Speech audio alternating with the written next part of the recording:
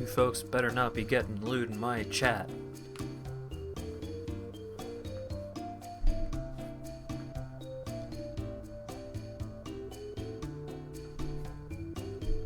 That would be ridiculous.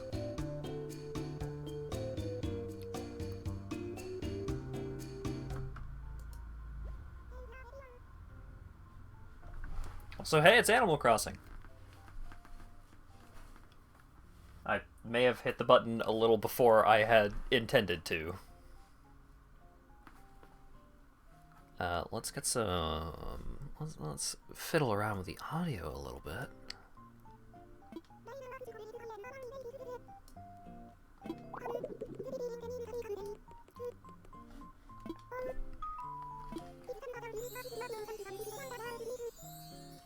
Oh, Isabel's talking about doing a video chat with her family, as everyone should be doing if you have a good relationship with your family, because that's a good way to keep up in these trying times.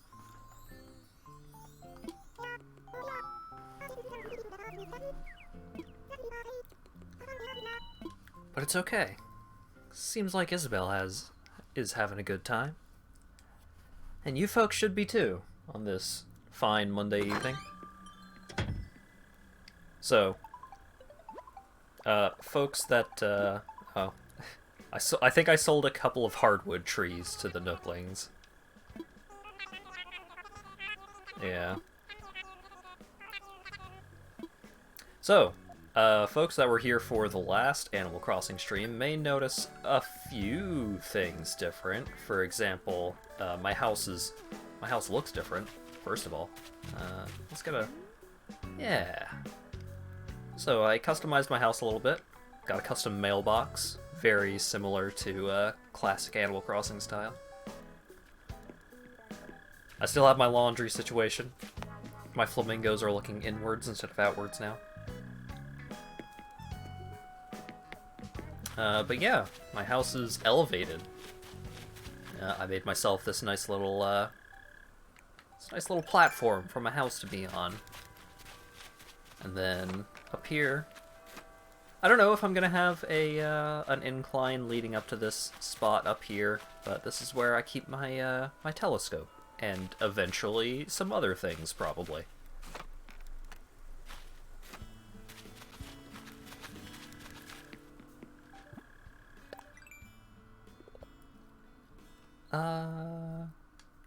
What do I get? Remarkable remodeler. You finished remodeling your house, Looks like a completely new house now. I'll give you rewards based on the number of remodels you do, so keep it up. Oh. Alright. Cool. I got an achievement type deal. Oh, there's more stuff? Active island resident. Life in the island has a lot of promise, To illustrate this, I'll reward you some Nook miles based on the number of active days you spent here. Please take them and enjoy them. I've played this game on 50 different days, huh? That is pretty wild to think about. Considering that I just missed a couple of days, I've been playing this game pretty actively for the last several months.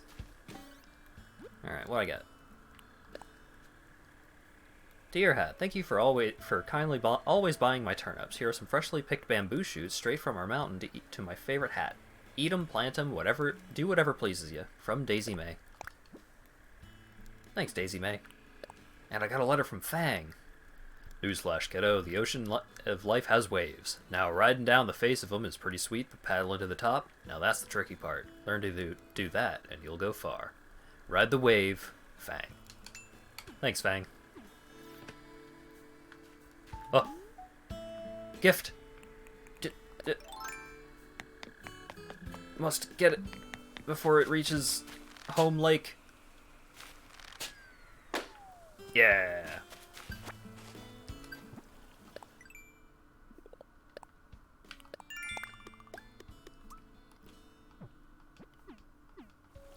So I've been keeping busy in terms of Animal Crossing stuff. So this is where I've been putting any trees that I don't know where to put them. Oh, hey Nan. How's your day going, kid? Lay it on me. I'm glad for weather that's like this. I'm glad. Bleh. I'm glad for weather that's like.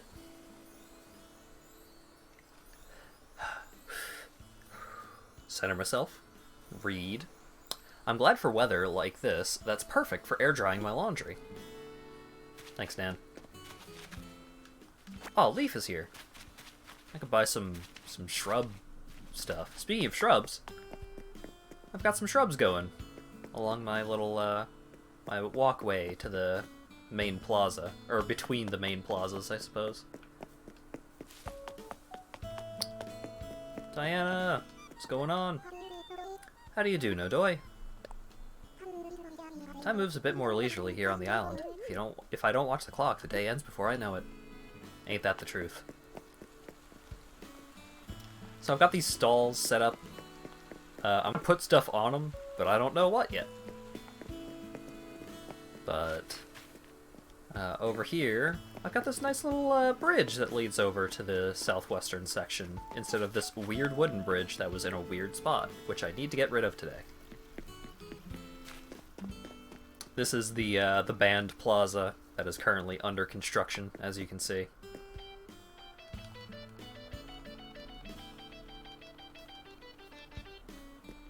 Alright. Oh yeah, also, I'm a big fan of my current look. So, I've got some bell bottoms, I got my hippie clothes, I've got some busted ass glasses, I got a goatee, flower in my hair, socks and sandals. You know I'm styling. Over here is the outdoor gym. So,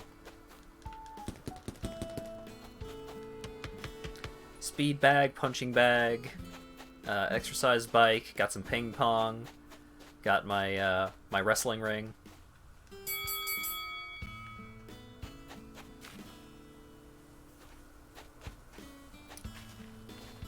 Seems like the stream is holding up pretty well so far. Let's hope that continues. Oh, also, I found out that the low latency mode in Streamlabs was kind of hidden in a sub menu. I thought that I had it enabled because I had it enabled on my Twitch account, but I didn't. So hopefully, the latency should be lower now. Maybe it is. Maybe it's not. I don't know. So, not a whole lot has changed in the orchard section. Probably going to end up pruning a decent number of these trees, like spreading them out across the island rather than having them all in one place, because I'm not going to be like regularly harvesting them for money at this point. It takes a while and I don't really need the money.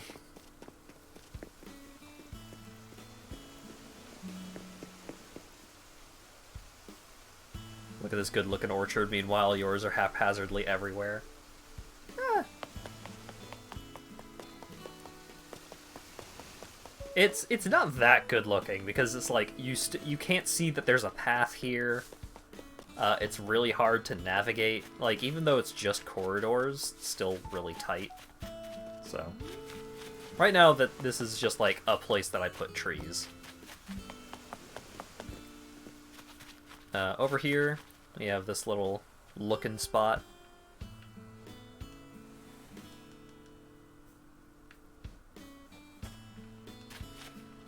Don't have anything fancy that I'm doing with this quite yet, but I think this is going to, like, this little spot over here is probably going to be an expansion of the hot spring type dealio that I have going over here.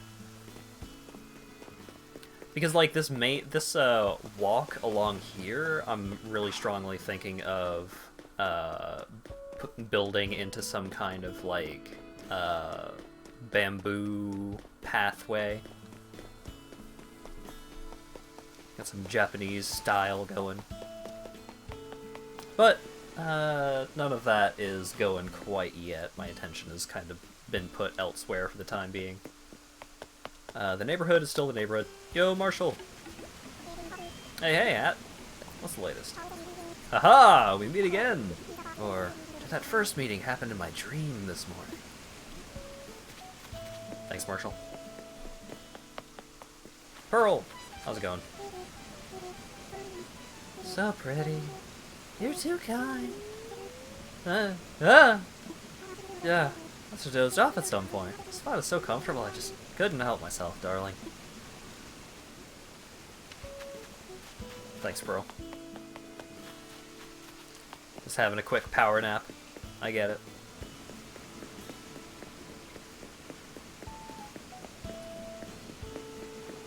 Oh, there's Diana again. Oh yeah, so, if you look down at the map, down in the bottom right corner... Ooh, someone dropped a thing. I picked up a lost item. I should probably try to reunite this with its owner. Okay, I'll get back to the thing on the map in a second. Hey Diana, is this yours? Does seem like I'm seeing a lot of you today, doesn't it, Nodoy? Is this yours?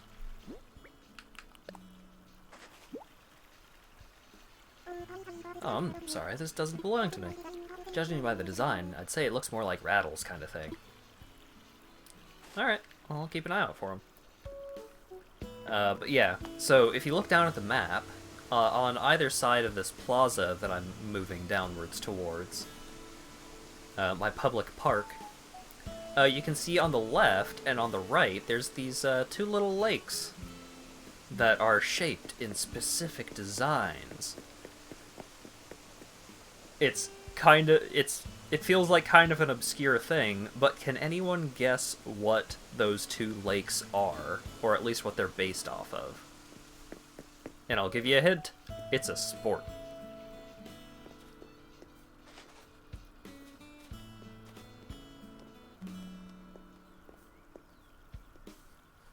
Is this more Deadly Premonition? I mean, fair guess, but no. Hockey? Close. Curling! Yeah! This is Stone Lake. And over here, we have Home Lake. So, this was completely accidental on the part of the Curling Rock Lake. But I was just digging up a lake just for funsies. And this lake ended up looking a lot like a curling stone. So I leaned into it and made the home lake over here. The goal of curling is to get your curling stone into the bullseye in the home. And also, I've got my my nice little wet floor sign, as inspired by one of my favorite pictures of all time. But yeah, so over here we've got this, we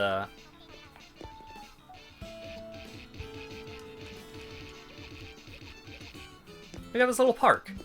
So, it's a work in progress, for sure, but it's been nice just, like, gradually adding, various this and that's, to this little park. So we've got the vending machines, we got the popcorn machine, we got a little jungle gym and a rocking horse. Fountain to keep hydrated. I'm hoping to get a couple of more arcade machines to set up over here. You can't just talk about your favorite picture without showing it? Okay, hang on. I think I have it open in Firefox. Let me check. Da, da, da.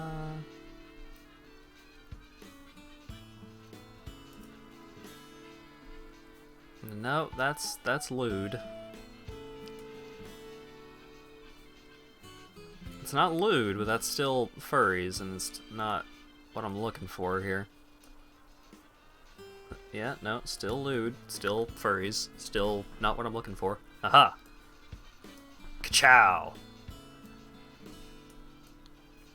I don't know why this image is so...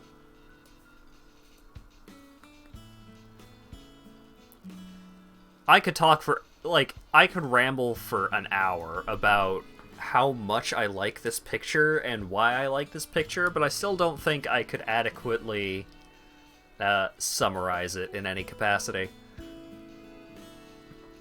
But yeah, I just love this image so much. So this is what the caution wet floor sign in the middle of the lake is about.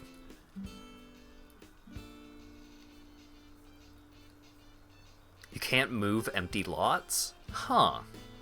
I did not know that. Do it. I'm not going to talk about that image for an hour. But I can talk about it a little bit while I'm finishing the rest of my tour. Because there's not really much left. It's pretty much... Yeah, we're looping back to the start. So, that image, it makes, like... The wet floor sign in the middle of the water. Hilarious. Like, pure comedy right there. But then on top of that, it's not just, like, the goof. Just the way that it looks and feels is very much my style. It seems to be taking place in either a mall or some, like, fancy hotel lobby or something like that. Not necessarily that I am a particularly fancy person myself, but I've always been a fan of malls. I was a hell of a mall rat when I was growing up. I need to go make a watering can. But yeah, I was a mall rat growing up, so things that look like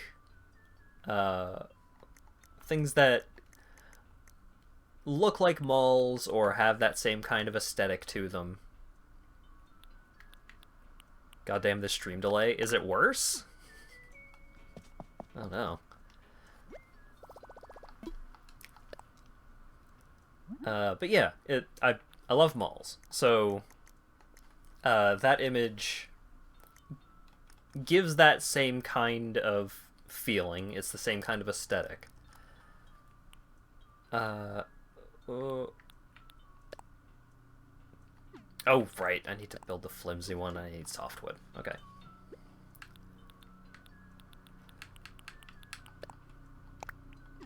And now I've lost my train of thought. Okay, so, mall, aesthetic, good. Oh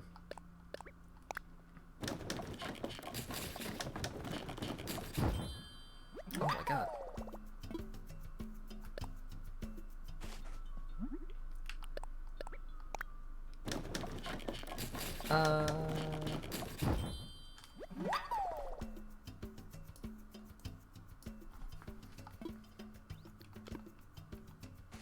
Alright.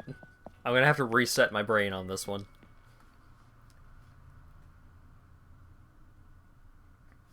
Okay, let's pull it back up. Let's take another look at it. Yeah, so, in addition to it looking to take place in, like, visually akin to a mall, the way that the water looks in that image is very relaxing. I swam a lot when I was younger, and swimming is still one of my favorite things to do. It's just, I don't do it much these days. The way that the water looks is very calming. It just looks very nice to me. Like, I would love to just, like, walk through that water.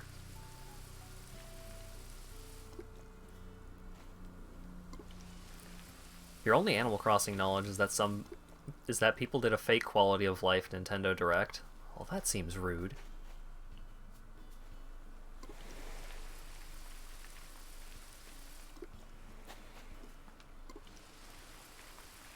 I gotta water all these flowers so that they stop being dead.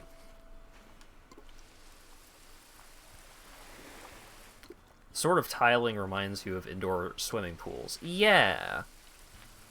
So it's hard to articulate exactly what about that image that I like so much. It's kind of a combination of a lot of little things, a lot of, like, small aesthetic things that I find either comforting or relaxing or what have you. Flowers die. They die if you trample them, and a lot of these ended up getting trampled just as a over the course of me doing my thing. You know, not intentionally trampling flowers, but just whoops, I'm in a rush, so I don't particularly care about the flower.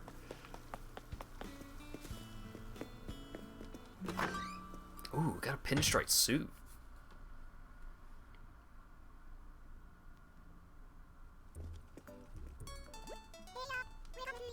Welcome to Able Sisters, where we sell fashions made lovingly by Claw. What's this? Heart hairpin? I don't have that yet. I'll buy it.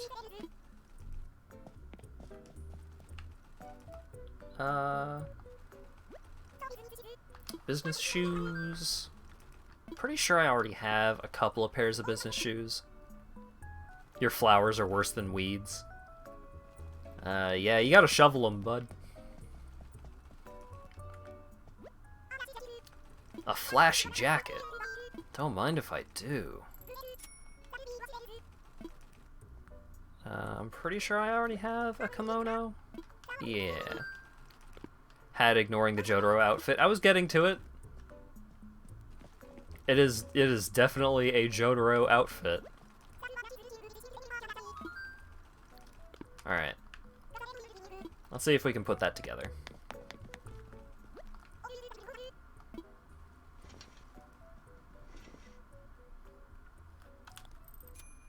After school jacket? Oh. Denim painter's pants. School pants? Alright. Roomba costume? Oh boy. Oh yeah, fedora! Yeah. That is not the worst look.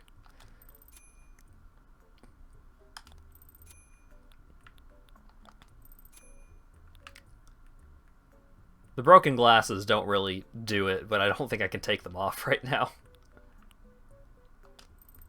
Let's get some dotted socks. Pretty sure I already have a couple of pairs of high tops and sneakers and such.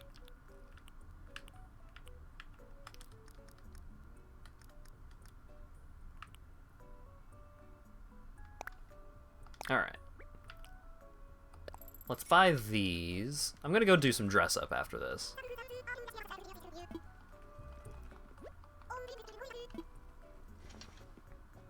But first, I need to buy everything that I don't already own. Aw, detective's coat, hell yes. Old school jacket, oh man. A lot of good stuff today.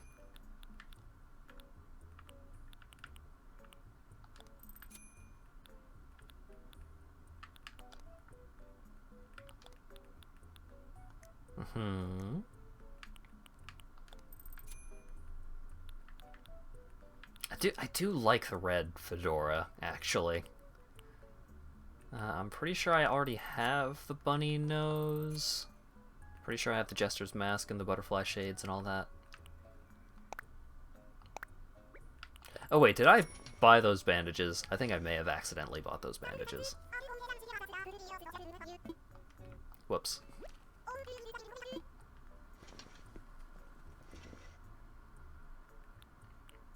Alright, what else? Let's get the...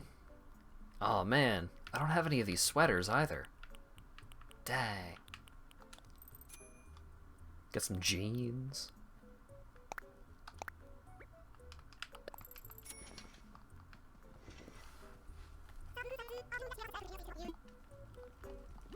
Alright. I think I only need to make 2 more purchases this time. Because I'm gonna get this very pleasant looking red sweater.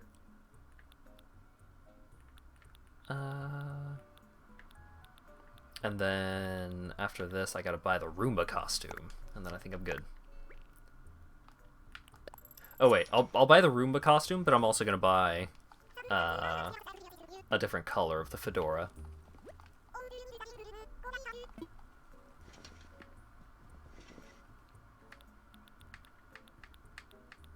Alright, Roomba costume, fedora. Yes, please. No thanks. I really need to get myself a wand. Because it's starting to get to the point where I have so many different outfits that I want to just show off. I don't want to have to, like, go through my entire wardrobe every time I want to.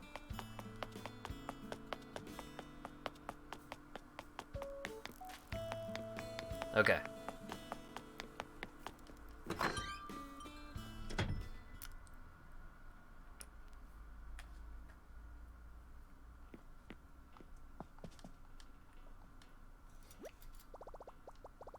Remember the lost item? Yeah, I need to go talk to Rattle. But first...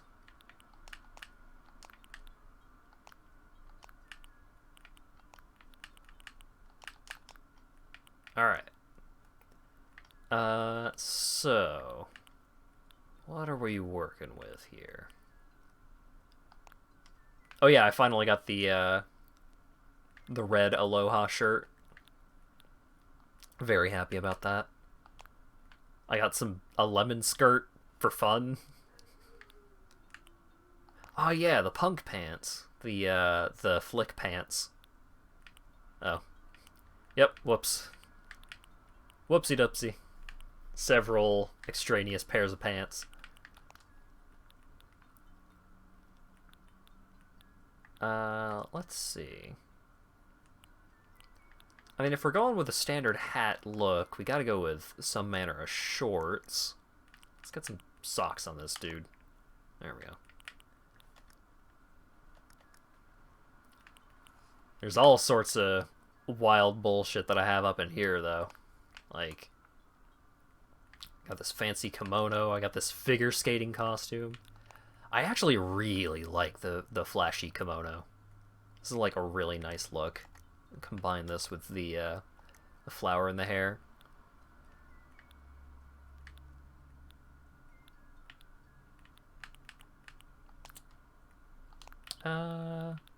Where's the... Oh yeah, I also have the doctor's mask. For safety. Gotta wear these whenever you visit other people's islands. Howdy, Rand.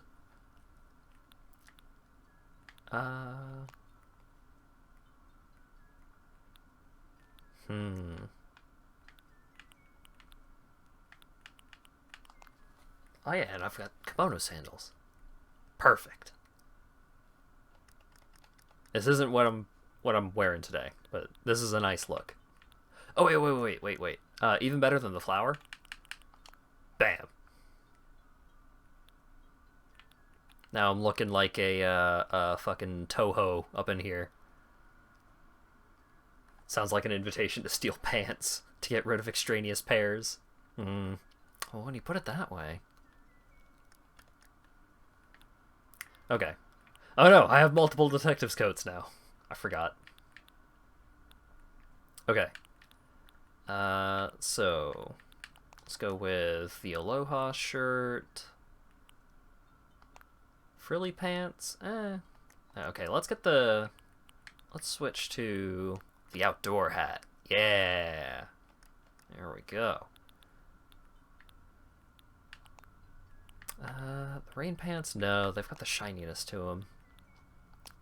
Kilt, outdoor shorts, explorer shorts. I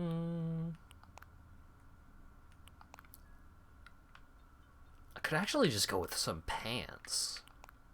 As wild a concept as that may be.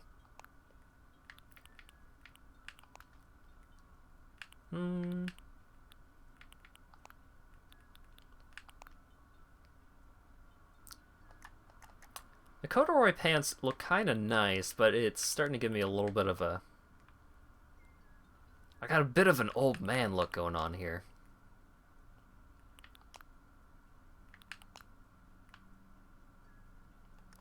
Oh, wait. Better look. Hang on.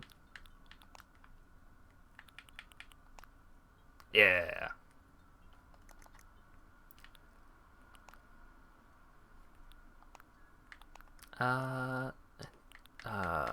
Oh, what pants did I use with these?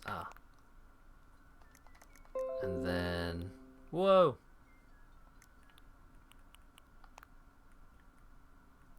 Jordans? Nah. Where's my, there's my slip-ons.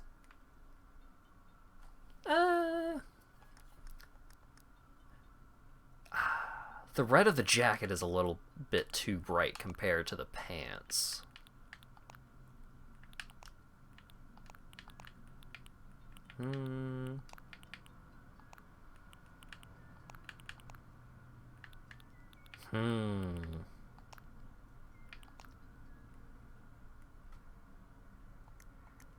Not really liking the fedora at this point. What do we got instead of the fedora?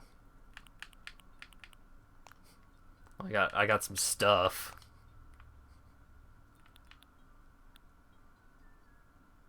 Hat confirmed to be an old man. Oh no!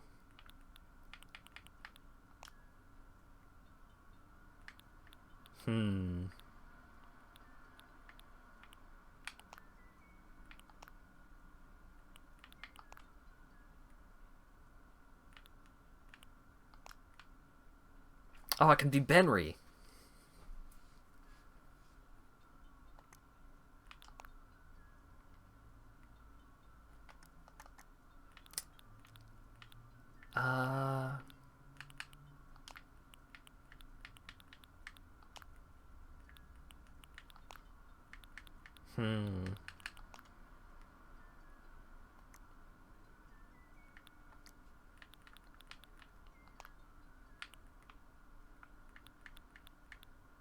What shoes go with this look?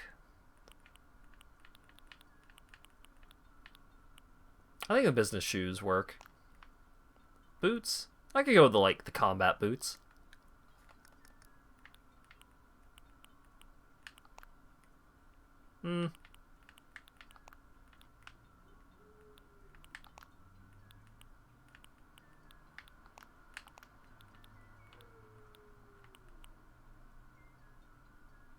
Alright, there we go. Do I have any bags that go with this? No, not really. Alright, cat cop. I do really like that the ears jiggle a little bit on the cat hood.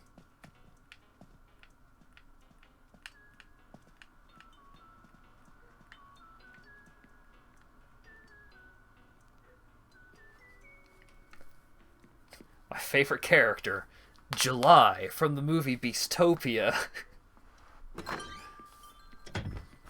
Alright, out on patrol.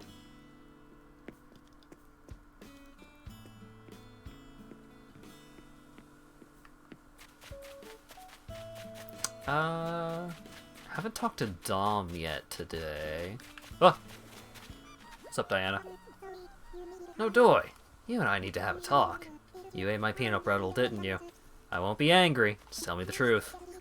Ah, just kidding. I was simply demonstrating the intense reaction for you. The trick is to engage your subject in a steely gaze, like that. Stare right into their soul. Go on, give it a try. I learned the intense reaction. Check out this steely gaze. Wow, that is perfect. She saw that I was doing the cop thing, and she's like, I've got just what he needs.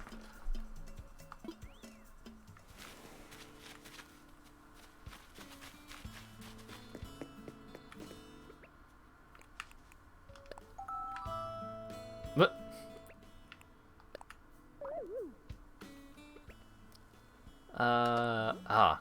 Here we go.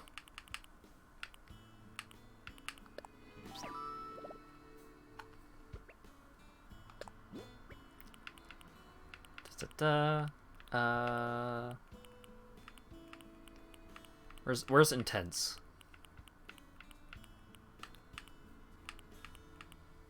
Intense. Leaf don't care. Leaf is not intimidated by the long paw of the law. Leave him alone. Great.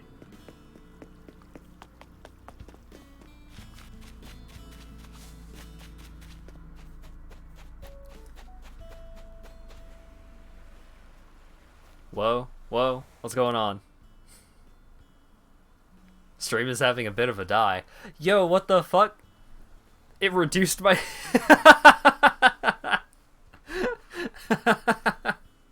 Holy shit. I see.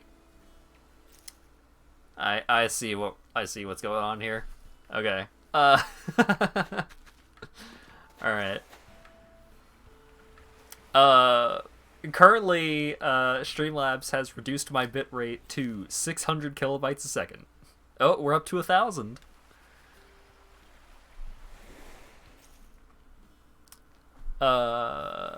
Interesting.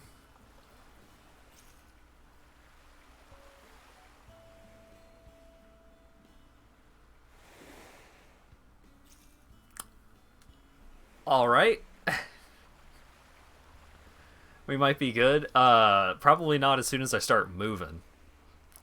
Because we're still at a ridiculously low bit rate. Okay. Here's what I'm going to try to do. I'm going to go tinker with the settings a little bit, and I'll be back in just a moment. I'm going to put this in chat, just in case there's stream delay.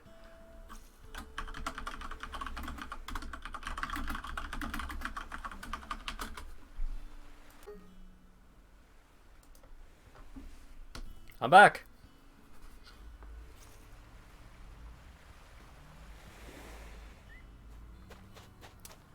So one of the settings that I was tinkering around with last night, or rather this morning, more accurately, was a setting that automatically reduces the bit rate when I start dropping frames. And apparently, my connection was having so many issues just there that it dropped my bitrate down to like 500 kilobytes a second. Which, as you may know, is not enough bitrate to do a stream.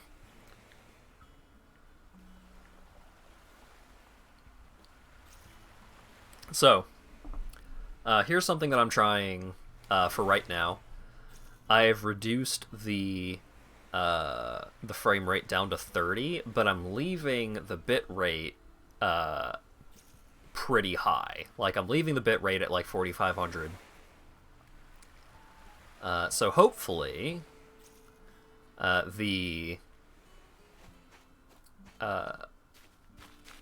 hopefully this will help us see, like, hey, is it because my bitrate is too high that I'm having streaming issues, or is it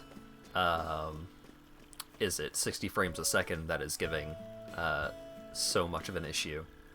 And we're already dropping frames, so evidence seems to be leaning towards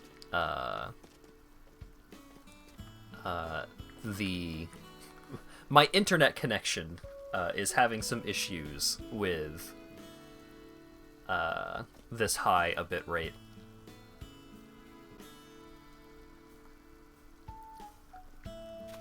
Animal Crossing too powerful, switch to Crisis. This is an issue with my connection, not with my computer. My computer is like smooth as silk right now. I am like, currently I've got what? It's using less than 10% of my CPU. And even when I was going at 60 frames a second, it was really not that taxing. So here's what I'm gonna do. I'm going to drop the bitrate back down, and we're just gonna leave it at 720/30 until I can figure out why my internet is being so inconsistent. So, another quick restart, and then we should be pretty good for the rest of today's stream. And as for then on, I don't know. Oh, and I'm going to post the link to the poll as to what I should do after Animal Crossing while I'm tinkering with the settings.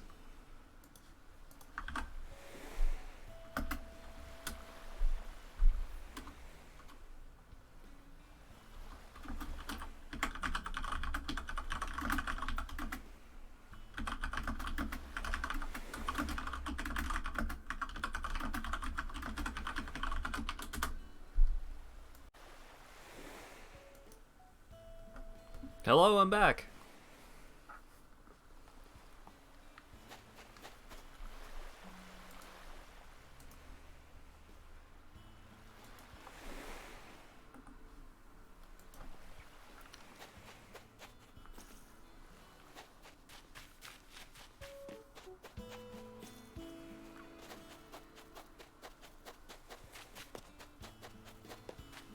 Are we good?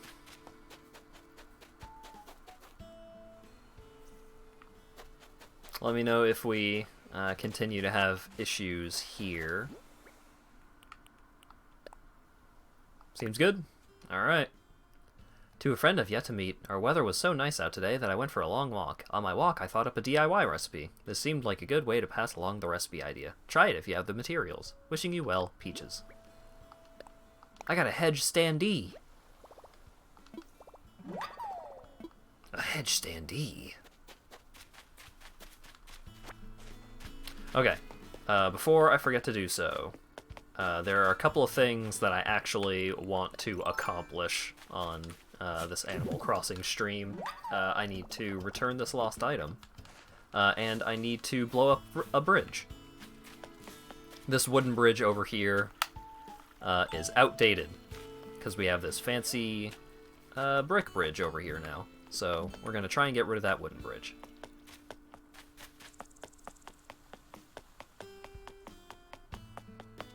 And then we're going to go see if we can find Rattle and return his thing.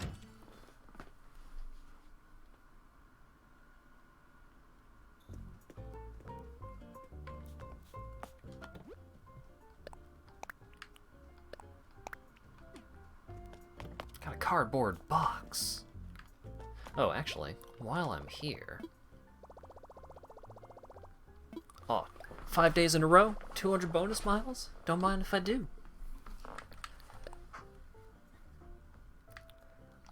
Let's withdraw 50,000, because I don't remember how much blowing up a bridge costs.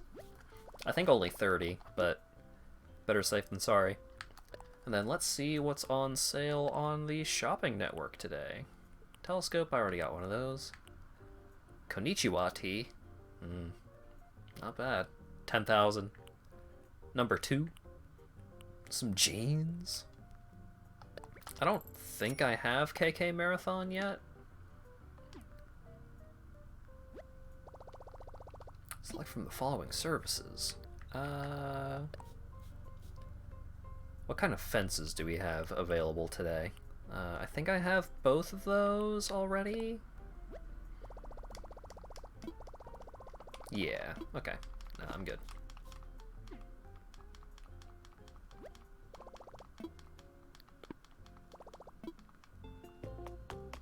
Yo, Nook! Let's blow up a bridge! Hello, hello, this is the construction consultation counter. How can I help you? Infrastructure. Let's chat. There are a number of things we can discuss, but what did you have in mind? About bridges and inclines. Bridges and inclines, how can I help you? Demolish something. Oh, demolition. Well, I guess we do have a number of structures on the island. This was bound to happen. It comes down to bridges or inclines, so what are we going to demolish? Log bridge. You want to demolish a log bridge? There will, of course, be a small demolition fee of 10,000 bells. Are you sure about this? Demolish! Demolish! Blow it up! Message received loud and clear. I shall start the necessary paperwork and it should be gone by tomorrow. Thanks, Nook. Yo, Isabel! How's my island looking? Oh, hi, it's great to see you. How can I help you today? Let's talk island vals. So you're curious about the current image of Kocha Cove. Right now, Kocha Cove has a 3-star rating. We built a solid reputation and come up during many a water cooler chit-chat. Allow me to read an excerpt from the feedback that I gathered. It's been growing real nice, like a big tree that's getting plenty of love and care. I'll be visiting a lot, trying to copy its secret sauce for success for my artist collective. Well, there you have it. Compared with the last report, more folks responded positively to our island scenery. Of course, there's always room for improvement, isn't there? So keep contributing however you can, and soon this island will be decorated to perfection. If you use the resources to found on the item and created island and decorated with items you've created, I bet you could improve the island scenery and folks' thoughts on the natural landscape at the same time. And there you have it. Just let me know the next time you'd like to hear the latest items and feedback. Can I help you with anything else? I'm good. The most straightforward and user-friendly interface in all of Animal Crossing, and it's for demolition. Yeah, like, the interface for demolishing things is so good compared to almost everything else in the game.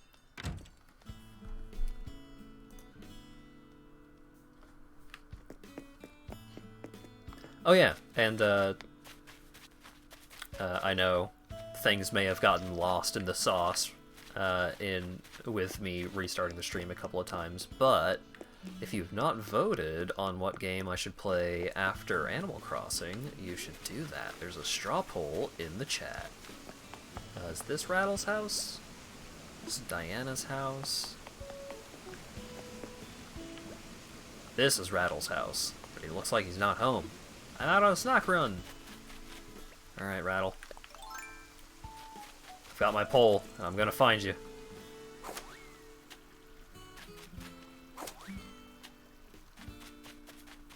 I don't usually talk to Rattle, so I may have already just walked right past him at this point.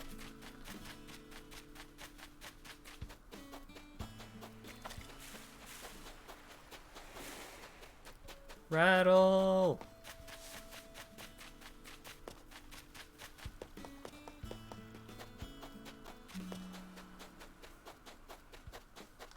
Gotta shout his name.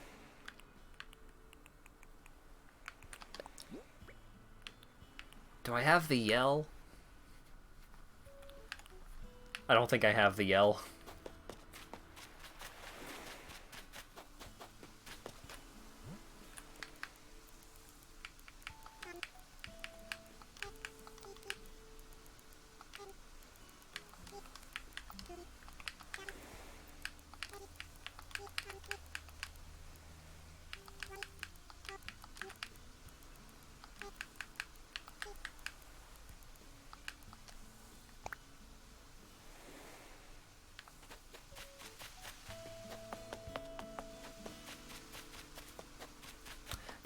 Yeah, I don't remember which game it was, if it was Wild World or City Folk or New Leaf, but there was a thing where you could, like, say a villager's name out loud, and it would have some sort of, like, notification as to where they are. Oh god, Rattle could be hanging out at someone's house. Is Rattle hanging out with Fang?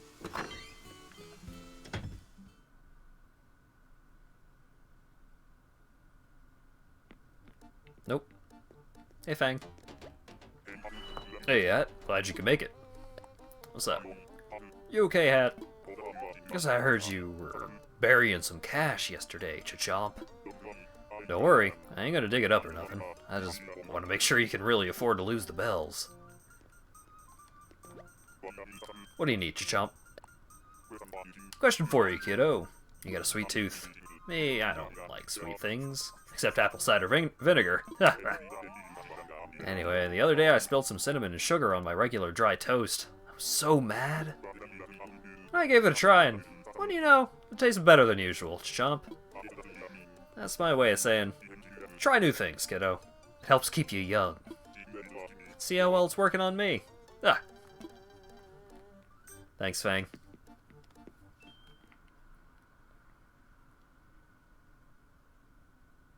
Yeah, Fang has a really nice house. Marshall! Hey, Hat. What's up? Word on the street, you've been investing heavily in the stock market, Sulky. Let me know if you need any market tips. I know a guy. Okay, it's me. Thanks, Marshall. I'll definitely trust Mark. Oh, right, I need to check my, turnip prices. There's so much to do in Animal Crossing. It's a game that is simultaneously there's nothing to do, so you can do anything.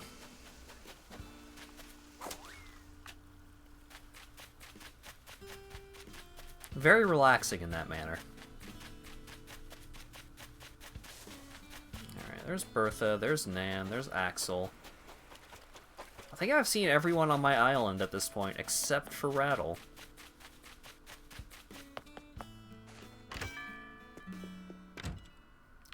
Is he in the shop? I don't think I've been to the shop yet. Hey, Rattle! Also Timmy and Tommy. Rattle! You buying stuff too? Hey, I found a thing. Can you, show me what you're talking about? There you go. It's my diary. I thought I lost it. Oh man, oh man, oh man, I've been looking everywhere for this. Let me give you a reward. A shirt. Thanks again. It's a gingham picnic shirt. Thanks, Rattle. Yo, a hoop! Give me that hoop. 11,000. You kidding? I have 10 of those. Put them all up in a row, so that way you'd never miss a shot. I have so... Well... I already have 3 Mama Pandas, so I could get a 4th. Ooh, I have an idea of something to do with the Mama Pandas. Aw, yeah.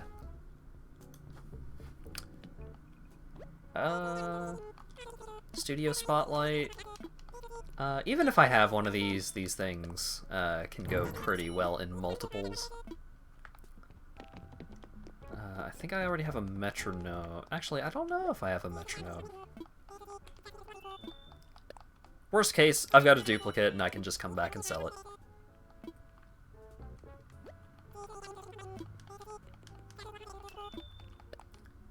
Get this tambourine.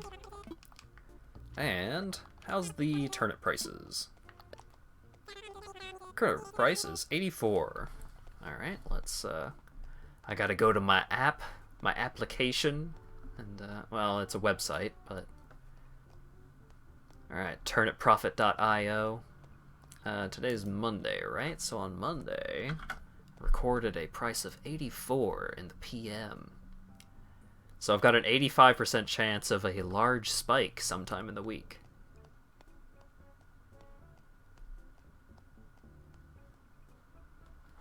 Nice.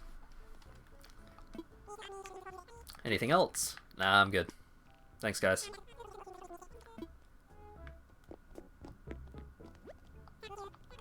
Thank you.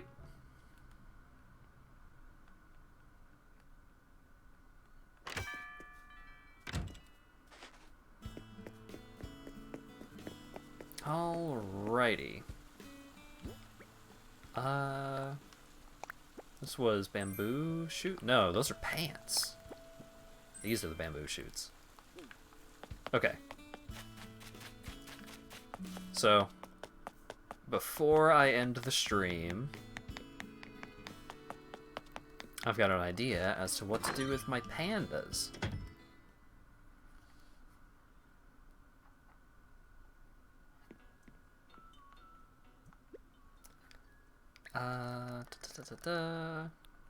Miscellaneous.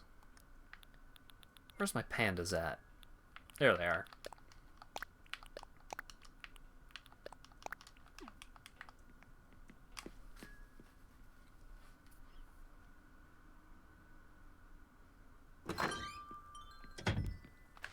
All right.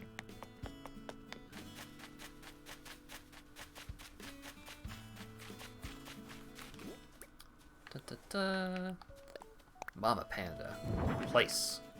Perfect.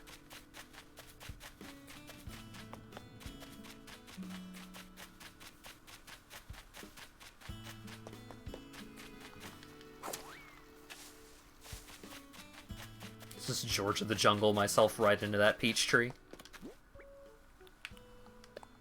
Alright. Panda. Place. Let's spin you around. There we go.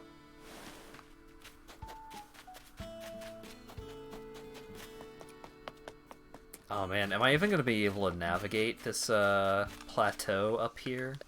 This little cliff that I've built? Oh yeah, plenty of space. Oh, and here's the... probably bamboo shoots?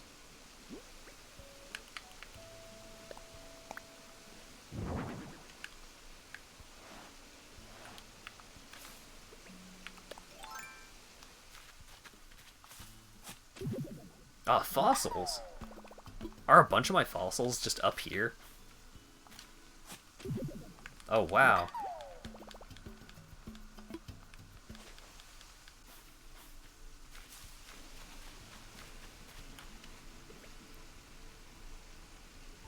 You want to play Animal New Horizons, but your sister already has a save file, thus dominion over the island. Is it worth playing?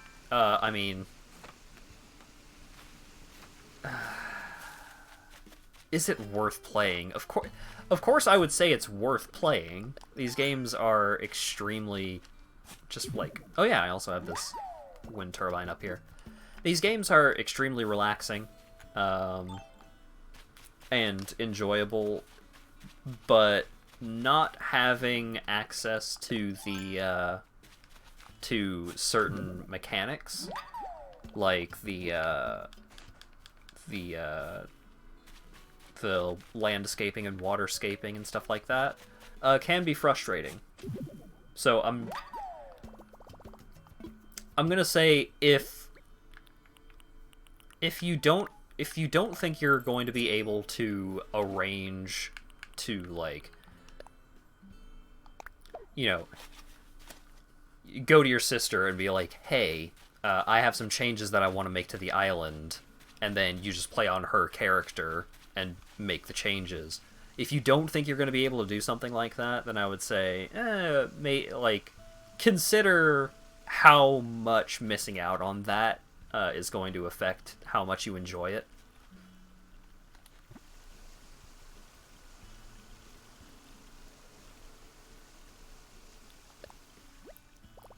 But if you two are going to, like, have any sort of conflict on, like, I want this islander to move out. Well, that's my favorite islander, so you fuck off.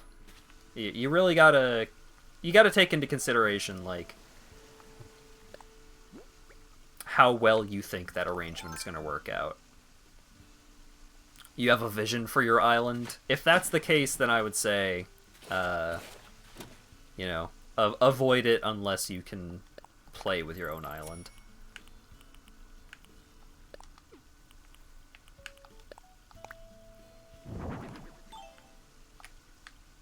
Boop. There we go. I have activated the Panda Defense Network.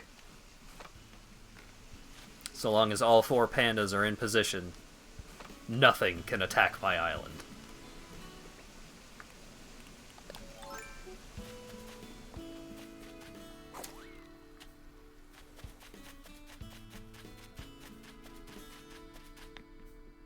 I could have, like, put them up on elevated pillars or something. Maybe I'll do that later.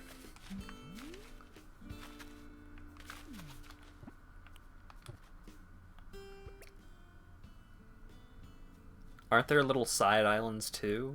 None that you can, like, have a permanent effect on, I don't think.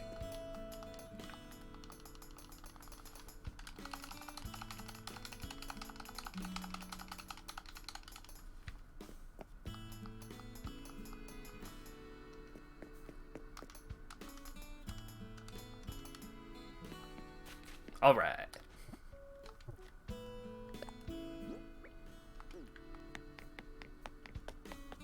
Okay. I think that's everything that I wanted to accomplish today.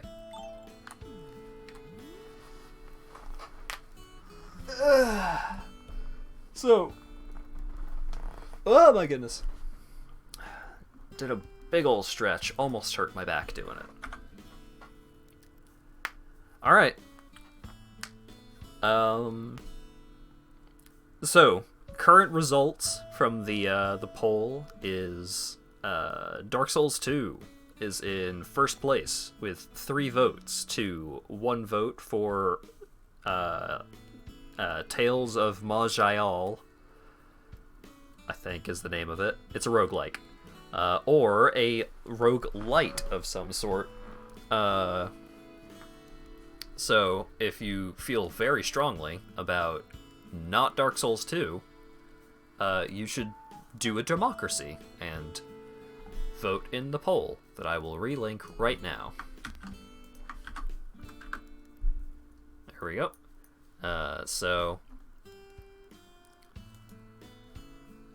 I am going to take a quick break, be right back, and then when I get back, I will set up whatever game is winning in the poll. So, yeah, be right back.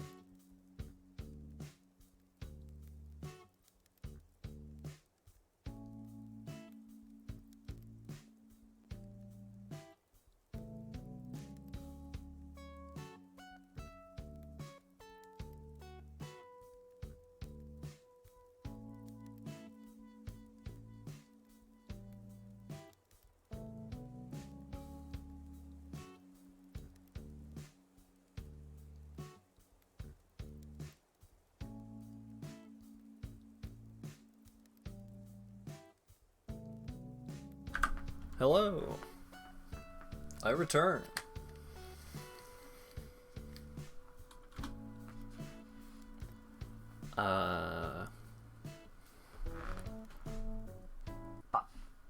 Ba-da.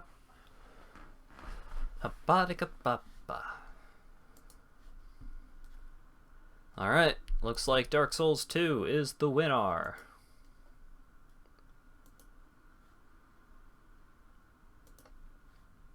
Which I'm certainly not going to complain about. He's undead. Yeah, I suppose that would be the case here. Ba-ba-ba. I think... Is this... Oh no, I'd set this up for Hitman.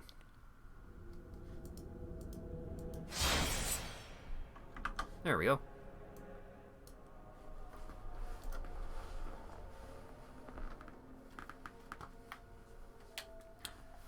There's no new information. So last we left off, I was killing things? Probably. Oh, no, I know. Whoa. Okay, one second. I need to adjust my own audio here. I don't know why Dark Souls is so loud for me. So, last we left off, we were hanging out in the castle, right? Yeah. Central Drang Lake Castle. Oh god, I forgot to change the game. I forgot to change the game. I forgot to change the game.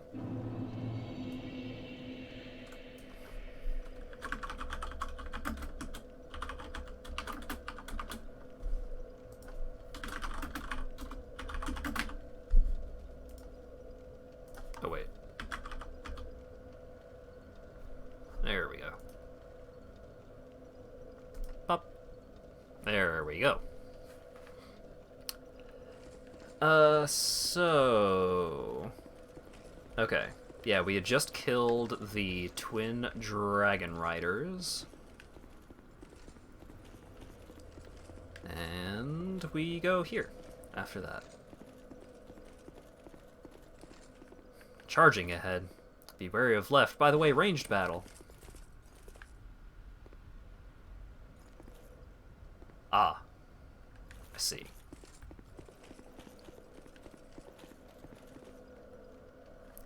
I joke that you forgot we could change the game titles, but so did I. We all goofed up a little bit. Liar ahead, therefore praise the sun. It's locked. Ooh. Can't hit the switch. Alright. Well, what's up here? All of my muscle memory is all kinds of screwed up because last night I played almost 7 hours of the Final Fantasy VII Remake, which has a pretty different control scheme from Dark Souls.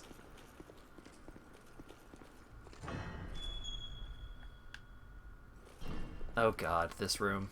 No, don't close the door. The character was like, no, don't make me go in there. I know what's in here. It's a bad puzzle.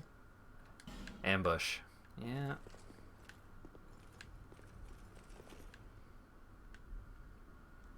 Alright, well, it's not an ambush in that regard, at least. Ah! It's a wall man.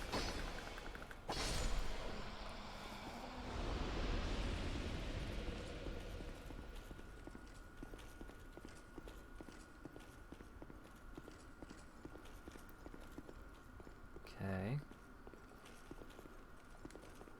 Try duo. Trapping inside required ahead. Well, yeah, but where's the duo? Be wary of ghost. That... I wish I had read that message.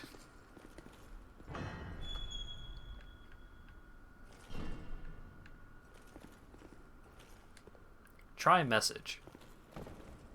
There's a... Oh, okay. I was gonna say, there's a lot of bodies in here, and... It very well may have been those two.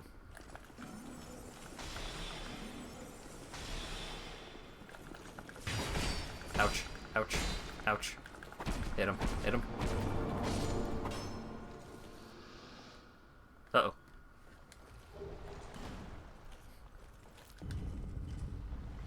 So, due to the capture card currently taking up a front USB slot, my Bluetooth dongle is now connected to the back of my computer, which is causing some issues. Actually, here, give me one quick moment. Image. Danger Dance, no. Under construction. There we go. Alright. I'm just gonna leave my mic on so you guys can kinda get a feel for what's going on here. So, I'm not gonna move the capture card to the back quite yet. I'll do that later. Okay, there we go. And then I'm gonna get behind my computer down here. Find the Bluetooth adapter. Okay, and then plug the Bluetooth adapter in up here. Reconnect my PlayStation controller. And then re-enable the controller. Uh-oh.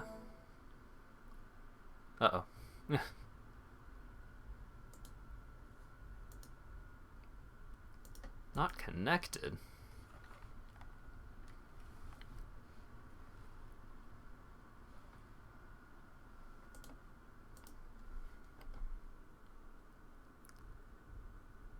Why is it not seeing my controller?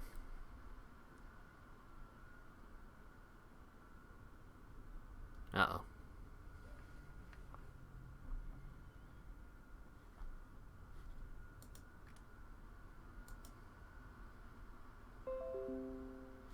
What?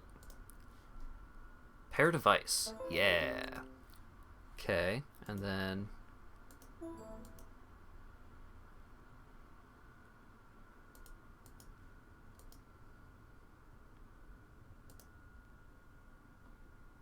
And then I'll restart this program. Oh god.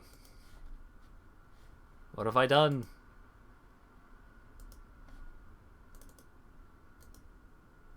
High-tech stream.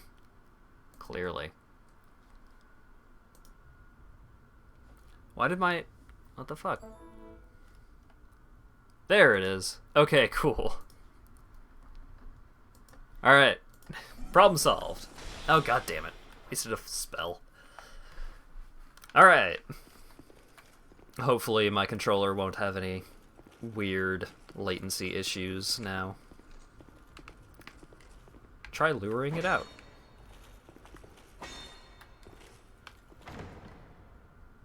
A lot of people die to those mannequins, huh?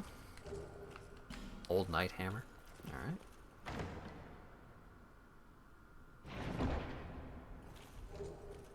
Soul Greatsword, hey! And Kytha's Chime.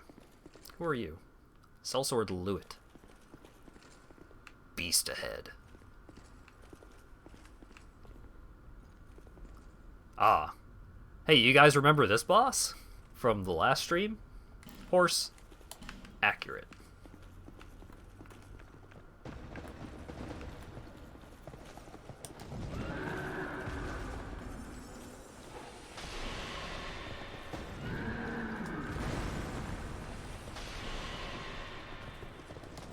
Woo.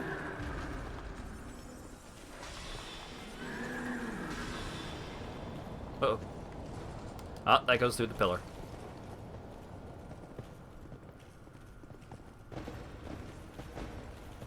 Horse, and then horse. Ah, it goes through walls too, huh? Alright. What are you doing here, Double Horse? This is the Scholar of the First Sin edition, so they kind of just put the enemies wherever the fuck they wanted.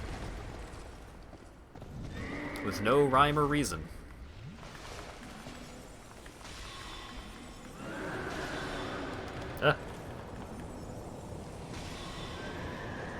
Got it.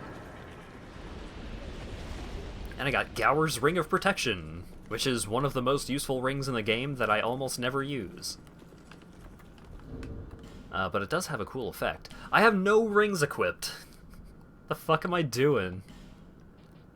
And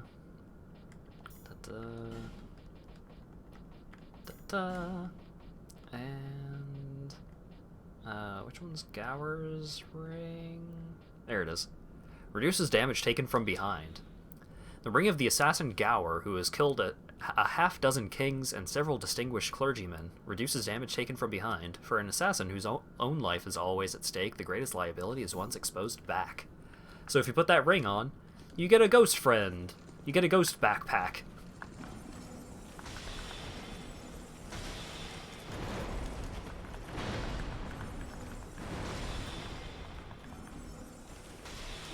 Ouch.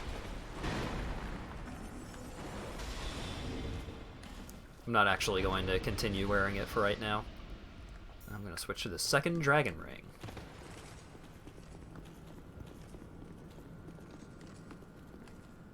Visions of safe zone, but not here. Uh-oh.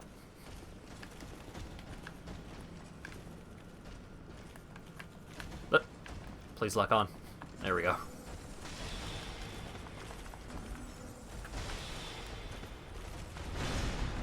So the longsword statues have less life than the hammer statues. And also, piercing damage does not do a ton to these guys. So my rapier is not impressive, thankfully. Their magic resist is decent, but not incredible, so I was able to just blast them.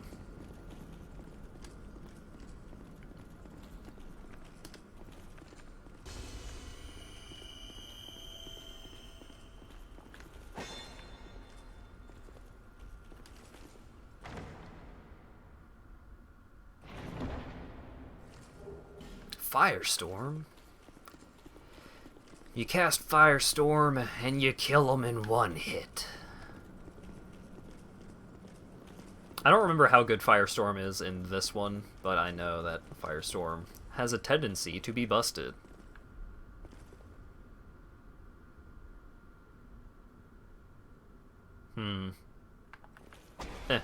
Yep. Bastard ahead. Ouch.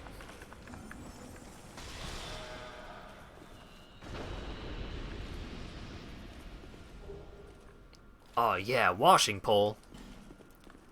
Gotta change the game to Ebony Spirits? What's Ebony Spirits? Help me, but give it up.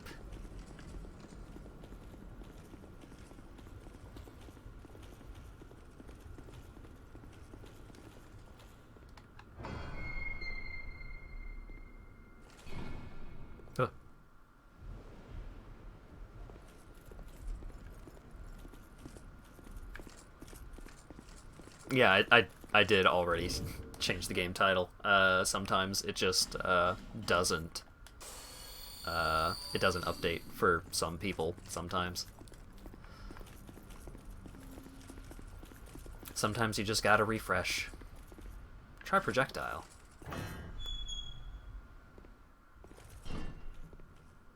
Oh, oh, two of them.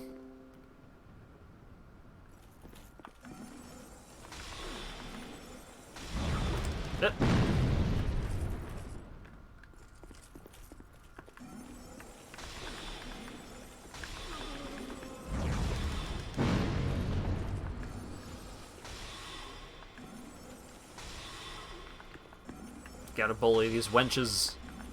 Put some clothes on, you hooker. Oh, it's a fucking wall ghost.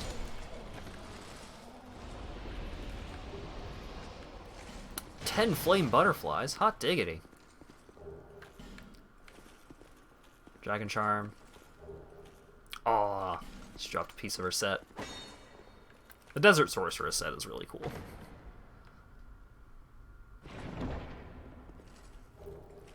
Estus Flask Shard. Hey. Don't mind if I do. So yeah, this door, I don't know if they changed it in Scholar, but this door used to be a hilarious trap. And I'll see if I can demonstrate why here in a second. Ouch. So, you've got that archer there, and he shoots at you with these big-ass arrows, does a bunch of damage.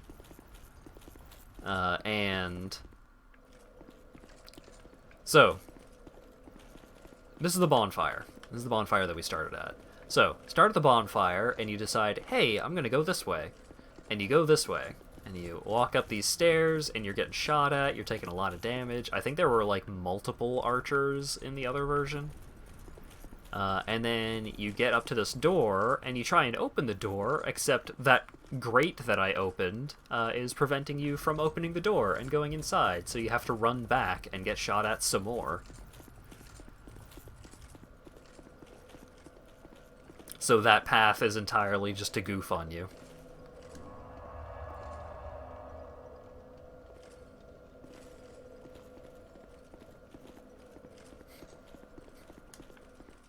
Alright. But the path that we did take activated this elevator. This fucking Mass Effect-ass elevator that is pretty slow when compared to the other ones in the game.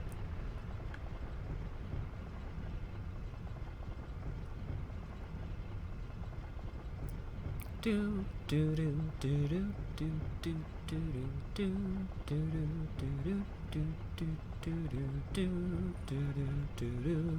do do do.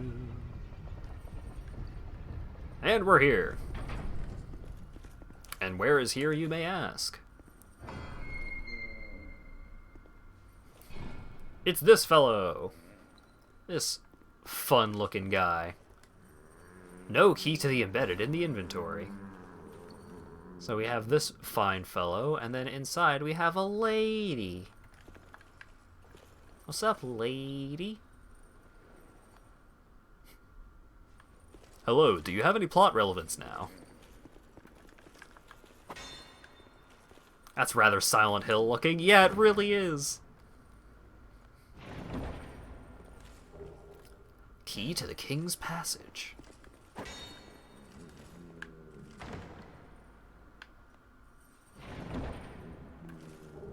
Soul Vessel and a Fire Seed. So I can make my pyromancy stronger. Suspicious Bloodstain. Yeah, I don't know how people die in here. Strong Magic Shield. Try attacking. Oh. Circling around, and then woman! True. So, we don't have the key to the embedded, so we'll have to come back here later. Assuming that I remember to do so, because I don't think there's any particularly strong reason to free the lady. I know there's a thing that you can go do if you free the lady, but...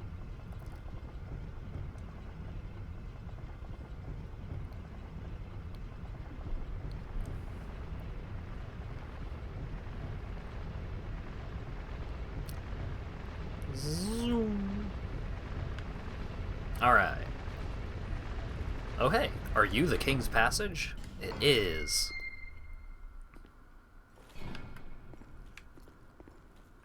So this part is a bit of a motherfuck. Enemy ahead, in short, good luck. Weakness Phantom, therefore friend required ahead. Try ranged battle. Head. Accurate. Forest. Uh-huh. Neck? No. Xavier. I'm not in the market for a Xavier. Backstepping. Right.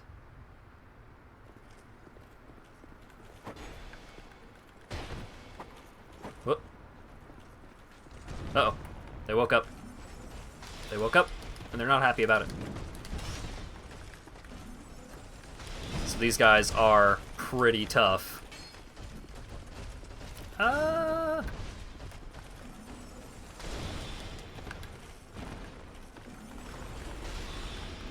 So I'm gonna try and cheese them out by just going outside of their aggro range and pinging them with missiles.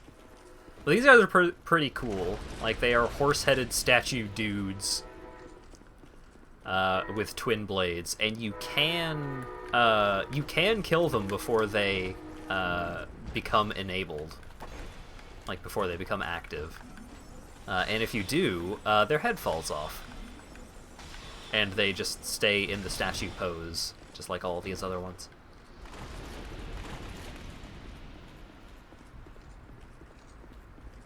What's up, dude? Alright. Petrified something. Play dead, skeleton. Is this Ashen Knight Boyd? Whoa, controller. Benhart of Jugo. Visions of Yellow Monk. Yeah, a little bit. So this boss has a gimmick that may not actually come up, but we'll see.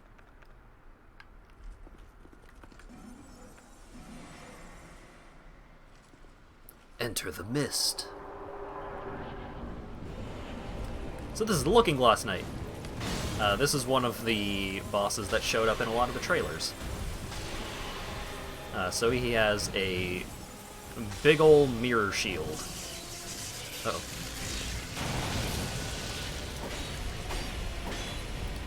If you hit his shield, your attack does basically nothing.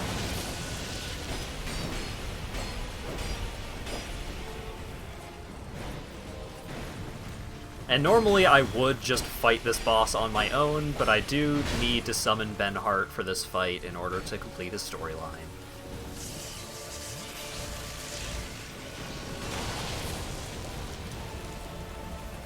So yeah, this guy has cool lightning sword powers. Let's see if he's even going to try and start doing the thing. Oh, that shoots a lightning bolt. I forgot. Quick sip. There it is.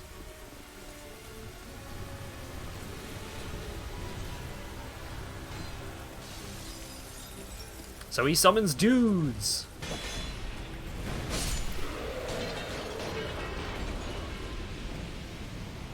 So, the gimmick for that fight is he will summon those Black Phantoms. And the thing about the Black Phantoms is that the Black Phantoms can be other players. I don't remember how you get summoned in as a Black Phantom, but there's a thing that you can do where you get summoned into other people's boss fights. So the reason why Rand brought up Visions of Yellow Monk? In Demon Souls, there's a boss fight where the boss is not just, like, the boss doesn't summon in other players, the boss is controlled by another player. Which is pretty cool.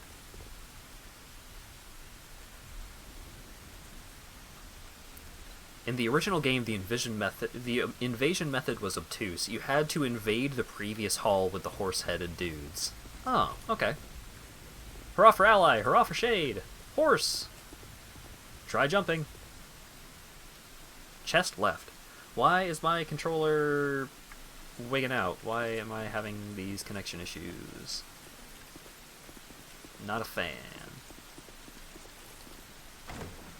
Well, let's get a ring. The Spell Quartz ring +2, along with Soul Bolt and Bonfire Ascetic. Wow.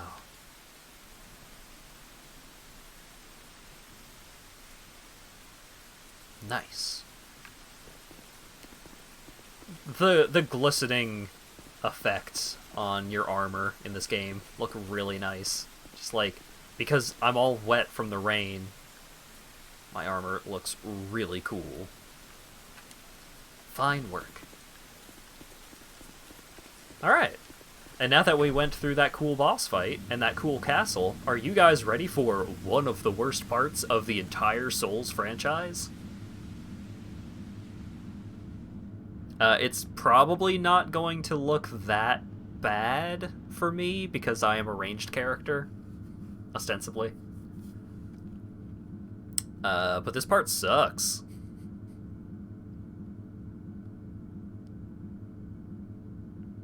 This are a fuck. Well put, Rand. Oh my god. My controller is fucking wigging out. Liar ahead. Illusion ahead. Dang. That was a liar ahead.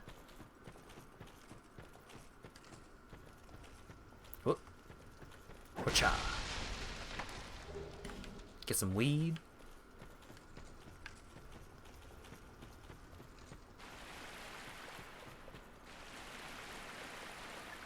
Oh man, this place looks damp. I wonder if this is going to be some kind of water level. So, welcome to the Shrine of Amana. I'm going to fuck off and level up first. So, people at least tangentially familiar with the Souls franchise may be familiar with the location name Shrine of Amana. I'm going to double check to see if that boss soul gives anything that I could actually use. No. Cool. So I'm going to use the boss soul. The Shrine of Amana is a bad area. There are a couple of reasons why it's a bad area, but one of the main reasons why it's a bad area is because it is very easy to fall to your death without having any... Oh, right. Without having, like, any knowledge as to why you fell to your death, because a lot of the bottomless pits that you can fall into are hard to see. So there's a lot of bottomless pits that are easy to fall into. There are a lot of enemies that are positioned directly next to bottomless pits. So if you, like, do a charging attack at an enemy that's next to a bottomless pit, you will probably fall into the bottomless pit. So that part sucks. The other part that sucks is there's a fuckload of enemies that will attack you from very long range, and in the early versions of this game, they did an unreasonable amount of damage. So yeah, this part sucks.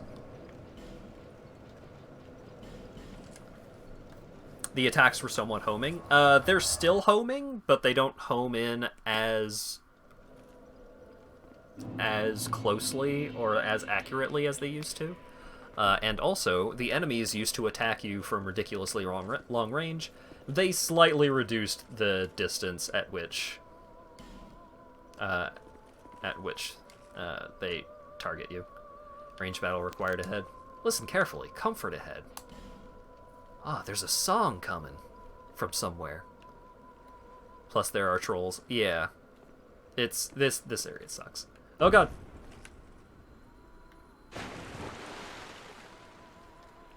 I'm fine? Okay. No idea how that happened. How I didn't just die there. Okay, so, for example, hey, look at how this water looks and how, like, the ground looks around the, like... Okay, so, throughout most of the game, you move around with the camera at about this angle. This gives you a good view of, like, everything within the range of stuff that's going to come at you, right? But if you look around at this angle, you may notice you can't see the ground very well,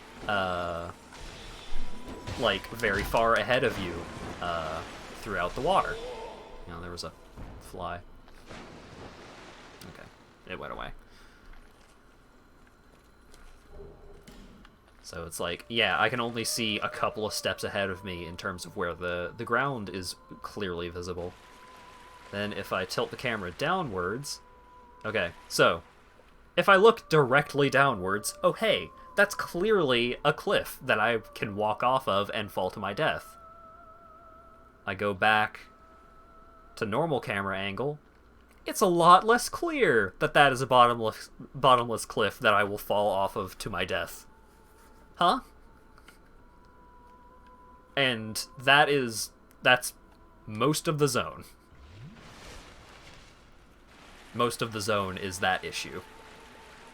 So, you spend a lot of the zone looking down like this, and then while you're looking down like this so you don't fall into a bottomless pit, you get attacked from a huge distance by casters.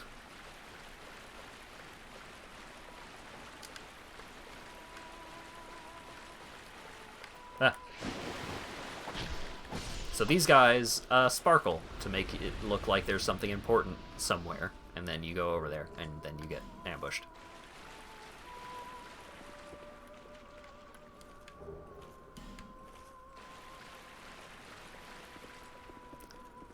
Can I get back up? Yeah. So I think there's a thing along a path somewhere around here. Yeah.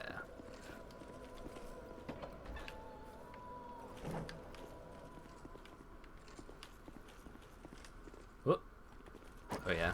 Knock that off, and then you go back down to where I fell down to grab it. Visions of Miscreant. Hey, motherfucker. Oh.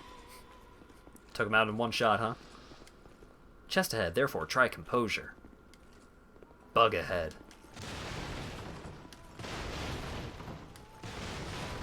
The place I levitated down to. Yeah, I absolutely should have died from that. There is no reason why I lived. I would have died from half of falling, like falling half of that distance.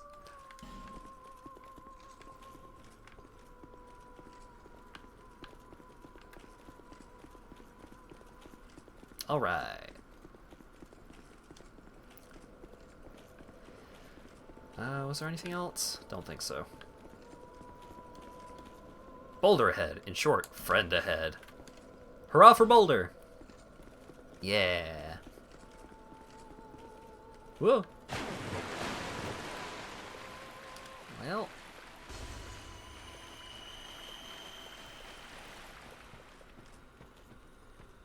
So yeah, see all of these cool gold sparkles surrounding this tiny little island? So, there's a lot of these guys.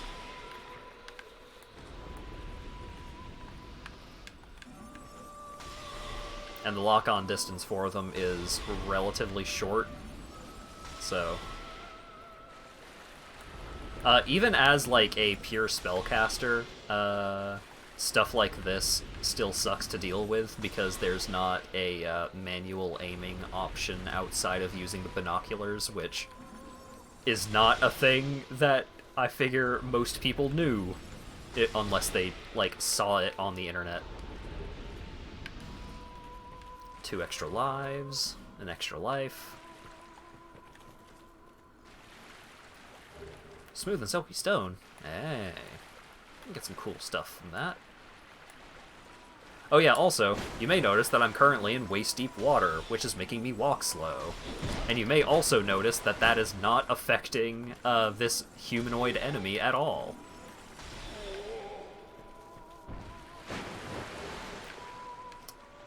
Also, these guys drop Twinkling Titanite, so there is a good reason to do some farming in this area. Alternatively, you can use the binoculars to flash step to an enemy. I should learn how to do that glitch if it still exists in this game.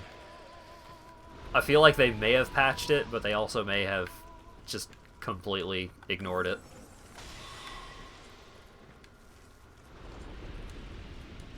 Chest ahead, but be wary of enemy.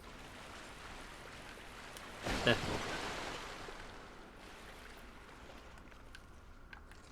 Eh.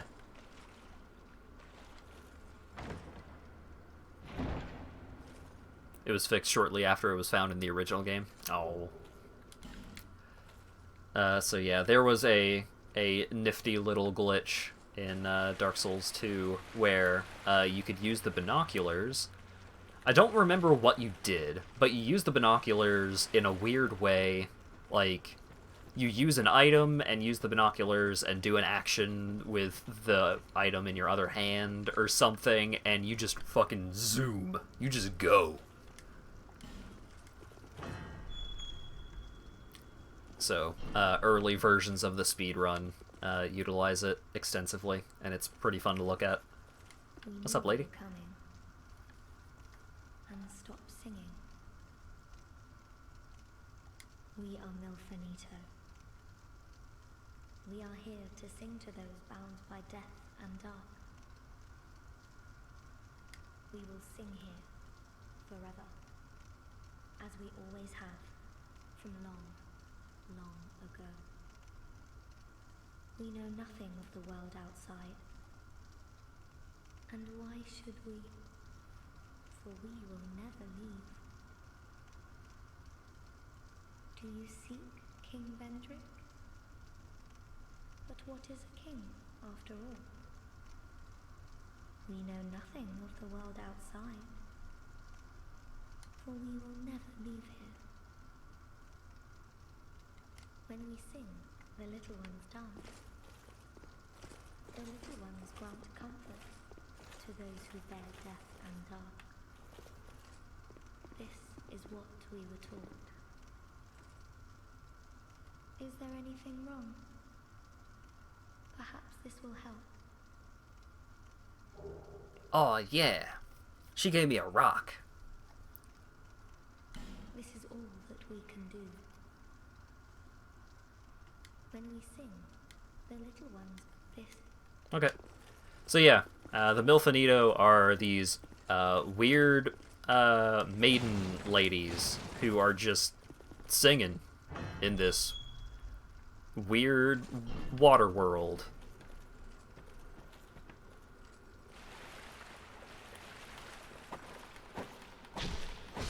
Oh yeah, also, these guys don't always have the gold sparkles.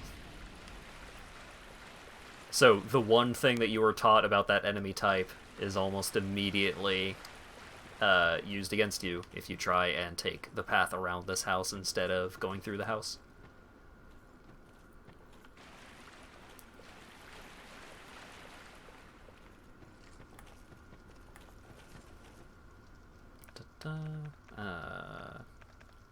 Great heavy soul arrow. Because that one-shots these guys. So yeah, there's a lot of them. Oh, right, okay. Yeah, it has been a while. They sparkle when the ladies are singing. They don't sparkle when the ladies are not singing. And I think when the ladies are not singing, they're also more aggressive. Sorry. I was trying to seem like I knew what I was talking about, and I kind of knew what I was talking about, but I forgot.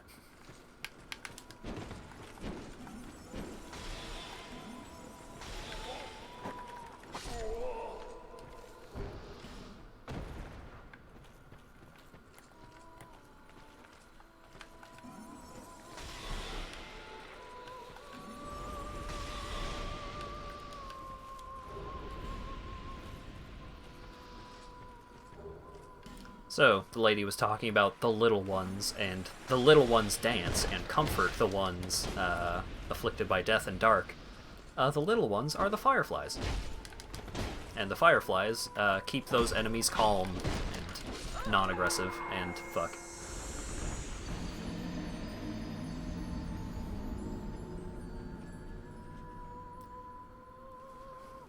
They will absolutely still aggro you, and it does not affect the humanoid enemies.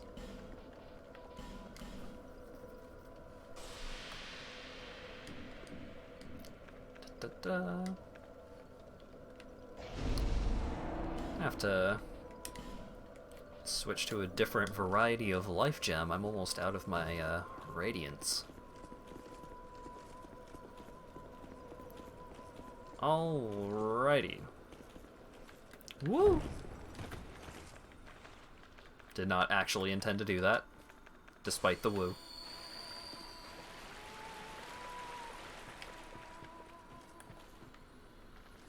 So yeah. Get close to them. They still aggro, but they don't aggro from as far as if the fireflies were not around. PvP, baby! Aw. Yeah, the tracking on enemy attacks is generally a lot better in Dark Souls 2, which was something that it could be pretty frustrating if you came directly to this game from Dark 2. Or from Dark 1. Like, you go directly from Dark 1 to Dark 2, and then it's like, oh, well, a lot of my strategies no longer work in terms of fighting these enemies, because if I try and dodge roll around them, their next attack will just instantly spin them 180 degrees to face me.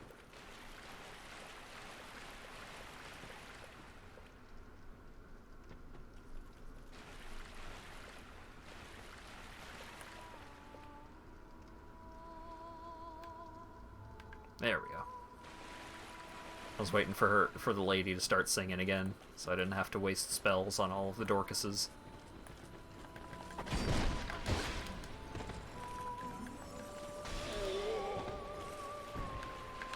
Ooh.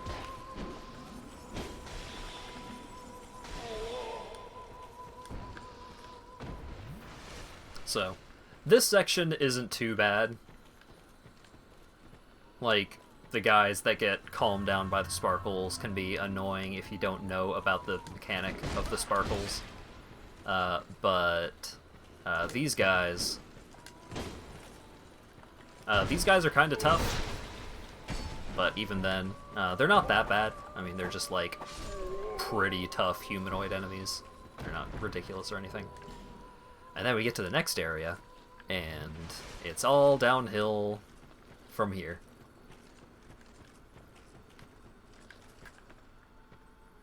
Da-da.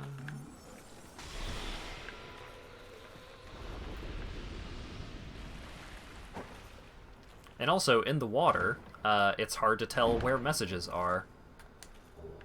So if you're the kind of player that relies on the messages for helpful advice as they are intended to be, it can be really hard to see where there is helpful advice in the water. I think there's a thing over here. See, like, look at this. So, like, at this angle, this area next to me is, like, really dark blue, but if I look really close down, it's still ground, as opposed to a lot of areas where the really dark blue means cliff and death. There's nothing over here. It's in the next area, I think.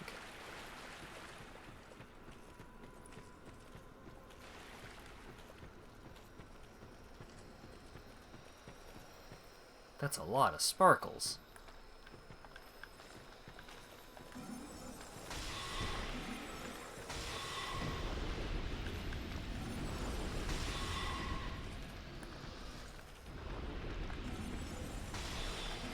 I don't remember what kind of gas these guys let out, but I don't want any of it. Corrosive urn. Yeah, I definitely didn't want any of that. Poor soul skeleton. Weakness message. Try dashing through, but weakness fatty. Oh, I see. I'm too fat to go through the secret passage.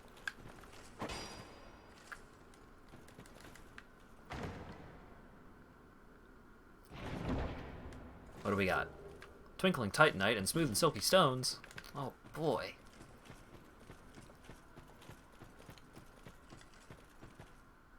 Tongue, but illusory wall. Despair ahead. Be wary of resignation. Yep. So let's go through the door. I'm sure this next area is going to be really fun and cool. Just immediate PTSD flashbacks from all Dark Souls 2 players. See? Okay. Look at how fucking far away this enemy is attacking me from. So, that didn't do a ton of damage, but look at the tracking on this attack.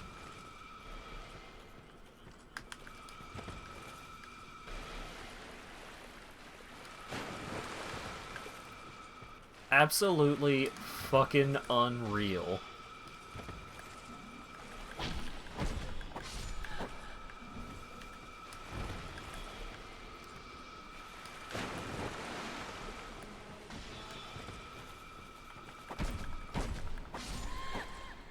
So, dodge rolling through them is generally a pretty good strategy. If you have trouble dodge rolling through them, you can get a shield that has good magic defense.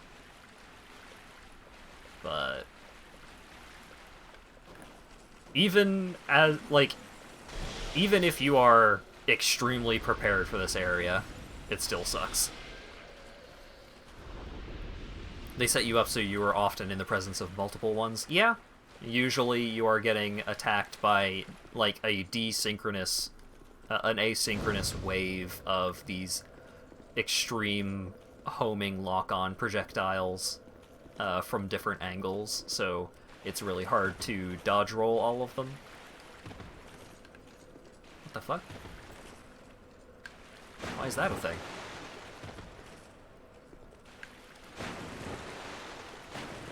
What? Weird. Alright. Crazy. I've never seen this before.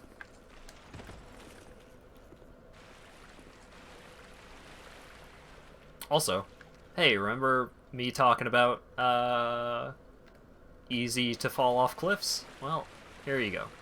So this cliff, there's an enemy that was right here. So even if you saw that enemy before it started attacking you, and you go after it and try to kill it, then whoops, you fell off the cliff. Now you're dead, lol.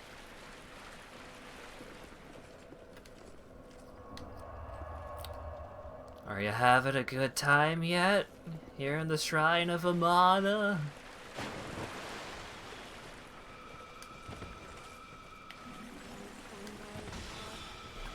Fuck you.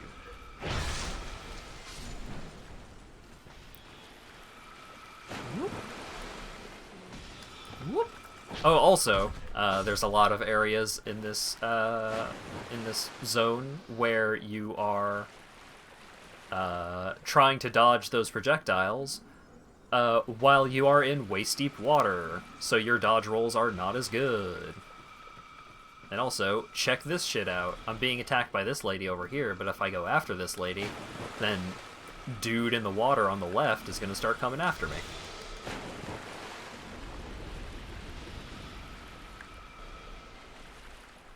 Here in the Shrine of Amana, you're fucked 6 ways from Sunday.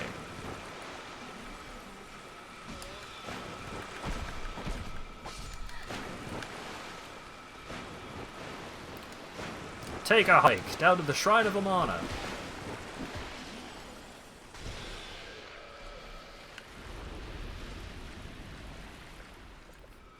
Oh yeah, let's do a fun little experiment. Okay, they're a ranged attacker. I'm a ranged attacker. Why don't I try and fight fire with fire, huh? Ouch.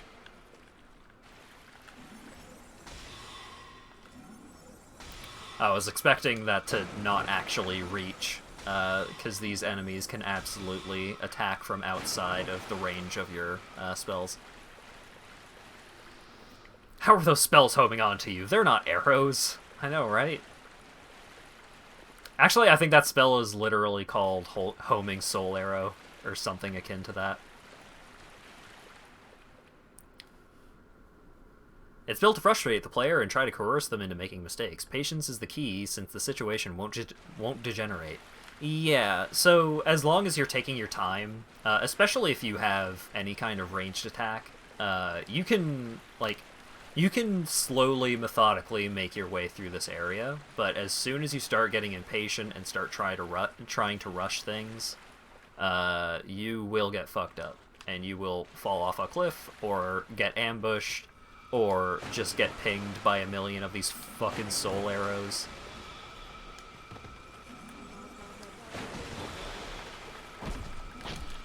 Ouch. But, like, these casters won't chase after you. So if you find a safe spot, that safe spot is safe. So I can just hang out here for all of eternity, and there's nothing she can do about it. She won't try and round this corner to try and take me out.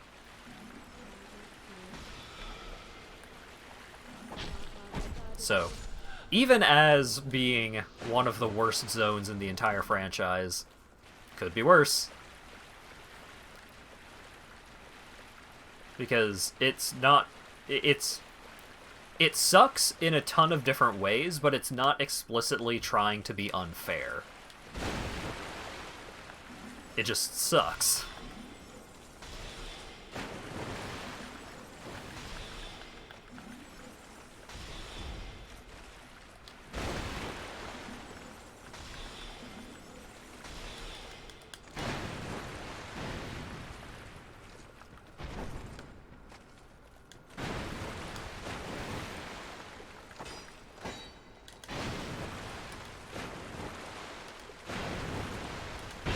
Ouch.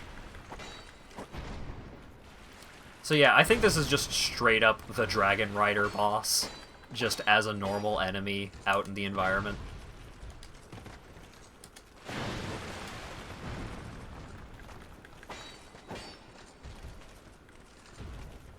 It's a fun little mini-boss. Except he takes place on a bridge that is as wide as he is. Ouch. So, you can bring him over here, but then you're in fucking waist-deep water for most of your time trying to fight him.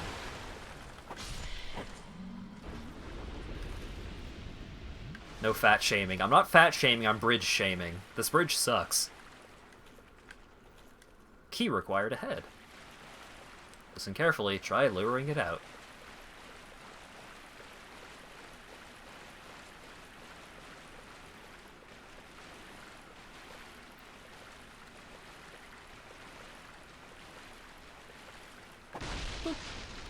Try boss, and then man. Locked. So, there's some really cool stuff behind this door, but I think some of the stuff you don't get until basically the end of the game, and some of the other stuff you don't get until New Game Plus. I think.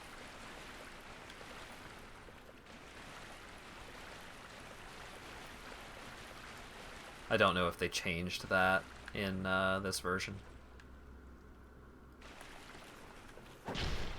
Oh hey, look! An enemy right next to a cliff. Wow.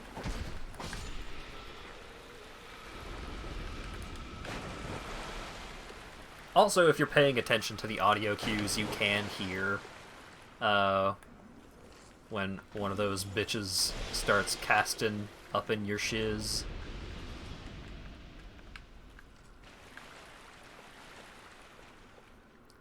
Still annoying, though.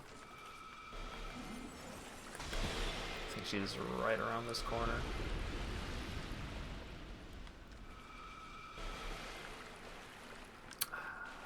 Can I go around the other way so I don't aggro the ogre? Oh. I see. I can. But at what cost? Oh god, get me out of here. Have you tried man? How about boss? Agroger?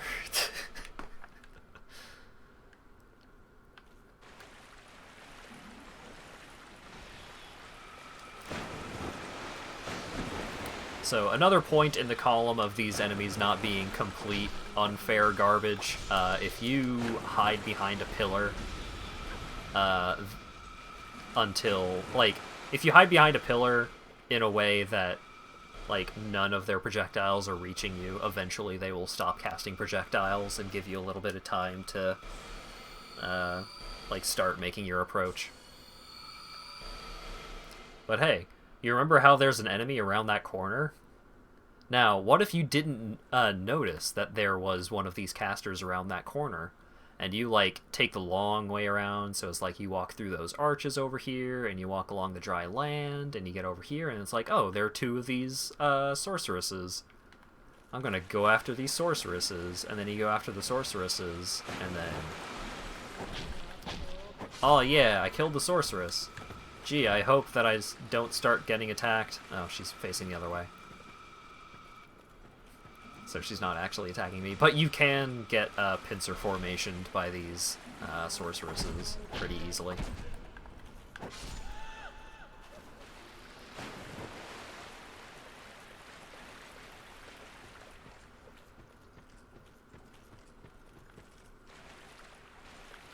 Making sure I'm not forgetting about any pits.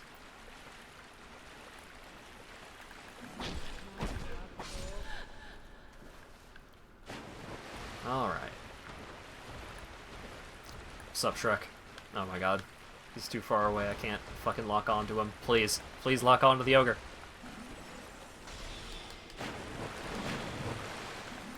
So this is one of the enemies that really loves encouraging you to just fall off the cliff. Oh. And also that grab attack evidently one-shots me, so that's pretty neat.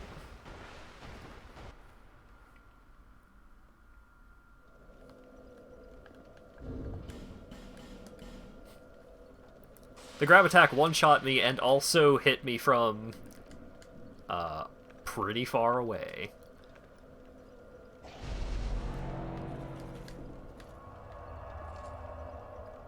So, for example, something like that happens, and now I'm just like, oh, fuck it, I'm just gonna rush it. I'm just gonna, like, try and just get through this area as quickly as possible, because I just want to get back, I just want to get my souls back, fuck this place. I shouldn't have died to that ogre. And then... I get into that mindset, and I start making mistakes. I didn't even fight this guy last time.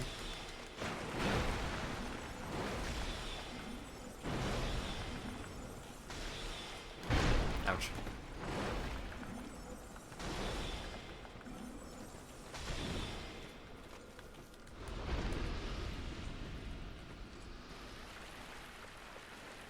I don't even remember if the ogre, like, guards any... oh, wait, no. I think there's an iron chest in the water over there. Ooh. Okay. So I'm not gonna fight the Dragon Rider again. And also, hey, that Dragon Rider respawns. Despite being just like a boss that has been placed in the world. Which is pretty wild. I don't think he was there in the base game.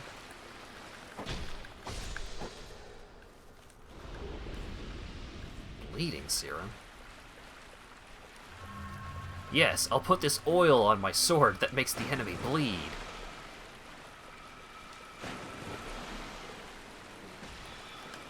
I mean, I'm making a goof because, like, of course the sword already should make them bleed, but...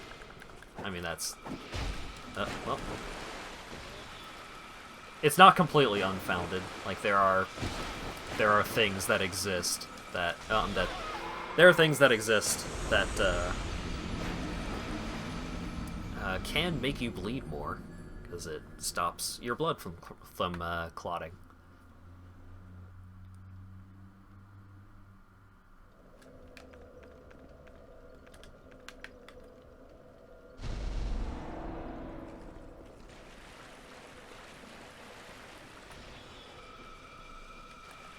So, I got impatient, and I died, because I didn't do the third hit to make sure that the sorceress was dead. Okay. So, that guy does aggro from that angle. But I would rather fight that guy than fight Big Hammer Man. Oh, there's 2 of them, huh? Oh, there's 3 of them, huh? I forgot. I forgot.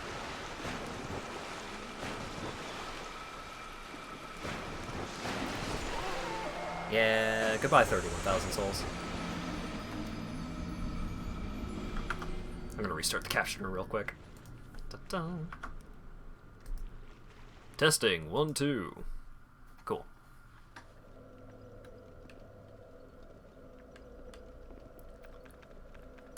So, I can't even just, like, rush past everything, and the reason why will become evident once I get to the end of this zone.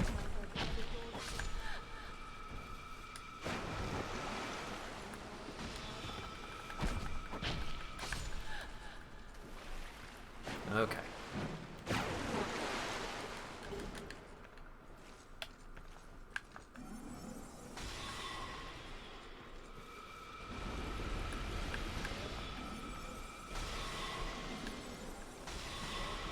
I don't know where the 3rd one is.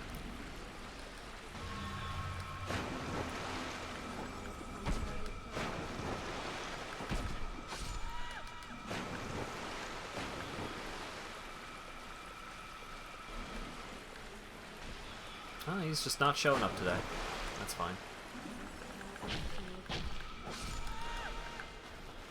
It sure is frustrating that if I'm one-handing the Rapier, it just barely, like, 2 hits just barely doesn't kill them.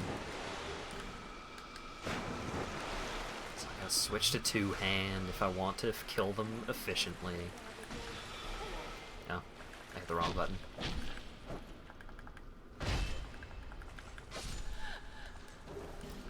Why did it deal that much less damage that time?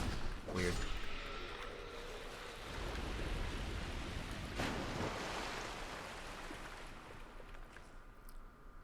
Okay.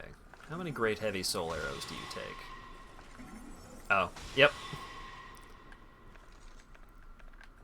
Yeah, that shouldn't come as a surprise.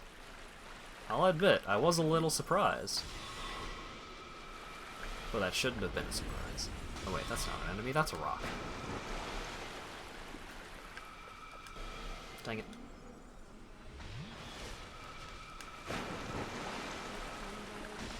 Dang it.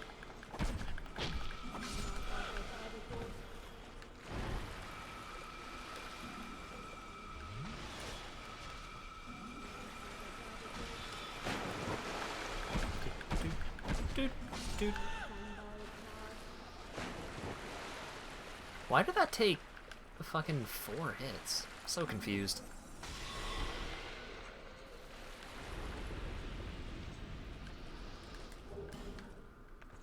Alright, so. Definitely gonna kill the Shrek this time.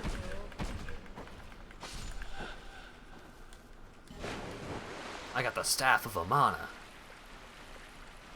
Long-range homing projectile spam seems very cool and good. Hey, you should work at FromSoft.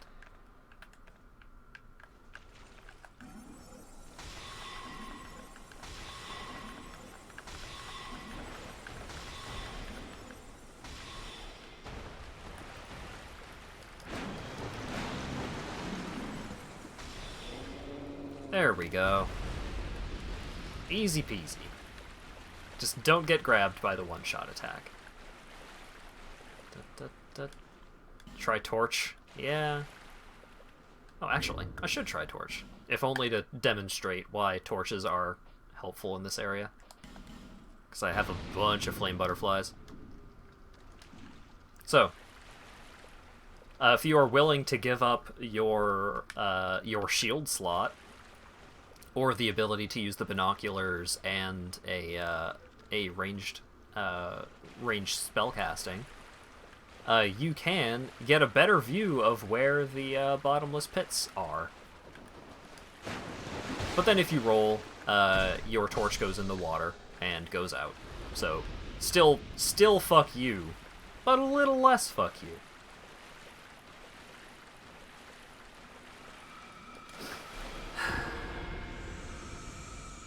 Yeah.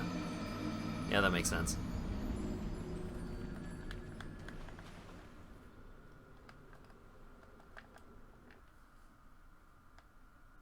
That makes sense.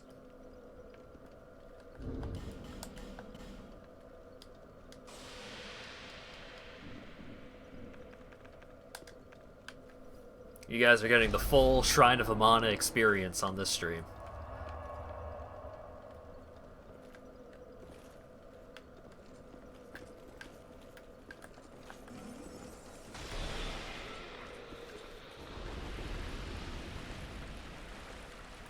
You get to see all of the ways that this place sucks.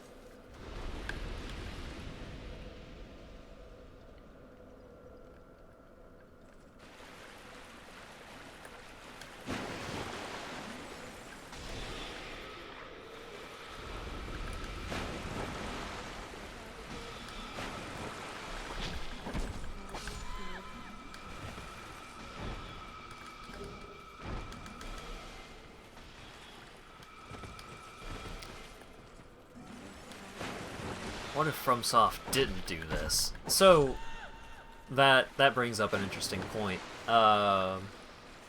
If From Software didn't do this kind of, like, not quite unfair, but definitely mean kind of encounter design and level design and stuff like that, like, if they didn't do that kind of thing, wouldn't that make them less FromSoft? Like, isn't this the kind of thing that they are known for?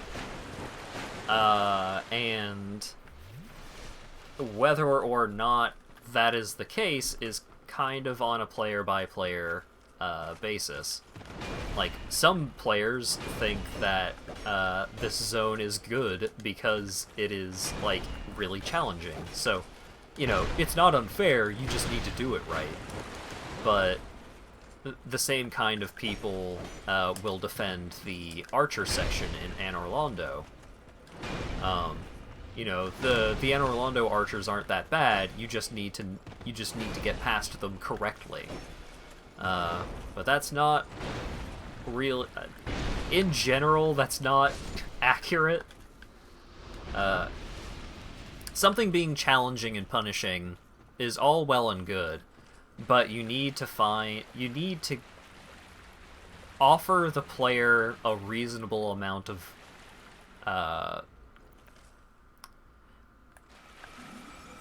you need to limit the ways that the player can fail consecutively.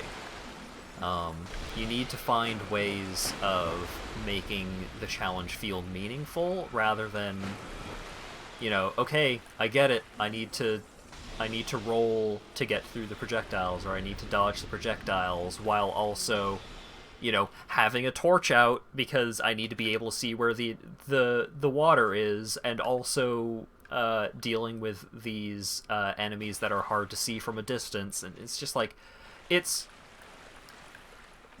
I think a lot of these individual challenges would not be so bad on their own, but the combination of them all results in an area and in encounters that are not challenging in a fun way.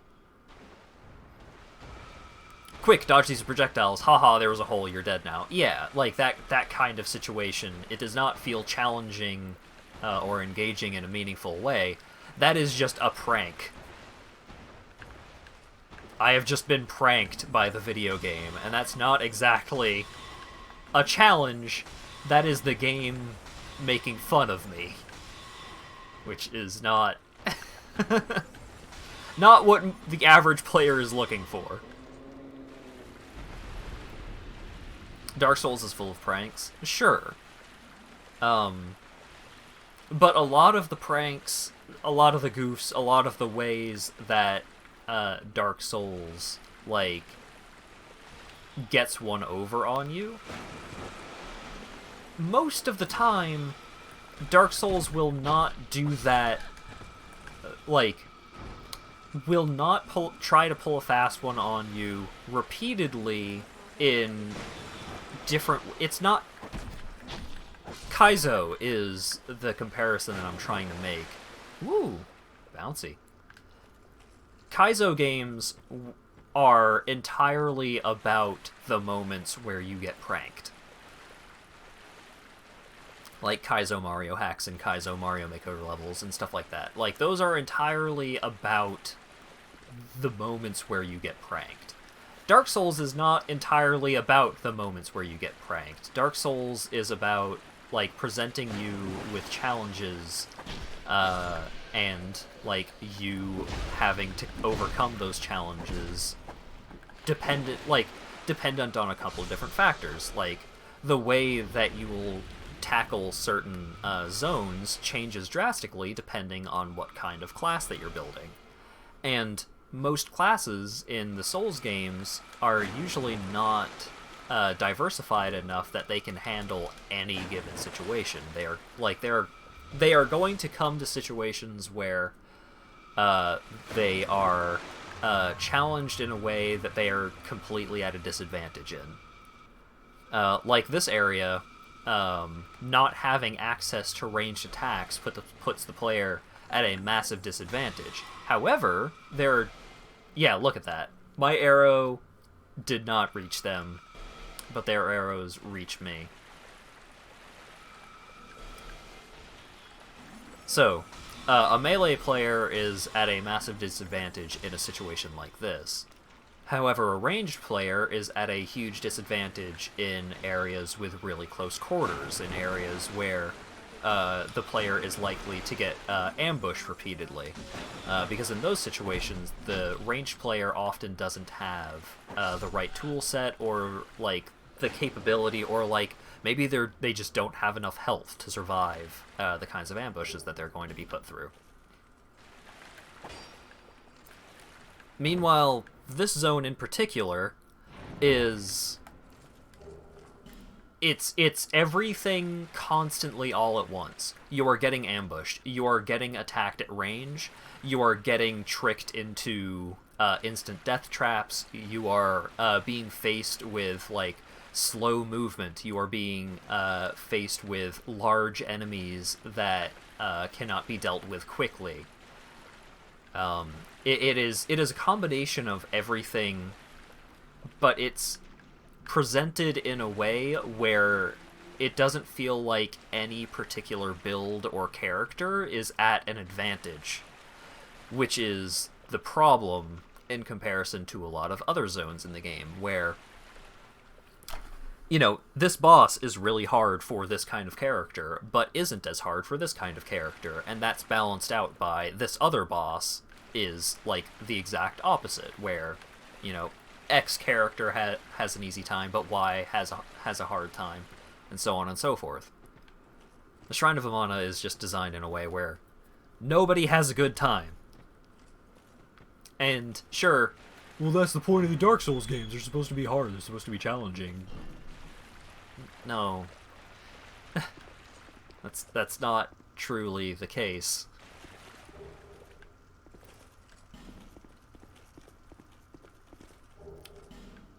A lot of the people that make that kind of argument are the kind of people who offer very little advice beyond get good.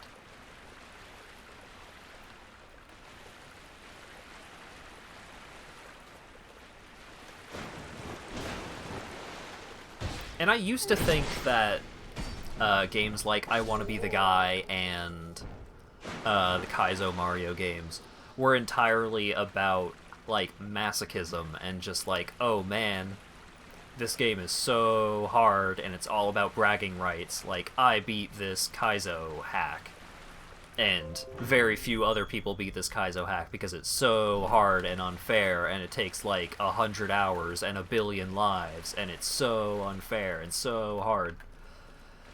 But after spending more time watching you know, content creators like Carl Sagan, Pangaea Panga. Oh, hey, also, how about this massive pit in the middle of this otherwise open field? Cool, love it. But Kaizo Mario hacks, a lot of them aren't just about pure challenge. A lot of them are comedy. It is like you are playing a role in a Dumb and Dumber, or not Dumb and Dumber, a fucking Three Stooges performance, where it's not about being bullied. It's about a funny thing happening to you in an unexpected way, and like you are both the butt of the joke and the recipient of the joke. So it's not entirely about the challenge. It's about like, oh, this, and it's not entirely about comedy either. Sometimes they are built in such a way as to like, oh, this is a really interesting manipulation of these different game mechanics, and that kind of hack can be really interesting from that perspective, where, you know, it's not just about haha, you got pranked, and it's not just about pure challenge. It's about an examination of how all of the game mechanics are working in the context of this extreme challenge.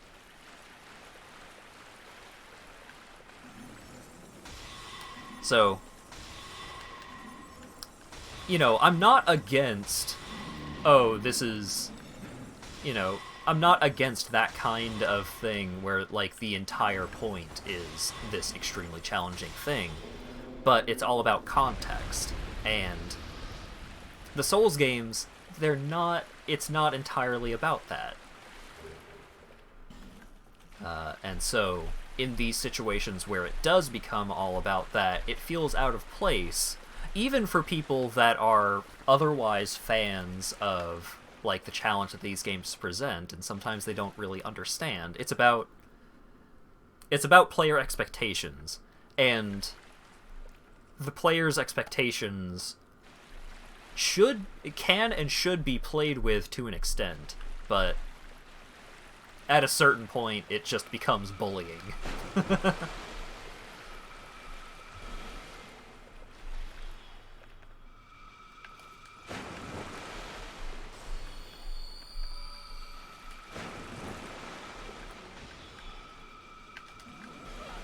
Dang it. Woo. Okay, so dodge, damn it. Damn it. So I'll just take the hit then. There we go.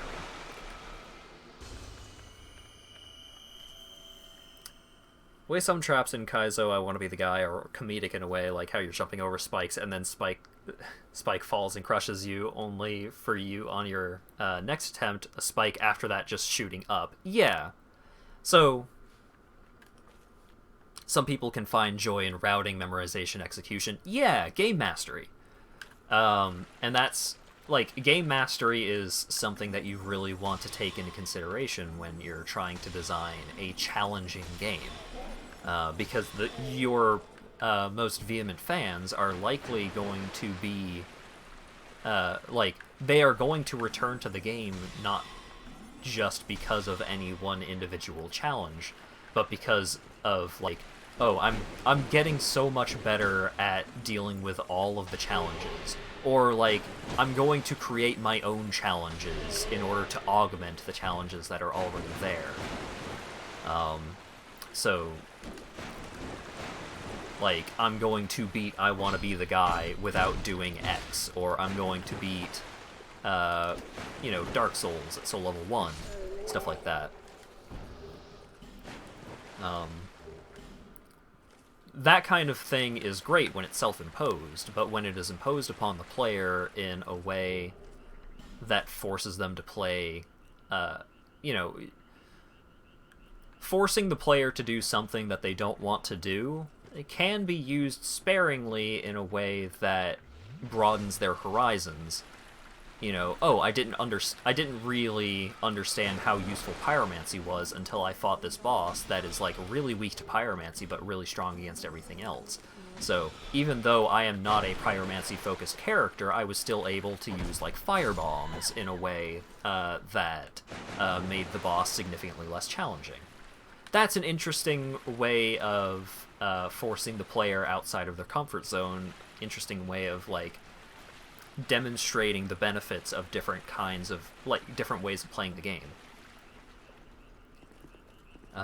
Meanwhile, a lot of, like, Charmer, Skeleton Head, a lot of the extreme challenge games are about, no, do it right. And Dark Souls is not a do it right kind of game, even though it does present those situations where, you know, this, you really should use crushing damage against this boss if you are a melee character. So even though it's like, oh, you know, I don't really want to do crushing damage, I want to use a sword. Well, you can still beat it with a sword, but it's way harder if you try and beat it with a sword. And that's fine. Meanwhile, in, you know, I Want to Be the Guy, it's, some people really enjoy that, no, do it right. So then it becomes sort of a performance, in a way.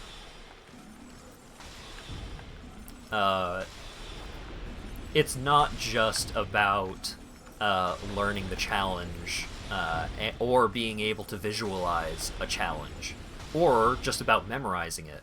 It's about learning the rhythm, learning the movements. It's like dancing. It's like, you know, you have to... There are fundamental steps to this dance that you should follow.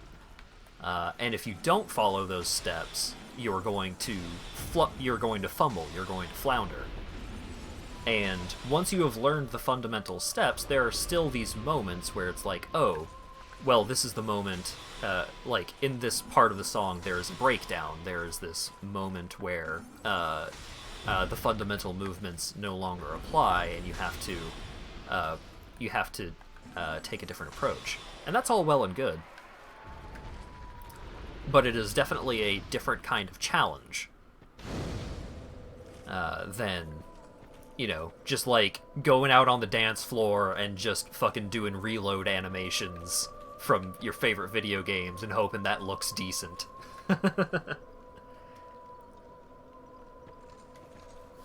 You can do a lot of unfun game stuff if those individual pieces improve the game as a whole. Amana is like a great mid-game hump, sort of caps it, although it doesn't really fit the narrative peak.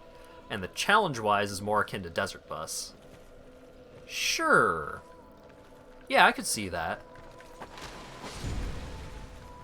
Like, a lot of the challenge in Desert Bus is not because Desert Bus is hard, but because you have to keep doing it, and if you mess up at any one point, then that can ruin, you know, a significant amount of time and effort.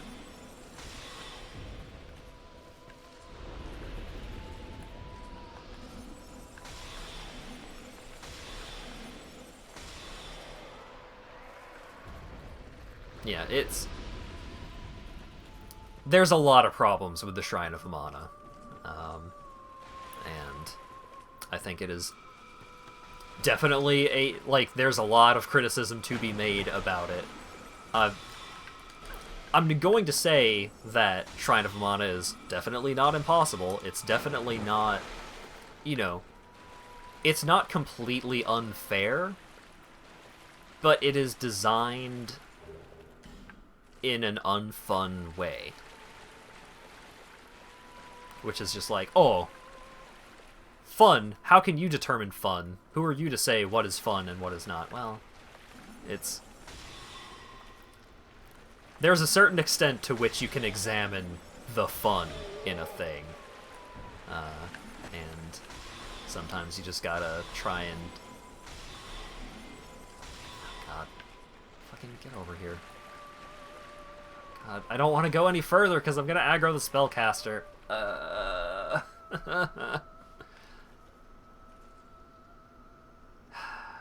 Great.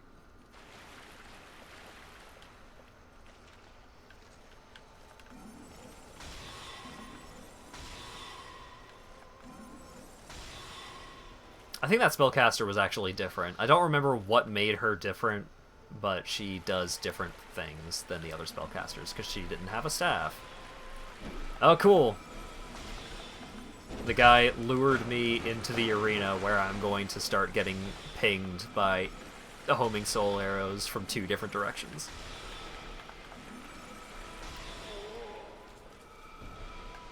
But on the upside, that last bonfire is past the worst of it.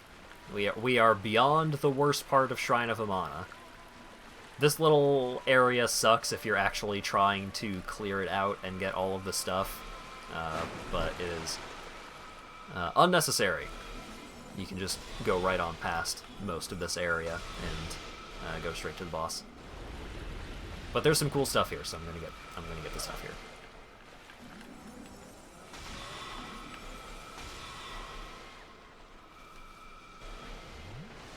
She has AoE heals? Huh.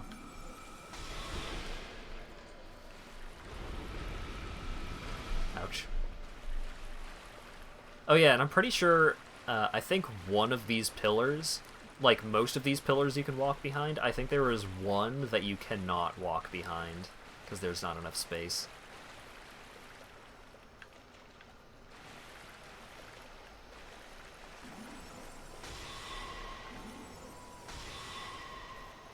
Oh god. I'm running out of spells here, dude.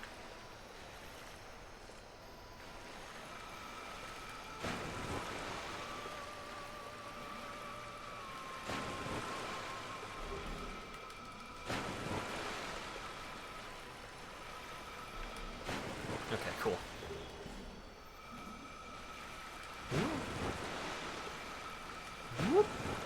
Oh, there's one. Right Iron Twin Blade. Yeah. I'm going to show that off here in a minute. Once I get the opportunity.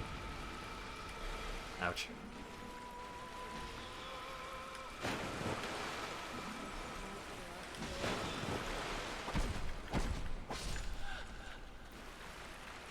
Okay. Peculiar Kindler. Oh god, I'm almost out of spells. Well, no, I'm okay on spells actually.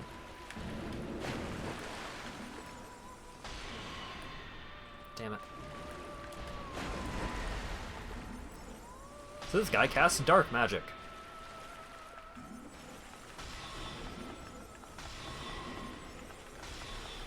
Oh. Ooh.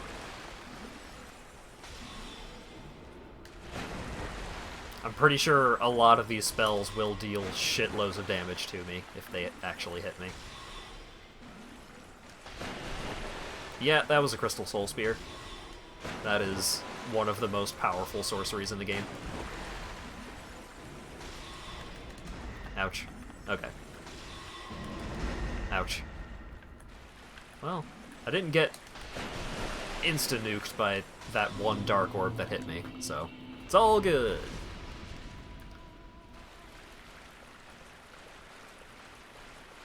Is this the one that you can't walk around? Yeah. So. Oh wait, no. You can still walk around this one. It's just way tighter. Ah. Homing Crystal Soul Mass. So yeah. That one is pretty good, if that's the one I'm thinking it is.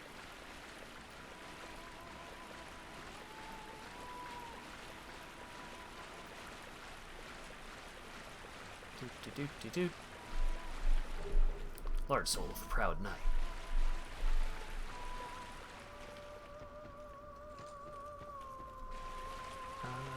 Any other hidden goodies around here?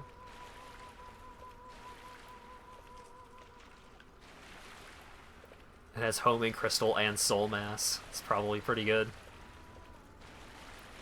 You'd be surprised. There are some pretty bad spells in this game.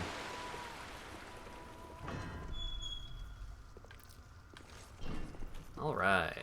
Gorgeous view here. Gorgeous view.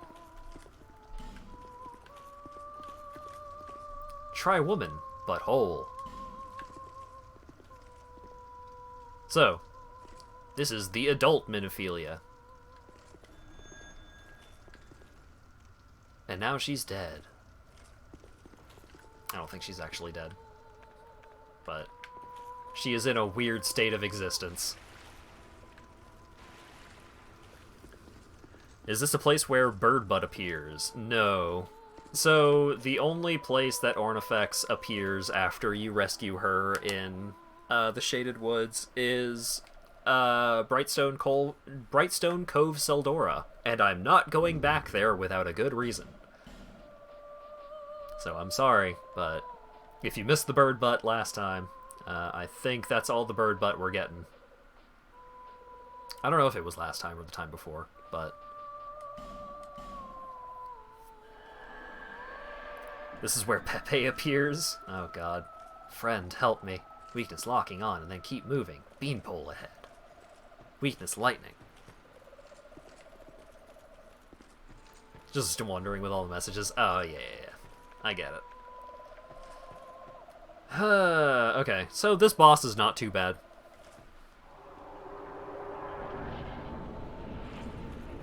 It is horrifyingly ugly, though.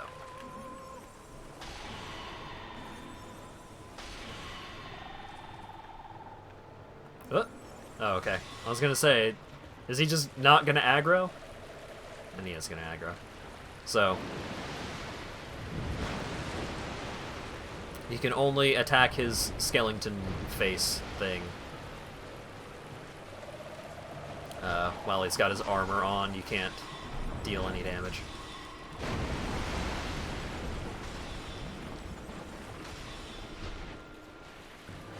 This is one of the few you killed on your first try in a blind playthrough. Yeah.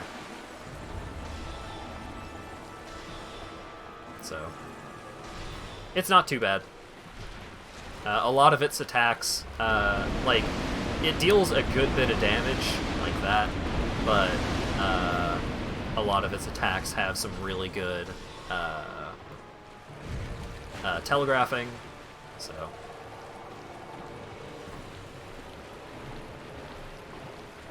It has a clear weak point. It has clear attack indicators, and it doesn't just one-shot you if you get hit by it. Ugly boss, but, you know, totally serviceable boss. Also, I killed it with 69 damage. And also, I got the key to the embedded. Hey, I found a thing earlier where I needed the key to the embedded.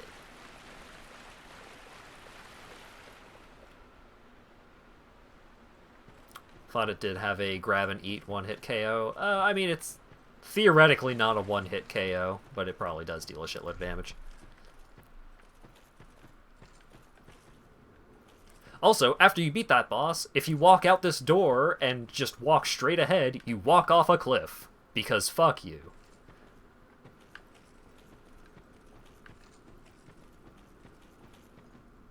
Tough enemy ahead.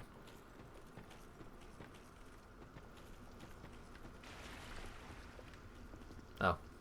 It's one of him. It's the Royal Guard.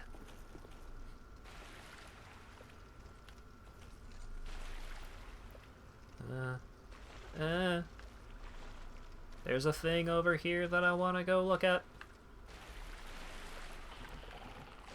Ah! Oh my god, please. Please fucking lock on.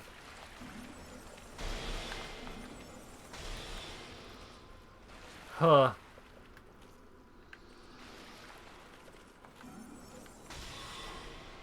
There we go.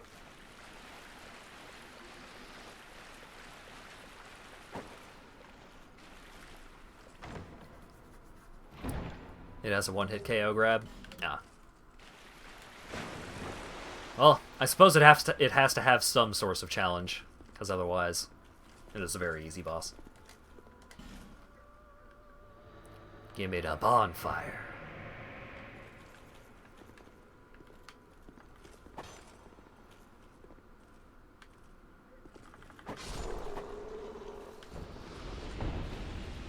All right.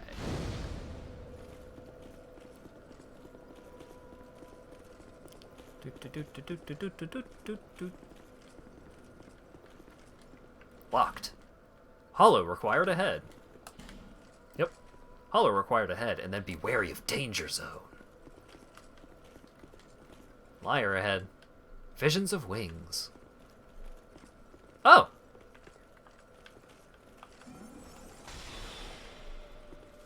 Well, thank you, friend. So, There's a secret behind this door that we don't have access to currently. I think we can get access to it pretty soon here. I don't recall. Radiant Life Gem.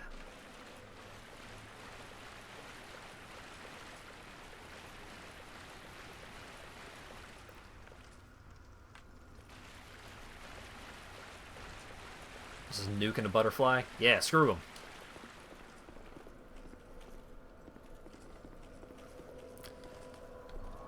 I should probably go back to Majula and spend my 74,000 souls.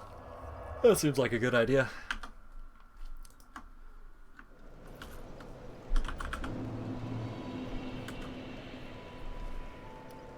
What the hell is the spotted whip?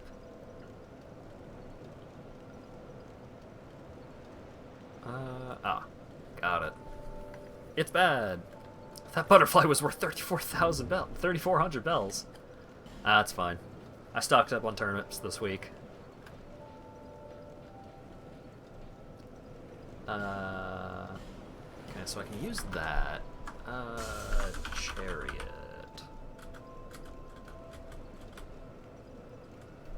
Yeah, no. Basically, I'm only going to convert boss souls if they give, like, a really cool magic-related weapon or a spell. All of the, like, interesting melee and ranged weapons and so on, I will probably show off at a different point.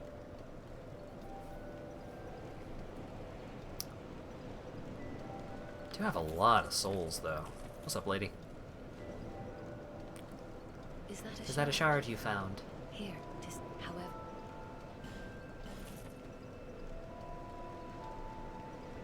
Time to make some noodle. I may also be having noodles tonight.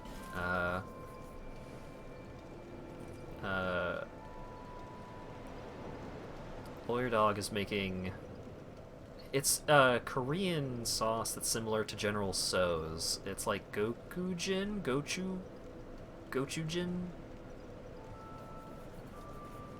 Something like that.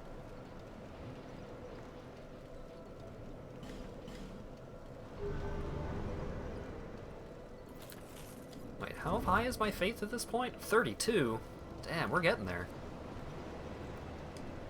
It's getting to the point where it may be worth my while to invest in a different catalyst so I can start branching off and start using some dark spells as well. I'm glad. What's up, lady? Improve my flame. Oh, I need more souls. Da, da, da, da, da. Also, being able to use multiple soul items at the same time. Extremely good.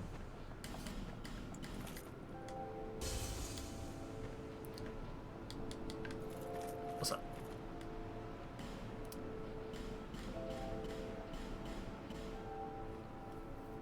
Alright.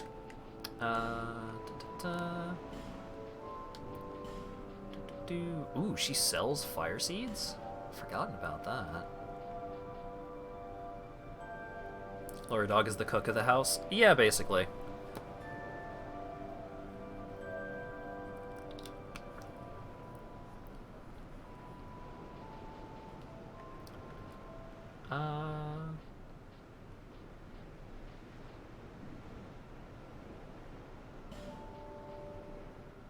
What is my fire adjust at this point? My fire bonus is 155. My dark bonus is 163, though. Yeah. Alright. Sure. I have no items to reinforce. My pyromancy flame is as good as it's getting. Should try the peanut sauce recipe. I don't like peanut sauce. I'm sorry. Pho when? Oh, I love pho. It's hard to find places around here that do good noodle dishes.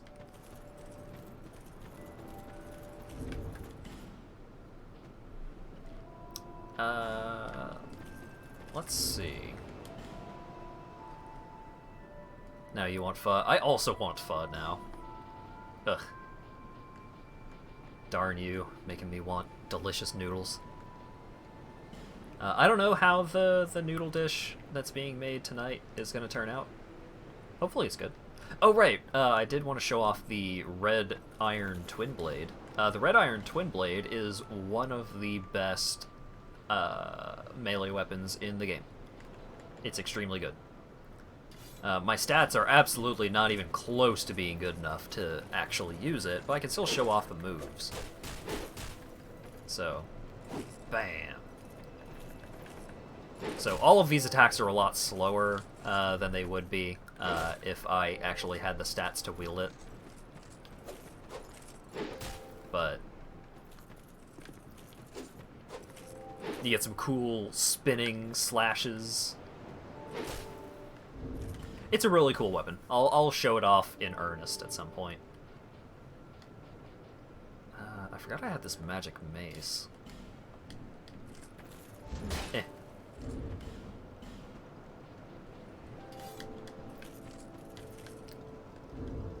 Right, what was I looking for? I was looking to see... Sunset Staff. Staff said to be forged in Aldia, catalyst for sorceries and hexes, particularly powerful for casting hexes. The mysterious Lord Aldia secluded himself inside a manor to conduct various experiments. Those invited to the manor disappeared, replaced over time with malformed beasts that roamed its halls. So Aldia was not a cool guy. Spell damage modifier while human. Whoa!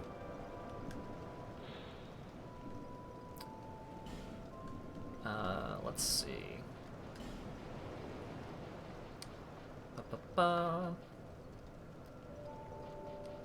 So this has almost 300 magic attack.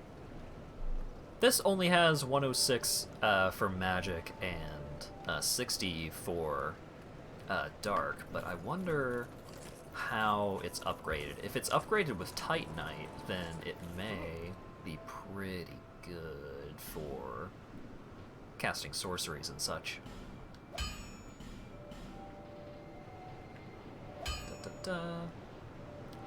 Where is it? It is also a Twinkling Titanite item. Don't waste my time.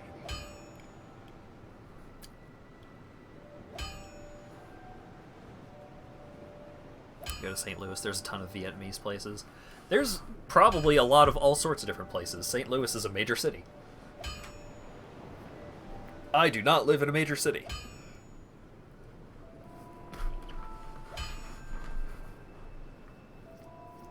I mean, there are a decent number of places to eat, but a lot of them are downtown, which is not, like, it's not... It takes a little bit of a drive. It's like 15 minutes to get to a couple of places.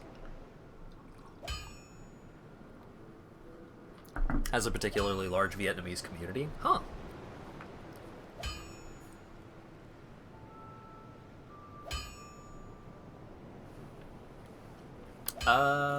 Right. I was gonna look something up real quick. Ba-ba-ba.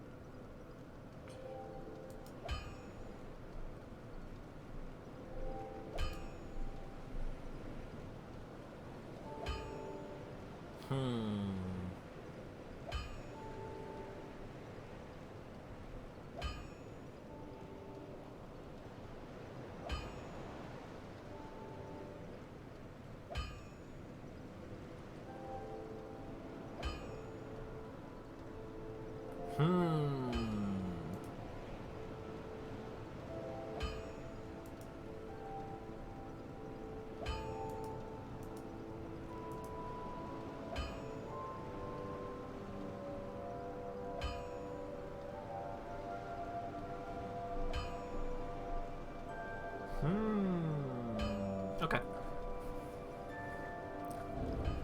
Should do some drawing before sleep. Yeah, maybe. The last couple of, I mean, the last couple of drawings that you've posted recently was just like that one dude. But I did really like that dude. He was a good looking dude. Used to have an excellent Vietnamese place here, ran by actual Vietnamese. Unfortunately, they opened the restaurant to the cursed store bay. Had to go back to the homeland. That spot averages a restaurant closing every year or so. I mean, if it's a restaurant slot, like if it is a location that is catered towards opening a restaurant there, then most restaurants fail. Oh, I need a bunch more twinkling. I'll be around. Well. Trying to upgrade that is probably something that I'll just do off-stream, because I would probably go back to the Shrine of Amana to farm for Twinkling Titanite, and I'm not going to do that on stream. Firstly, because it's boring. Secondly, because it sucks.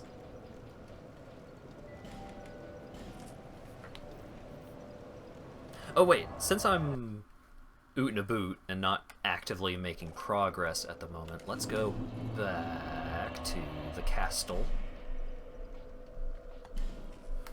And let's go use the key of the embedded. Or key to the embedded. Up, up, up, up, up.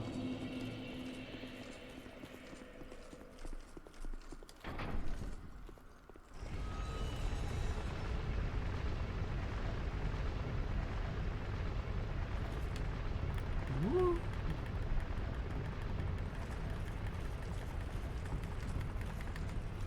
This is normally where I would just like spam block with my shield, but I don't have a shield, and I'm too weak to hold basically any shield because I have 5 strength. This game has some terrible elevators. Yeah.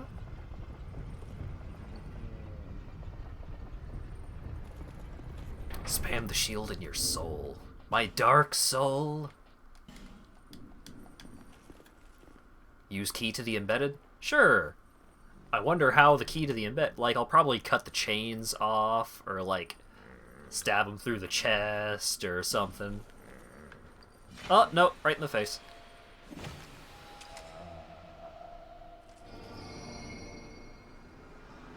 Goodbye. What's up, lady?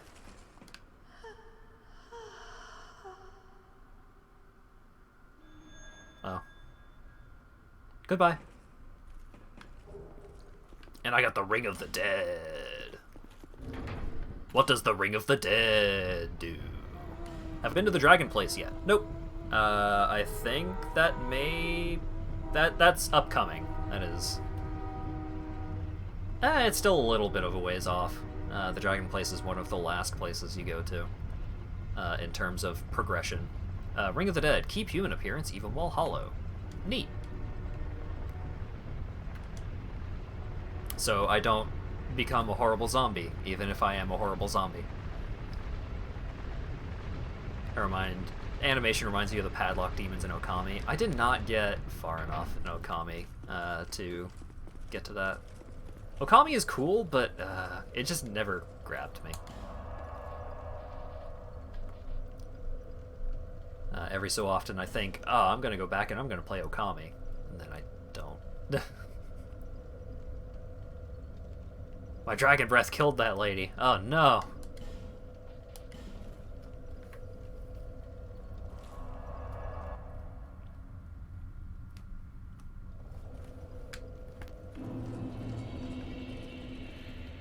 Whoop.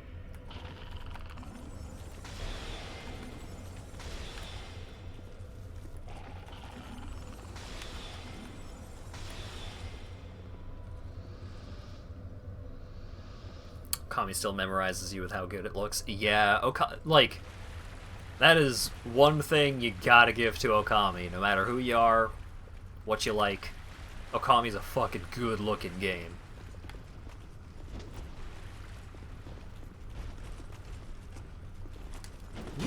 Oh. Dang it. Dang it. Gotcha.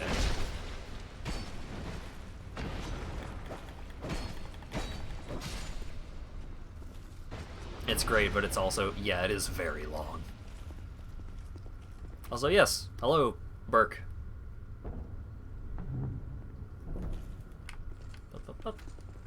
Liar ahead. Front and short liar. Like a dream. Tongue, horse. Thanks.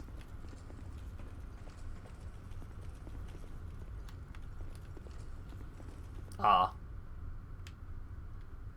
I see. Alrighty then.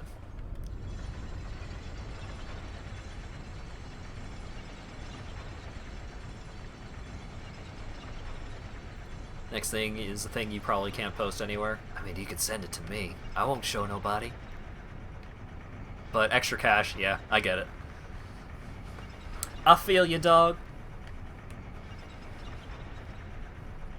Why can't he post it? It's probably indecent. It's probably got hand-holding and smooching and stuff like that. Gross. Who wants that? Bonfire ahead, therefore hurrah for victory! Message ahead. Oh yeah, so this zone is weird. Undead Crypt.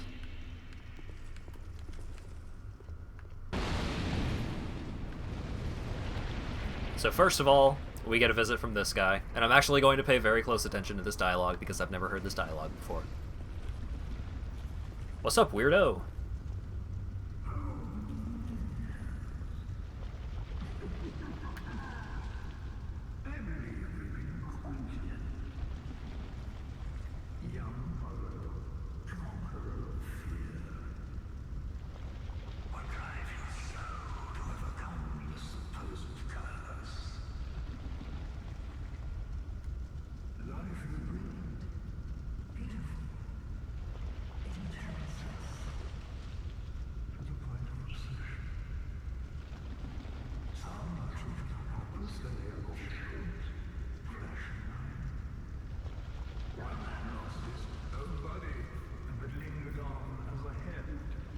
I met that guy.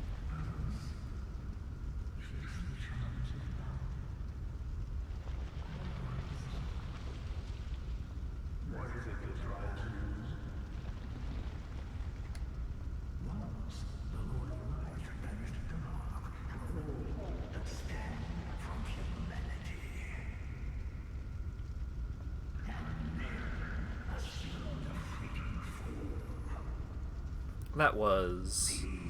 the fleeting form was the... Was it the furtive pygmy, or was it the humanity sprites? I don't remember.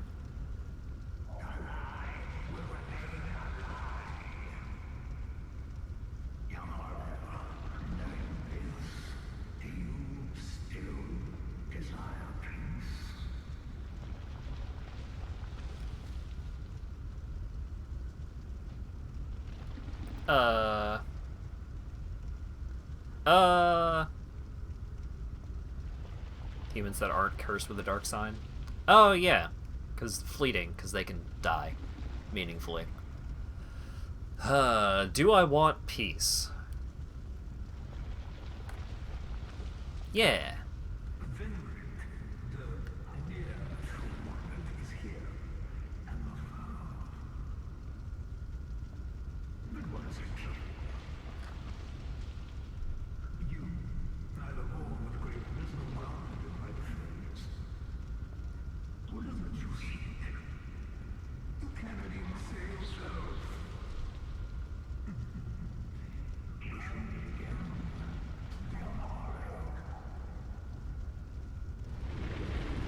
Thanks, Aldia.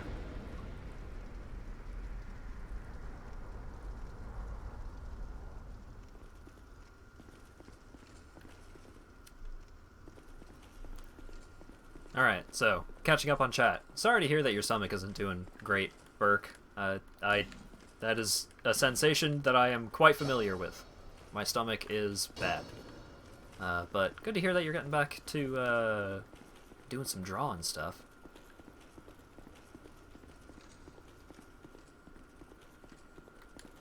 Don't give up, skeleton. This game really rubs in the your character doesn't really know what they're doing a lot. It sure does. What was that? That was Aldia, the scholar of the first sin.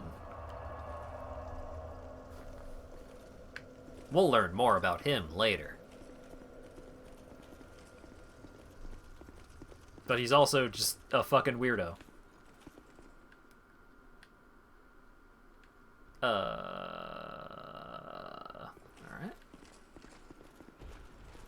Whoop.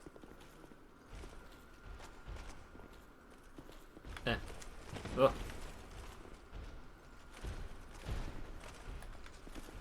Whoop.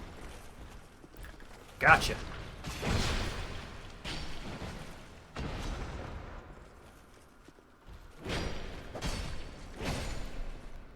Yeah, once I have some manner of health insurance, I'm gonna have to go to some kind of stomach doctor and figure out why my stomach goes all weird sometimes.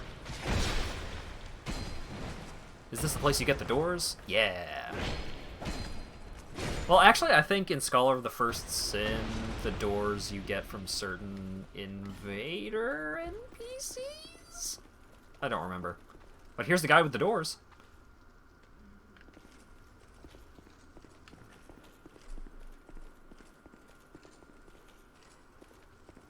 You can get them here in Scholar? Okay. Hey, buddy. Eh. The wall! Eh. God damn it, tracking overheads. Oh god, I'm stuck. I'm stuck. I'm stuck! Literally trapped.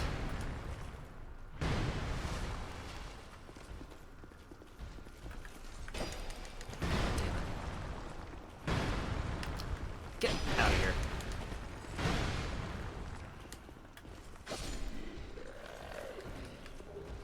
He drops a torch. Neat. Damn it. I want to backstab you. Being a dick. Oh, Jesus.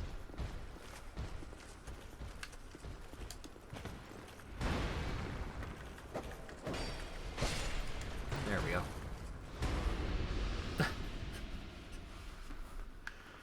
I beg you!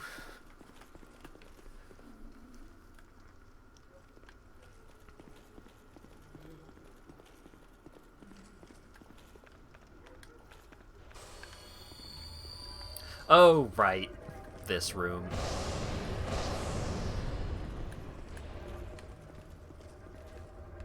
These enemies are kinda fuckwads, but they're not that bad.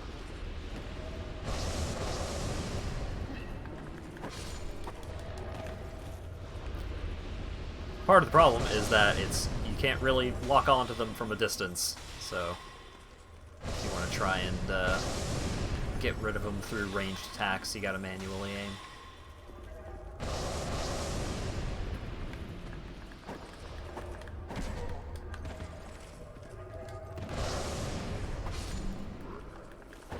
And also, I think these dark spells that they're casting at me do a lot of damage.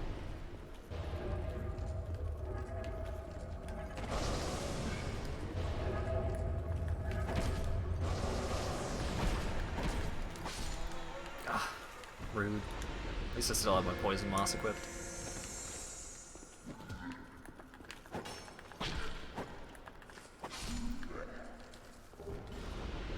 Aw, yeah, prisoners, tatters. Magic stone. Aw, yeah. Devotee Scarlet. I don't need no NPCs. I'm strong. I'm a big man.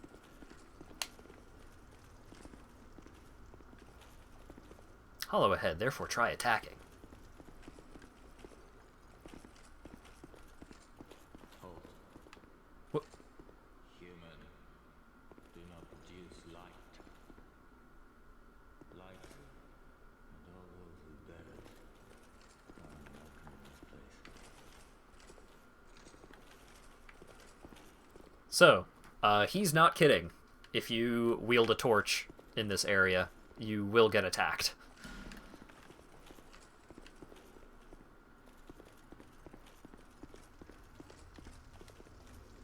Treasure below.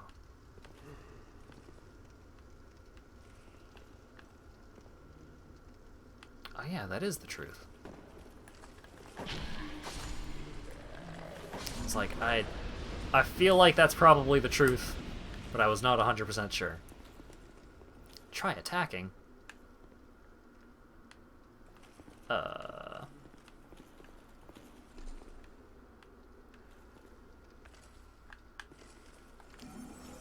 Bam. Bam. Nothing.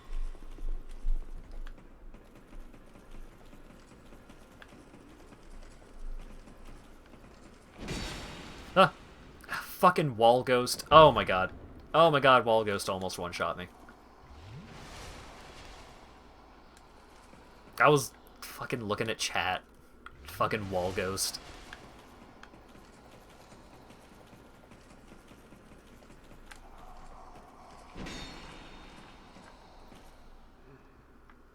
Alright.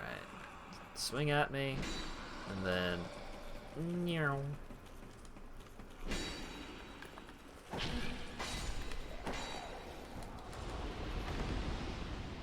Fucking wall ghost.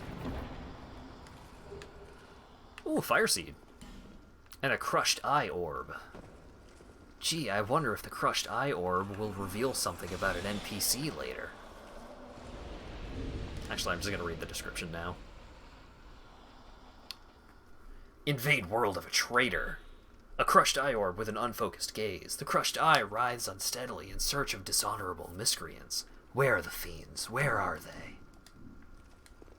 Torchhead, by the way, be wary of dark spirit. Torch required ahead, and then hurrah for treasure. Try wings.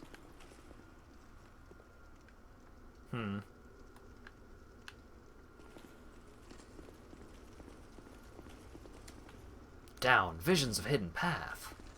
Let's go this way first. That was a rude feature. Yeah, fuck wall ghosts. Try beating of a pulp, but be wary of ring.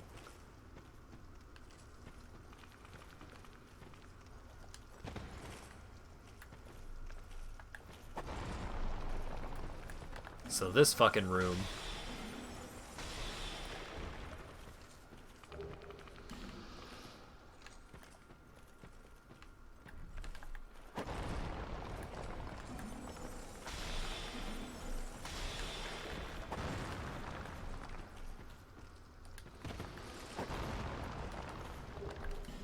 Ooh, a shard. Oh. Oh. I glitched out a little bit there. Being a caster here sort of trivializes a lot. Yeah. Being a caster removes a lot of specific challenges present in this video game. Oh god, I forgot touching it. I forgot touching it is bad. I forgot touching it is bad.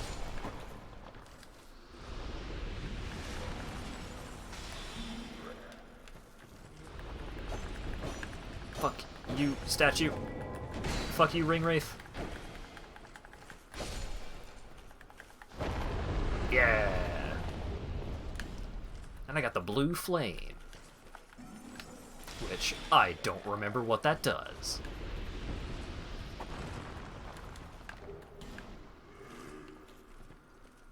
But I think it's good. So, you really want to keep killing those zombies.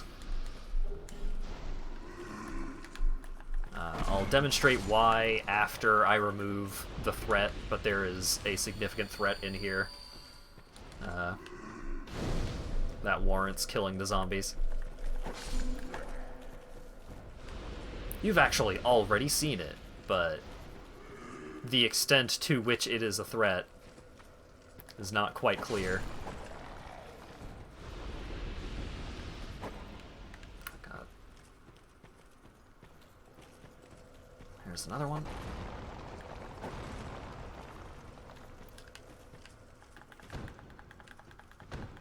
What? What? Why is that how that happens? What the fuck?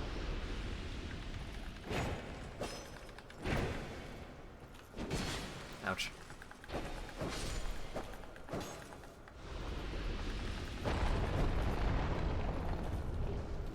It's a sword that's also a sorcery catalyst. Neat. A sorcery catalyst, if you will. Ho ho ho ho ho. So yeah, this is a room that, if you are a melee character, you are very, very likely going to require a repair powder or two.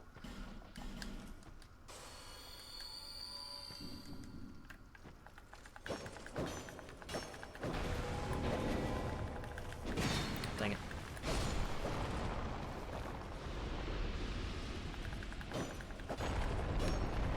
Ah.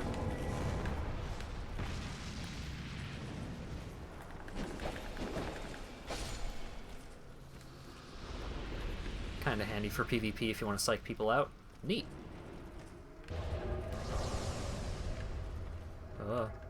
Oh, it's a caster. I thought it was a Zambo.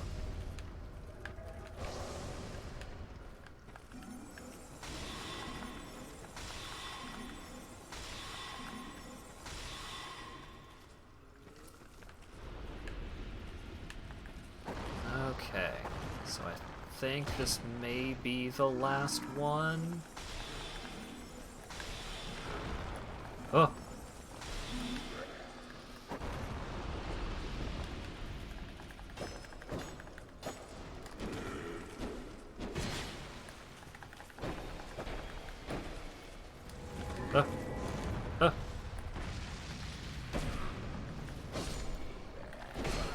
Ouch. No! Fuck. Oh, there was only one left.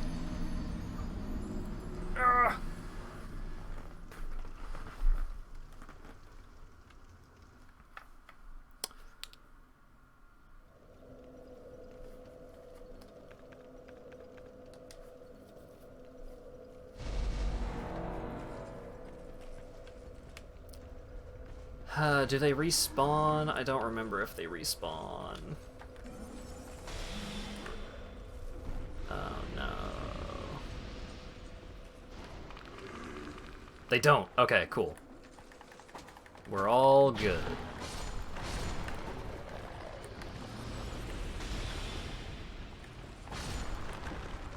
The rocks respawn, which is annoying, but fine.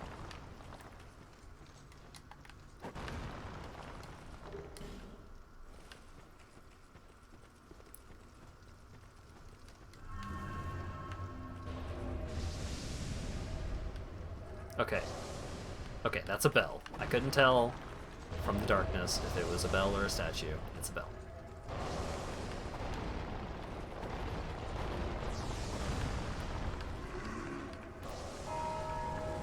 Fucking goddamn it! Who rung the bell? Fucking goddamn it! Oh god. Oh god. So, the bell summons one of these ghosts from all of these, from all of the statues that are still intact.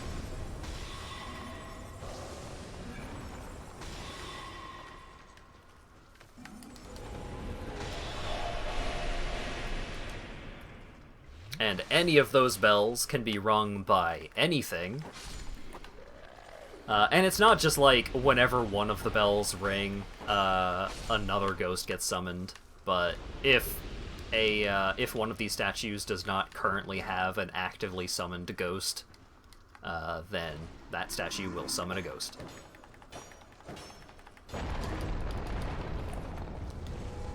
So, extremely easy to get very ambushed and very messed up in this area.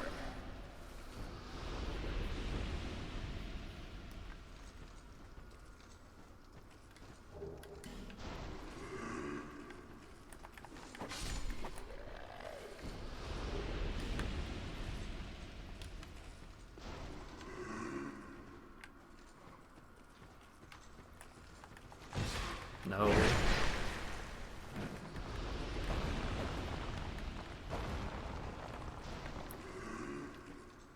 Okay. 1, 2. Fuck. Fuck.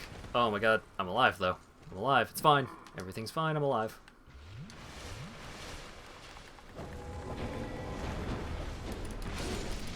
How did he summon that?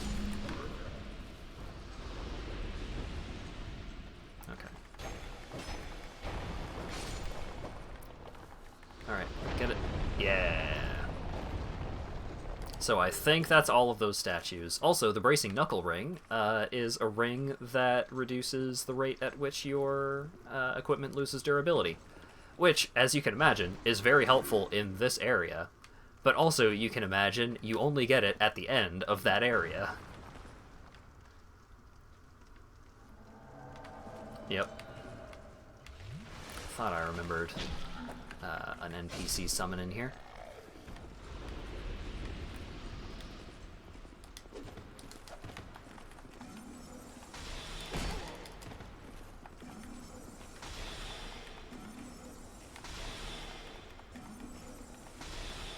The durability was bugged, so yeah, that's something that I can talk a little bit about. Fuck. In Dark Souls 2, on the PC version, because the PC version can run at up to 60 frames per second, the rate at which your weapons lose durability is based on the frame rate that the game is running on. So the PC versions had a bug where, because your frame rate was probably high, your weapons would break like fucking tissue paper.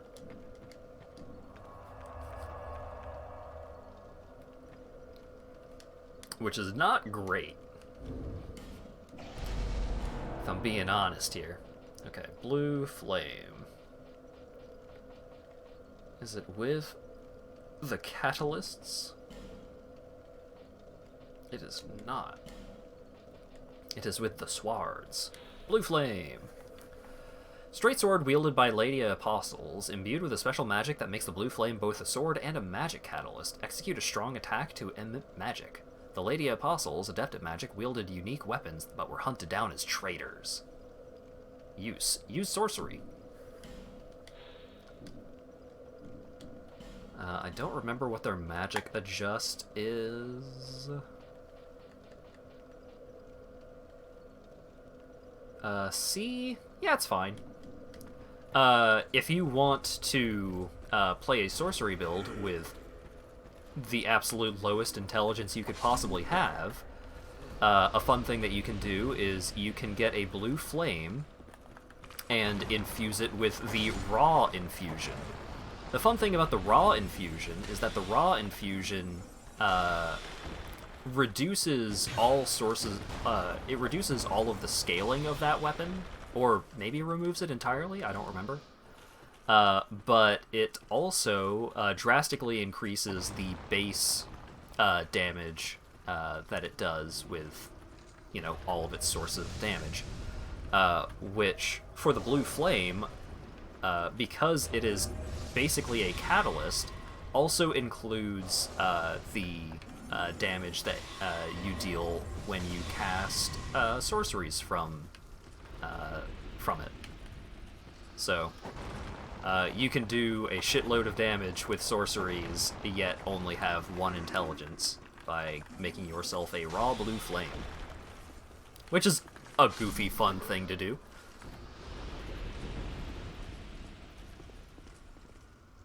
The game clock was tied to the CPU speed, so when you try to run it on new machines, instead of a late 90s one, the game would end within seconds because the CPUs are just too fast. That sounds like a bug that would exist. That is very believable.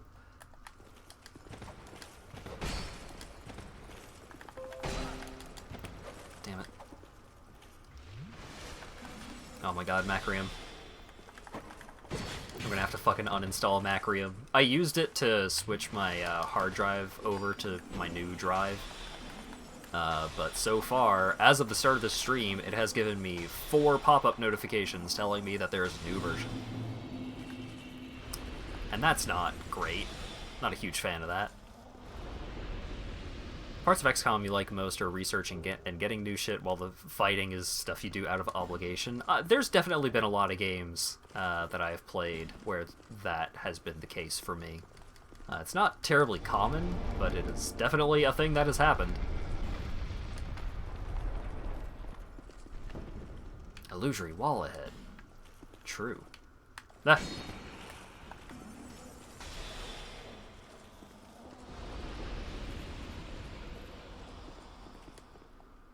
Visions of ranged battle, but trio.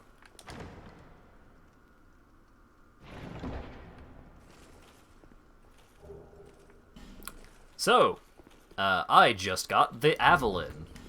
The Avalon is a really cool weapon that is fucked up. An extremely rare rapid-firing crossbow. Fire 3 successive bolts. Inflicts heavy damage by making all 3 shots count. Fiorenza, the richest man in all of Volgan, recreated this lost weapon after reading of it in an old book. So, the Avalon is a repeating crossbow. It's very cool. It ruined PvP a little bit.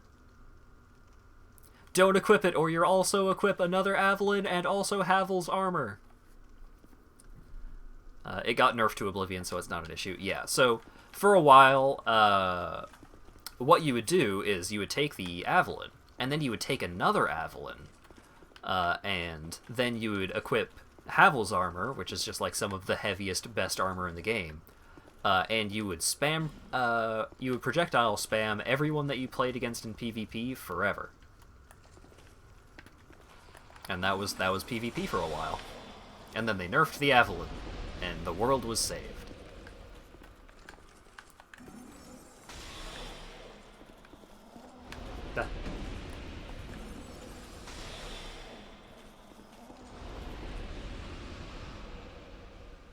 By parrying dagger and dark magic. Well, you can't have everything.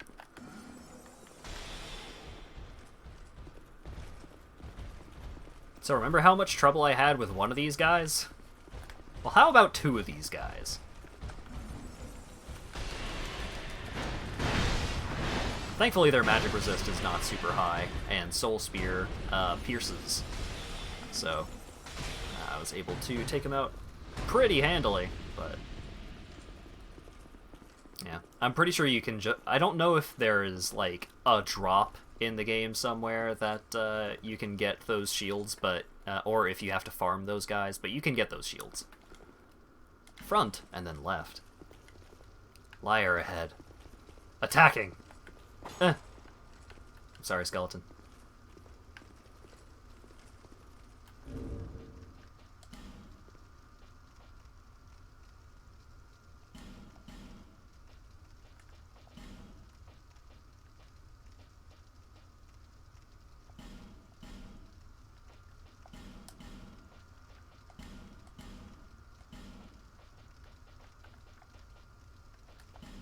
Keep moving, skeleton. I believe in you.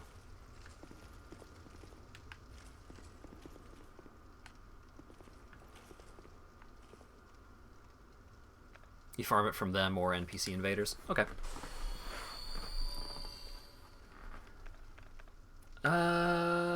Alright. Before I drop in here, I have like 50,000 souls, which is several level ups worth, so let's... do I not have it? I thought I had gotten the Ring of Life Protection. There it is. I'm gonna be a weenie. Because this area is another one of these areas with the statues and the ghosts, except there's way more of them, and also, so these zombies, if they are not, like, immediately, like, really close to you, they will go out of their way to attack the statues.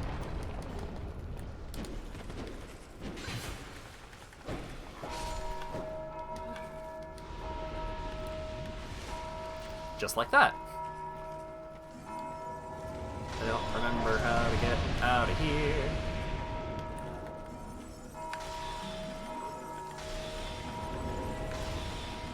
Thankfully, these guys aren't, like, super threatening, but getting ambushed by a lot of them is still a death warrant.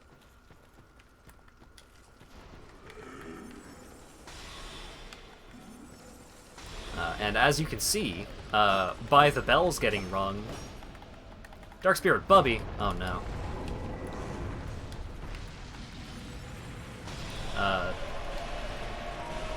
The bell getting rung summoned a lot of these guys. So, I'm probably dead, but I am just going to try and break as many of these statues as I can.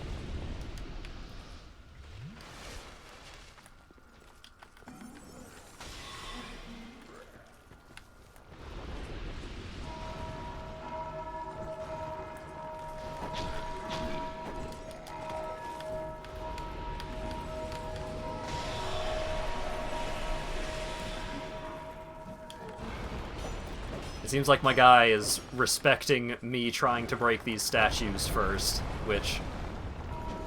I mean, thanks.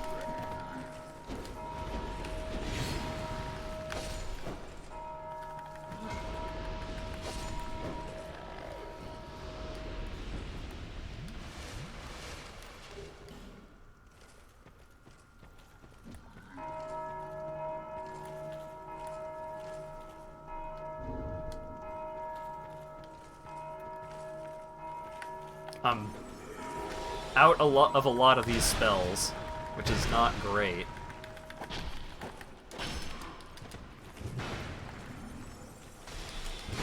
Yeah. Yeah. Yeah. Unsurprising.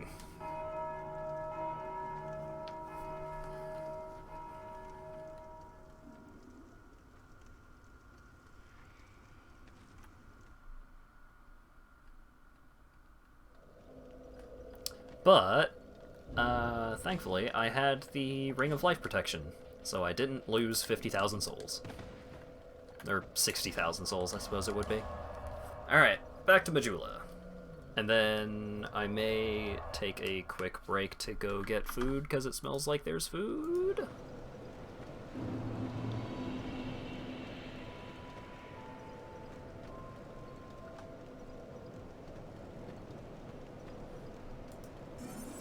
What?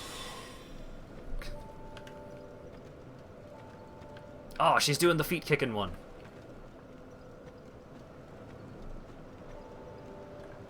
Apparently this animation is very rare. And just Bearer of the curse, very unlikely to show up. always be at your side. Until Alrighty. So let's level up a little bit. More faith.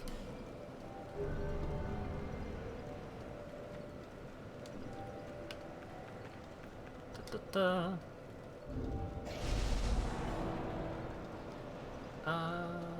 Okay.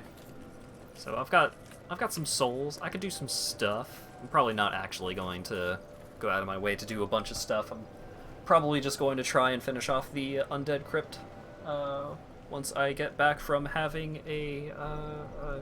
either seeing if there's food, and if there is food, having some food, or just having some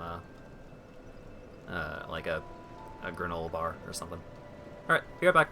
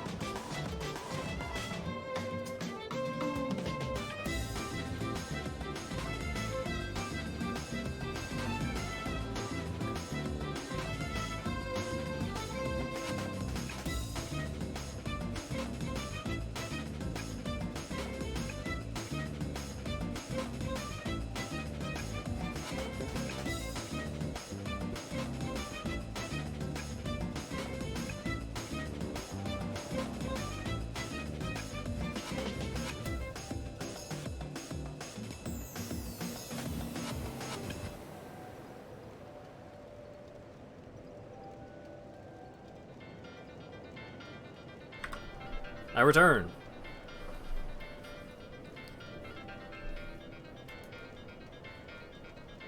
And I have obtained nudes.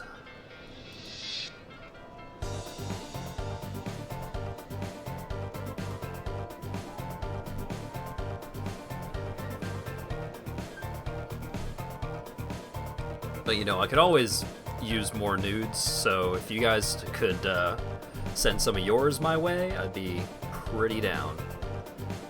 I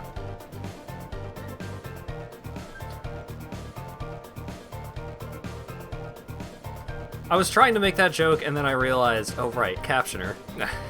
Captioner is absolutely just going to spell it the way. Okay. Up. So now I just look like a pervert instead of a funny man. Instead of a funny man. Okay. Ah, Dwayne! Dwayne! No one tell him.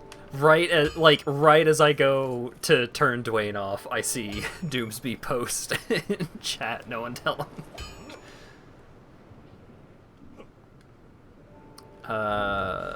Do I have... I'm still short a twinkling. Alright.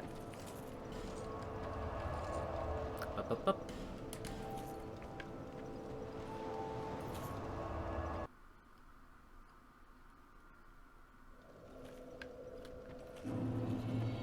Alrighty.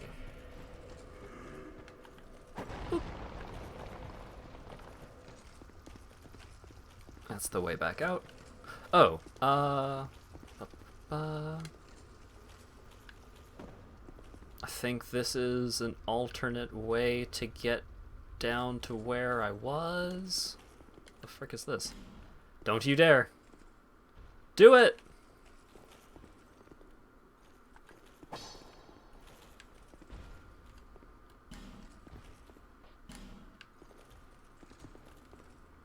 Visions of Dark Spirit.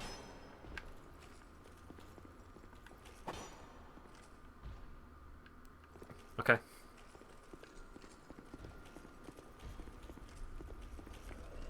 Oh! Ouch. Ouch. I really don't want to roll off the cliff.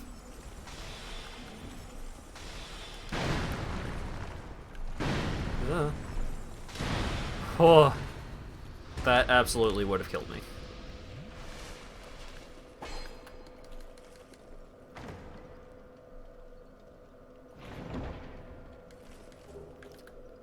You say twinkling as if Zerg had hot skinny dudes as units.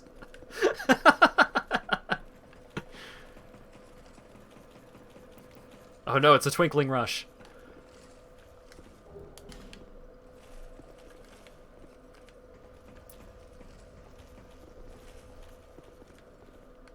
Yeah, my usual strat is twinks and lings.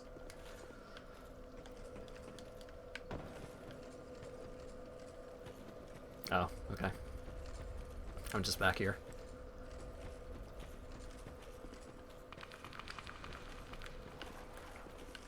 It's a skeleton. Get him. What? What? Why did that do so little damage? That's ridiculous. Hello, Naminus. Naminus, I think.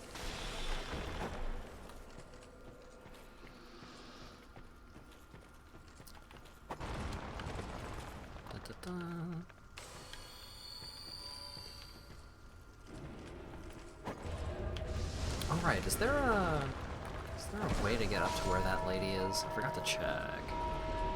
Namunus. Got it.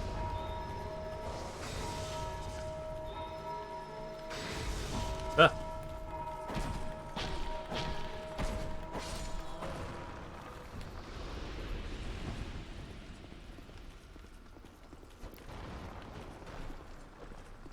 Oh god, I'm gonna have to get back past these losers again. Oh no.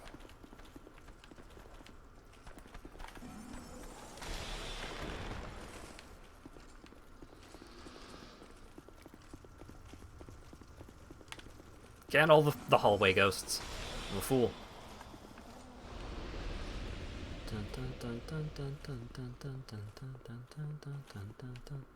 Where is he? There he is. Gotcha. Oh, God. Should not have been using the heavy soul arrows for that. Alright, so... poke one of you guys. Get all up in your grill. Hey. Hey.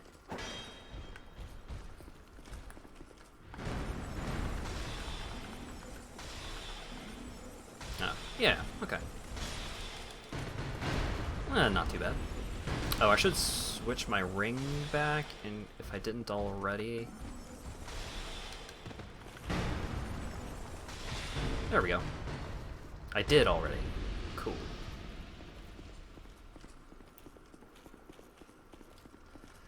Okay, so where were the statues that I did not already destroy? Okay. Wasn't one over there. Already got that one.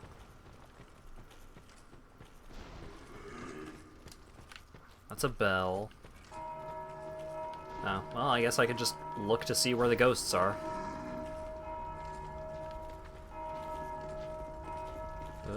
Oh, okay, cool. This is the exit, but let's open up the shortcut. You're doing your first run through Scholar, and it's already tilting you, and you're not even at Smelter. Have you played the base game before?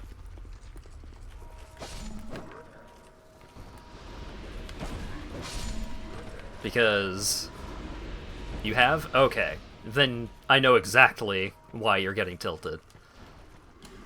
Defeat. Yeah. The addition of all of the petrified dudes throughout the course of the game, I'm definitely no fan of myself. Overall, I think I have preferred the base game to Scholar, but someone bought me Scholar, and I had never played Scholar before, so I figured it would be pretty good stream material. Dang it. You've gone through New Game plus. Nice. I think I've only gotten to New Game +3 up to Drangleic Castle, so that I could get, or was it +2 or +3 that you get the access to the final spell from Buddy, what's his name? Chancellor Wellington? Beef Wellington? Whatever his name is.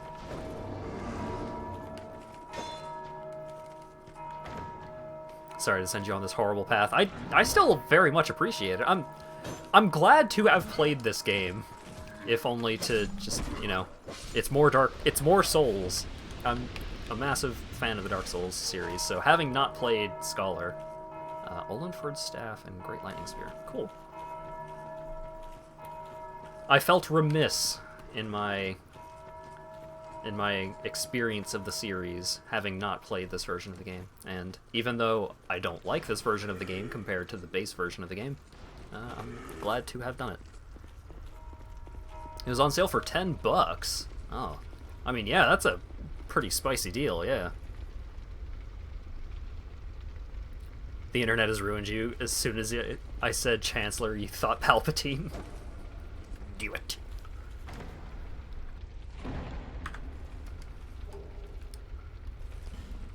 Ah, Dark Knight Stone. Nice. Oh yeah, are you guys ready for, like, one of the most frustrating things about this entire section? It's that zombie right there. Be wary of Trio. So, you drop off the stairs, come down here, and kill this zombie, and also that zombie, to keep them from ringing this bell. Chances are, if you drop down on the right side and try to kill the zombie from that angle, you will be the one to accidentally ring the bell. And ringing the bell summons a bunch of dudes in this room.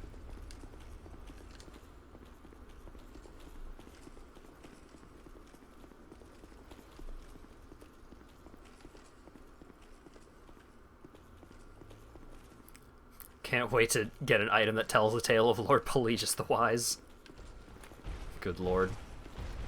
Oh, there's just a Dragon Rider here now, huh? They just put a dragon rider here. Okay, yeah. Is that room as bad as the party cave from Bloodborne? The party cave you're referring to is in the DLC, isn't it? Because I never got the DLC for Bloodborne.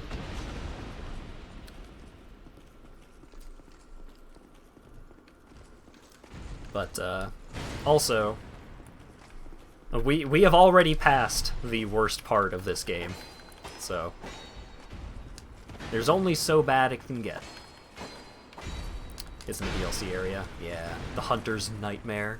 The Hunter's Nightmare, sorry.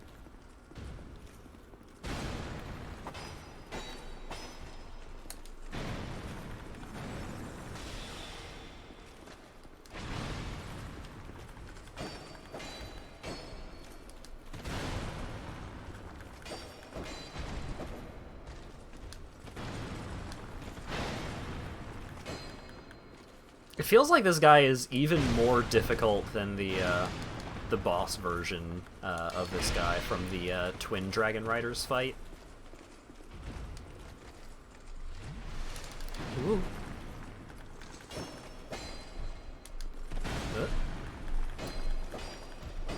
But yeah, Namunus, how big a fan of you?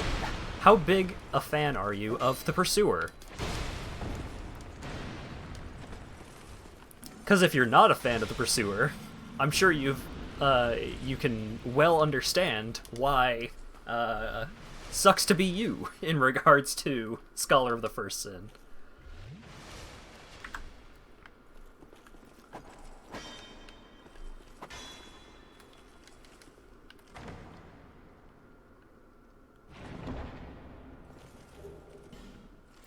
Could be expectations, maybe, but also it just feels like it was taking longer to kill him than it took me to kill him in the boss fight. Even with using the rapier. The boss, chill. Shadow Pursuer can go back home because I'm not trying to fight him. Yeah. He does drop Twinkling Titanite. And he doesn't respawn if you kill him in any of the random-ass places that he spawns in, which is nice. Okay, this boss... I recall this boss being a little infamous in regards to being a tough one. I am going to repair my rapier, just in case. Oh, I'm at full health. What am I doing? Okay, so... I've got 2 Soul Spear, 15, 11. Got it.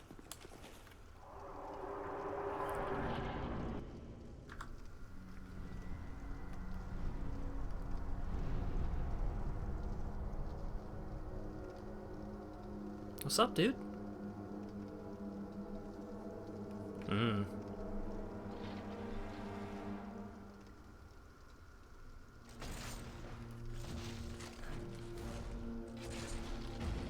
Oh, I forgot about the cool twirl he does with his weapon. So this is Velstad, the Royal Aegis, because he protects King Vendrick.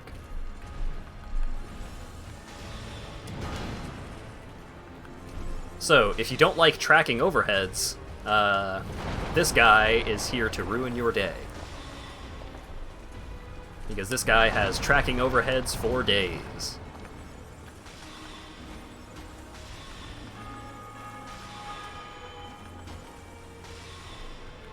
So, once you get him down to, like, 3/5, half health, thereabouts, he gives himself a fun little buff, which makes him way stronger, and also much faster. Ouch.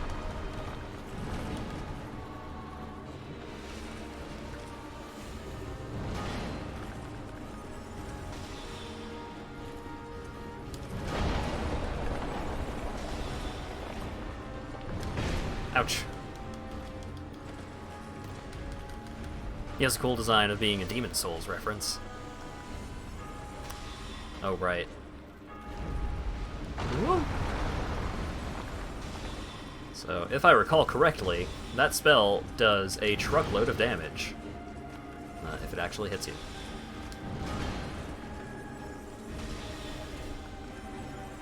But it's okay, because I'm a caster, so I was able to just kite and bully him for the majority of the fight. Caster's OP, etc., etc. Hurrah for victory! Tears ahead, but try composure.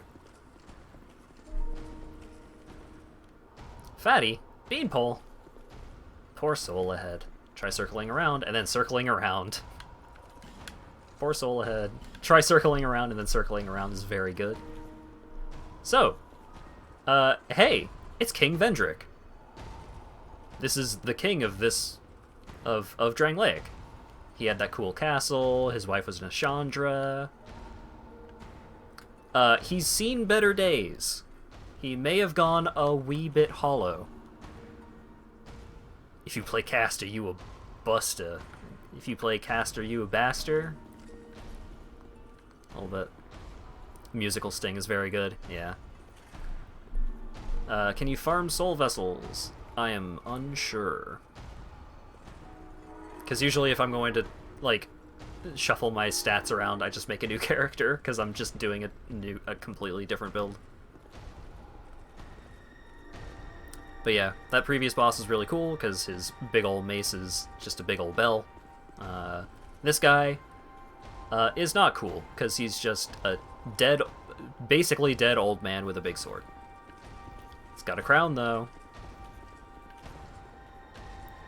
And here's all his clothes, because he just took off all his clothes, because he's going crazy. So, King's Ring. Examine. Alas, nothing happened. So, we now have the King's Ring. The King's Ring is very important. But if Vendrick is hollow, then who was Phone? Damn. Oh, if you use Bonfire Ascetics in Majula, I'm pretty sure you can farm the soul vessel that is in the basement of the mansion. I think that's still a thing you can do. What's up, lady? This ring is the symbol of the king. Use it to gain passage through the king's gate and venture to the far east. Bearer of the curse.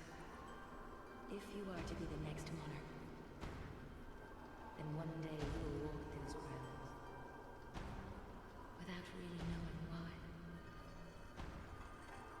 Spooky. Aw, it stopped wobbling.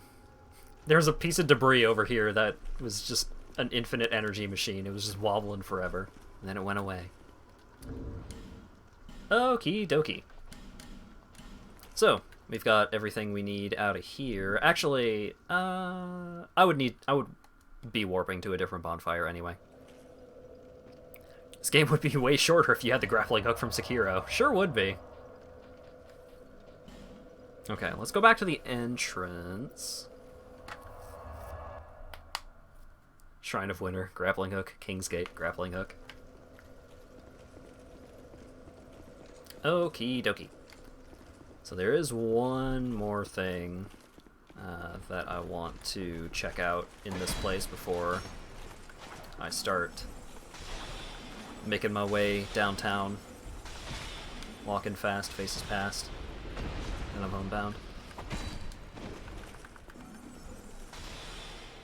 God damn it. Quit blocking, you jerk.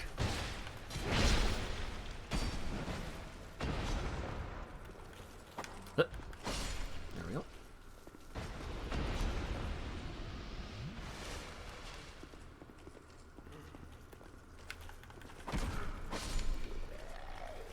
What's up, dude? Knock knock. Who's there? It's me!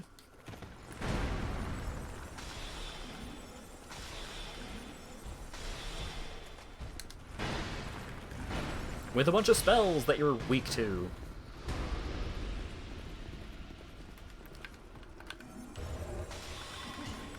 I forgot about him. I forgot about him. I'm a fool.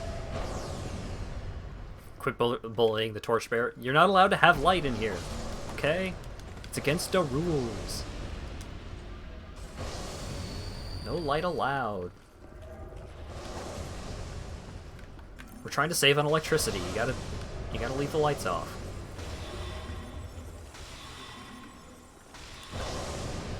Oh, well, that one hit the other one, somehow. Dang it. Ouch. These spells don't even do that much damage, but... still don't want to get hit over and over. Yeah. I don't remember if it's just, like, that spell doesn't do a lot of damage, or if the dragon armor has a lot of dark resist. I mean, I suppose that's something I could check right now. The dark resist is unimpressive, in fact. So, I don't know. That spell might just be weak. Might be a weenie baby spell.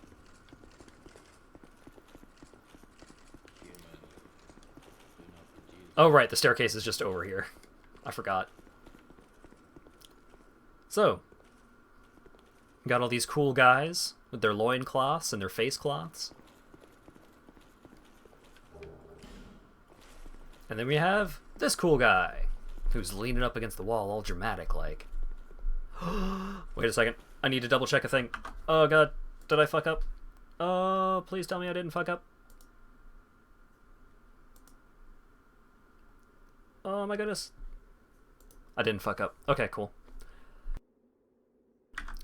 I could not remember if Velstadt is one of the bosses that you need to summon a certain NPC for in order to progress their quest line. We're all good. Alright, what's up? I am Ugday, guardian of the crypt. Countless dead rest here in peace, cradled by the comfort of dark. Light only agitates. We have no need for it here. Lucatiel also... yeah, Lucatiel does the same pose. We weave death and watch over the dead. This task was granted to me by the one who gave us the first death. Countless souls rest here. Some of them from ages long ago. Some were rich, others poor. Some wise, some dull, but now... Yeah! Someone liked my message.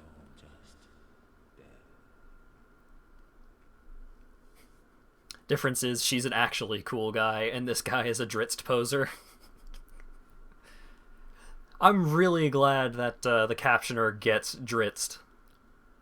Oh, how about Dritzt Doerden of Menzo Berensen? Oh my god! Damn, captioner! You're a nerd!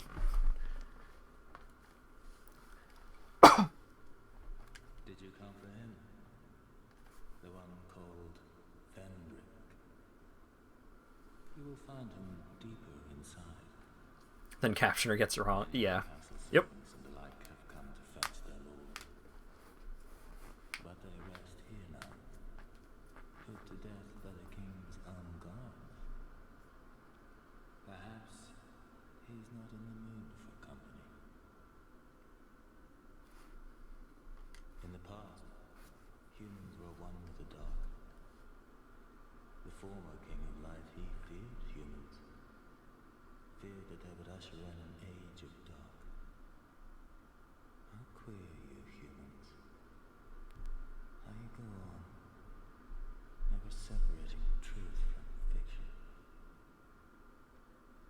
This place is welcome to all, provided due reverence is shown. Death is equitable, accepting. We will all one day be welcomed by her embrace. Tell me what you desire. Show me reverence, and I will lend you my hand. And now he can teach me a gesture. And he teaches me to beg for mercy. Thanks, Agdine. Ring of Thorns. Guess I could get the Ring of Thorns. He sells 13 human effigies and 13 Elizabeth mushrooms. Elizabeth mushrooms are very, very good. Ooh, Soul Spear. Don't mind if I do. Soul Vortex, I'd rather not. Soul Vortex is not good. Oh, hey. So, Warmth is a spell that those griefers used when I got griefed on the other stream that I did. One of the lost pyromancies preserved only in the Undead Crypt creates a gentle, warm flame that heals those who touch it. Fire can be a show of strength, but is also a symbol of warmth and wisdom and comfort. Fire is what the caster wishes it to be. So this creates an AoE that heals over time. But it heals anything in the area of effect, not just the caster, or the caster's allies. So when I was getting griefed, they cast Warmth, so that way they could continue stunlocking me forever, and I wouldn't even die. So that was fun. Soul Appease, one of the lost miracles preserved only in the Undead Crypt. Inflicts heavy damage on mindless hollows, but has no effect on anything else. The Undead Crypt is a place of rest for the living. Those afflicted by the curse can only pray to one day gain entrance. Cool.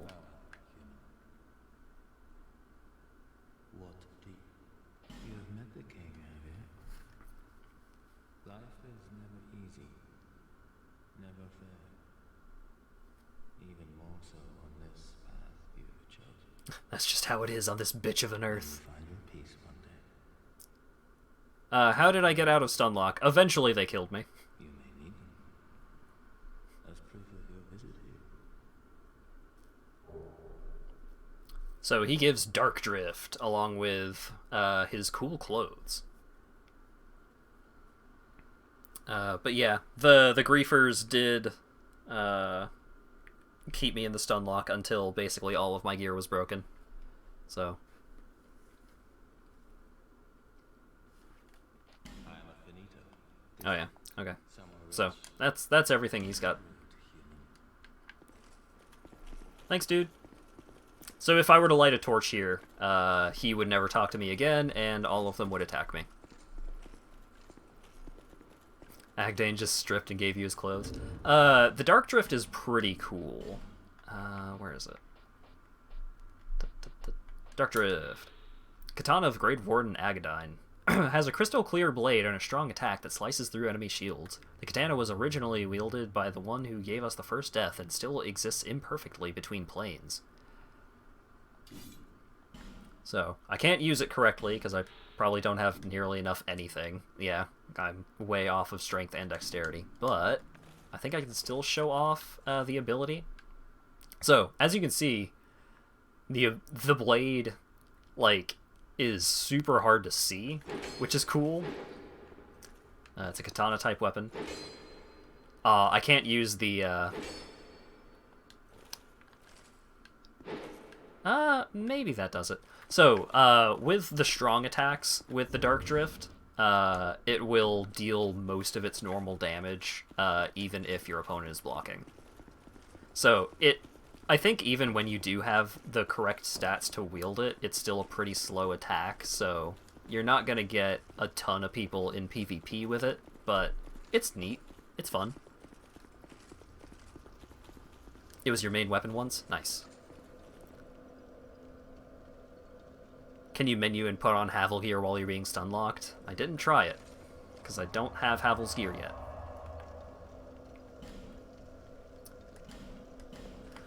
Okay, so back to town. I'm trying to think of things that would be quick to get through,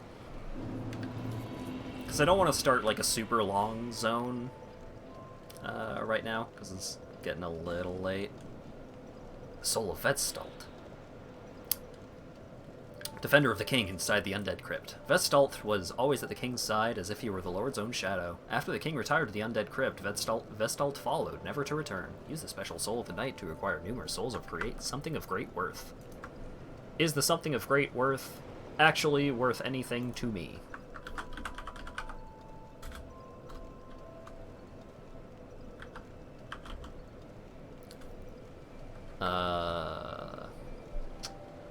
The hammer is pretty cool, but I don't think I would ever be able to actually wield the hammer. And it's also from Ornifex, which means I would have to go to fucking Spider Town. What's the other one?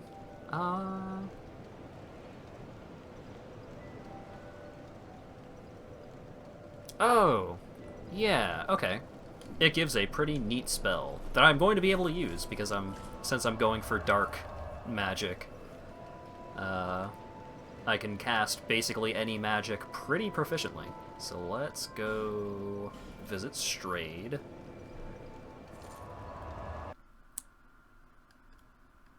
You can't dual wield Dark Drifts until New Game Plus. I think that is the case, yeah.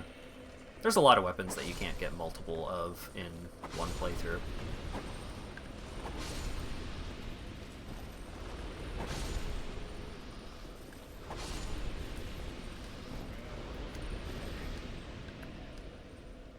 Alrighty. Give me the spell. Sacred Oath. An ancient miracle said to have been devised by warriors who once served the god of the sun, provides a temporary boost to the attack and defense of its caster and all nearby allies. So if you want to be a supporty kinda build, this one's pretty good.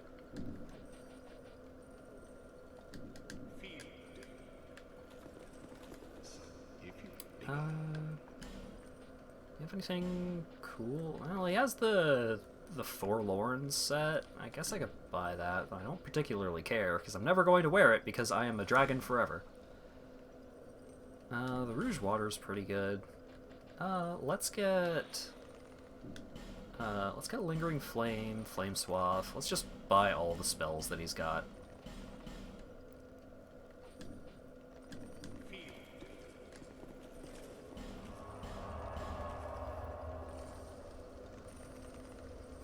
That's your ultimate edgelord build, 2 invisible crystal katanas.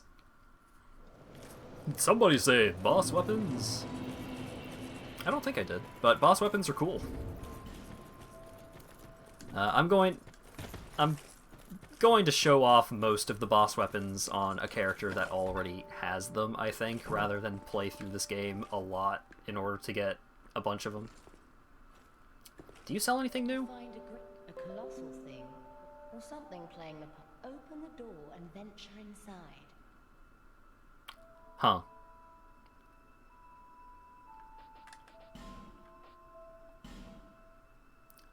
Oh, the flying feline boots! I forgot about these. Reduces falling damage. Let's see. Red Eye Ring, Name Engraved Ring. So if you want to play with specific players, this is what you use. So use the Name Engraved Ring, and then you basically set up a password so that you can like specifically summon and get summoned by specific people. I'll buy the cat boots. Great artist, by the way. And then I'll go see if I can afford to fix my Ring of Life Protection. What's up, dude? 14,000. I am just gonna burn some soul items so I can fix that, because that is a very handy thing to have. And I'll burn some extra soul items so I can get some level ups. Up, up, up.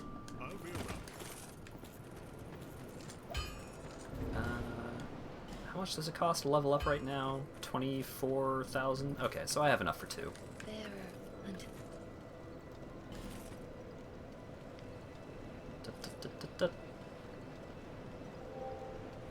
Oh yeah! Look at that dark bonus. 166? Oh yeah.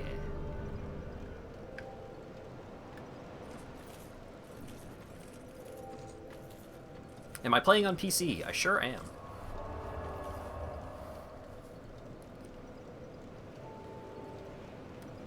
It isn't quite, yeah, it's not the same.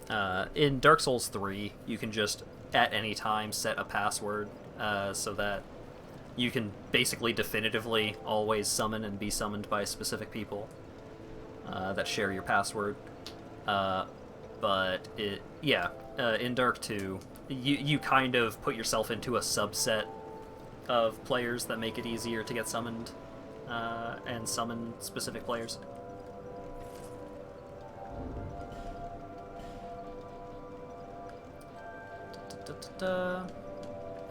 Okay, so what do we have available right now? I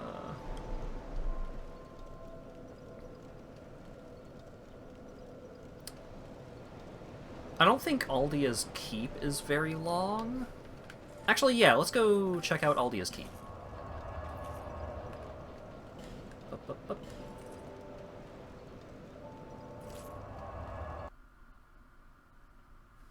Would I be interested in playing through some of the big Dark Souls mods sometime? I actually strongly considered that, and considering how much I love these games, it's definitely something I've thought about. I don't... It's on the maybe list. I think just doing a raw playthrough of the games first is my current plan, but if I'm still feeling the itch by the time I'm done with them, then playing through some of the what are they called? Total conversion mods or what have you seem pretty neat. And also a lot of the, or basically all of them, I've never really played any of these games modded, so it would be entirely new to me, other than just knowing the fundamentals of how the games work.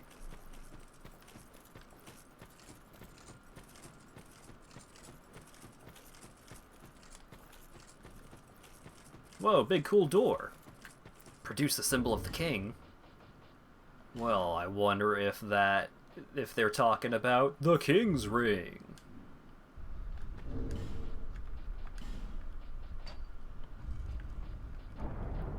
And then I'll switch it back. Haha!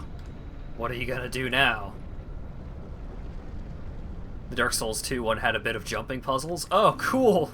Because we all know how good I am at those.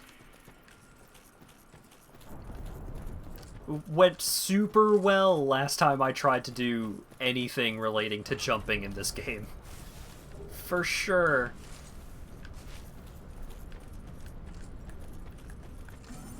So hey, if you like being petrified, how about you hang out with all these cool dogs?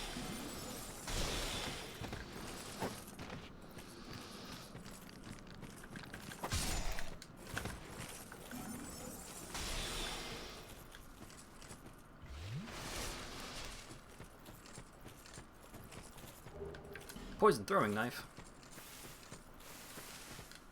Don't give up, skeleton. Nice. Oh, it's a skull. Nice. Head ahead. Too true. Enemy ahead. In short, be wary of chest. Be wary of monster. Let's do this from a safe distance.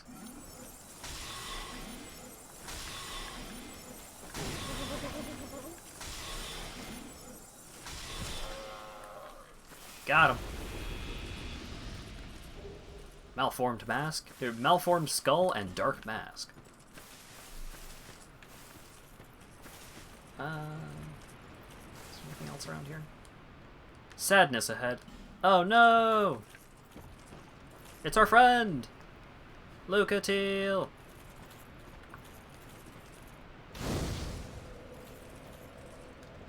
Don't give up, friend. I'm gonna rate that.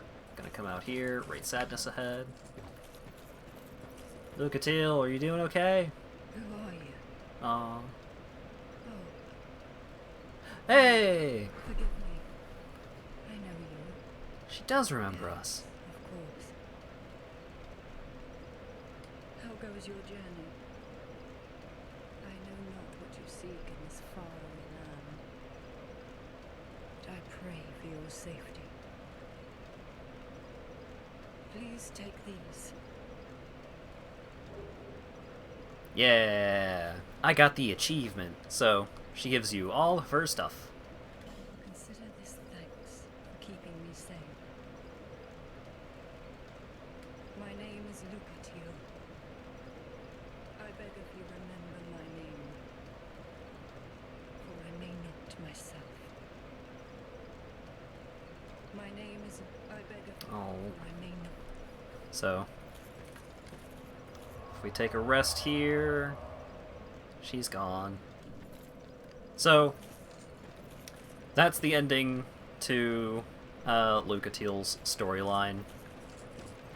She goes hollow because she has suffered from the curse for too much and for too long, so she loses all sense of self. And she's gone. Hello, Bruglee. We just watched Lucatiel go away, which was sad. I was so worried that I had forgotten to summon her for the Lost Sinner, or Last Sinner, or Lost... The Sinner. I was worried that I forgot to summon her for the Sinner boss fight, because in order to get her gear and for her to remember you and give you her stuff during that final encounter, oh,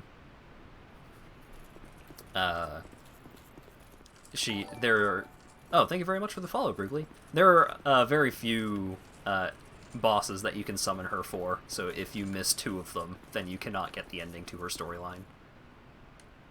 Love this game? Me too. I'm not as big of a fan of Scholar of the First Sin, but I do love all of the Dark Souls games. Even if this is the worst Dark Souls game.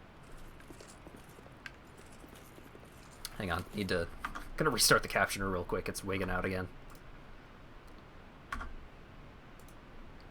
Testing, 1, 2. Cool. It's better than Demon Souls, sure is. I didn't say it was the worst Souls game. And it's not.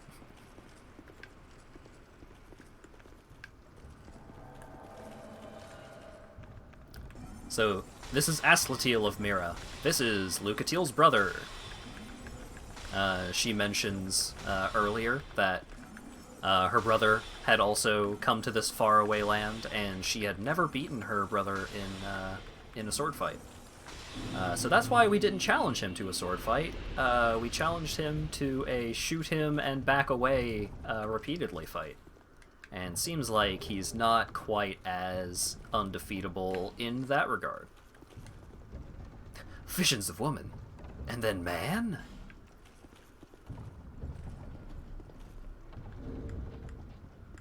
Hang on.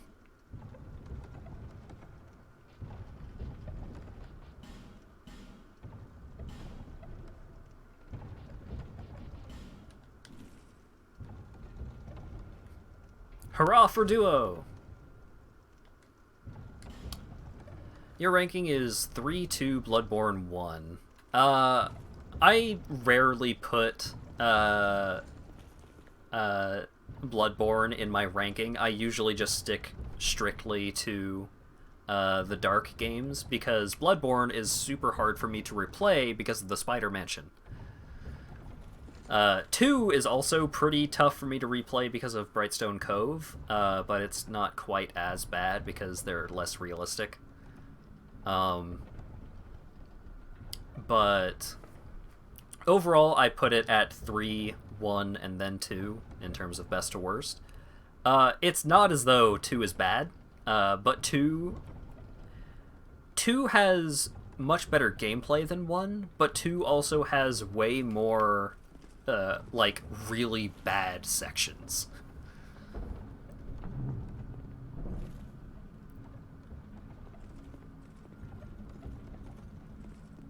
Tongue required a head. Torch required a head. Cool. What? Oh no.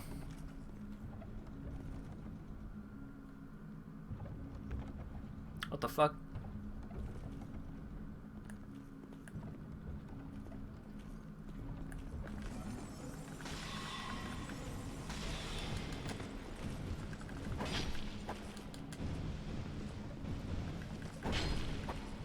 What?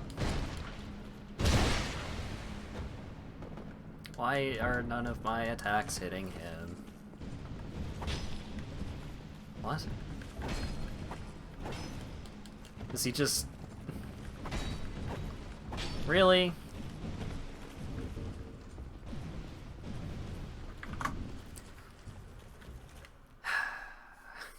Goodbye. Arachnophobia. Yes, that is indeed the case. Iron Flesh? Iron Flesh would still show, like, the damage numbers. Even if I just wasn't doing much damage.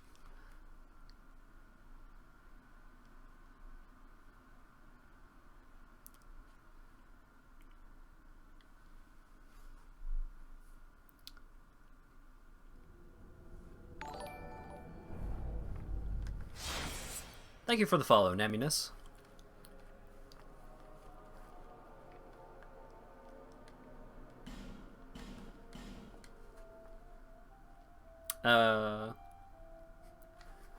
Love that Mario game? Yeah, I've thought about playing the Mario and Luigi Superstar Saga games on stream, but they're pretty long and require a lot of dialogue, so it's hard for me to do that kind of stream often.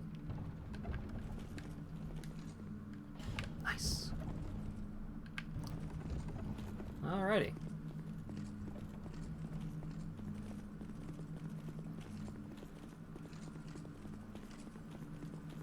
Ooh, I wonder what this is. It's a man. What's up? Please, just stay away. No, please, don't come near me. Nothing good will come of it. Just leave me alone, please. Leave this place and leave me be, as I'd not see any harm befall you. Please, just leave me alone. Please. What a weirdo. You think you beat it? I think I got to the end of Partners in Time, and then I lost the cartridge because I had it as like a physical copy. The thing that turns you away from 1 is how shitty the second half is and the lack of fast travel. Still good, but hate playing it now that the sequels have improved most aspects of it. Yeah, so a lot of the zones in the second half of Dark Souls 1 are pretty unfinished. That is very clear. And, you know, the inconsistency of the fast travel, you know, all of those are very valid criticisms and concerns. But I feel like Dark 1 and Dark 2 are generally pretty close in overall quality. Because I think Dark 1 had much better environment designs. Even if some of the environments just didn't get finished. The way that the world interconnects in Dark 1 and the way that the progression through the world in Dark 1, I think all of that makes for a generally more enjoyable experience than Dark 2, because Dark 2 has those areas that are just completely unfun in any way, shape, or form. And a lot of the things that are unfun in Dark 1 are pretty easy to get around or just not do and stuff like that. Like, oh, the depth sucks. I'm just not going to do the depths. The scaffolding section of Blighttown sucks. I'm just not going to do the scaffolding section of Blighttown. The New Londo Ruins sucks. I'm just going to sprint through most of it. Meanwhile, the worst part of Dark 2, the Shrine of Amana, takes forever and actively hinders you from just rushing through it. You like the lack of fast travel in the first game, you really learn the map. That goes back to, like, generally better world design. It was usually more fun to just go back through areas and learn shortcuts and figure out how all of the areas interconnect, as opposed to Dark 2, where it's just like, I'm going to go down this path. Okay, I got to the end of this path. I'm going to fast travel back to the junction, and then I'm going to take a different path until that path ends. There's not nearly as much interconnecting of the different zones. The Dark Souls 2 DLC is the best content in the whole series. Yeah, the DLC... I don't know if it's the best content in the whole series, but the DLC in Dark Souls 2 is definitely a high point. It is very, very good. Also, hey, What's up with all of these weird messages leading to a switch? Let's read them. Pull back. Pull back. Pull back. Pull back. Pull back. Pull back. Pull back. Pull back. Don't you dare. And all of those, you cannot rate them. So, those are developer messages.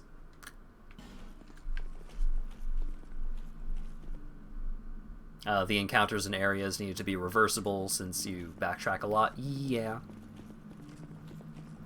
None of these games are perfect. Not by any means.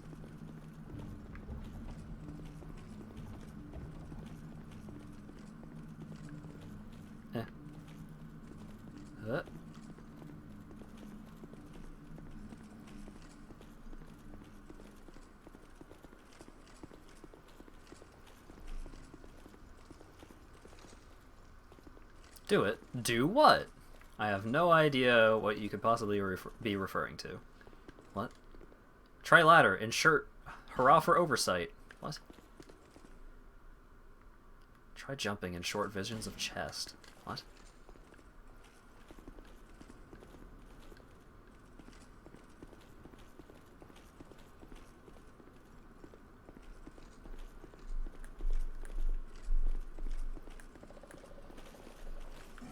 Oh hey, it's a big old basilisk. Good thing it's stuck in its cage. Aww.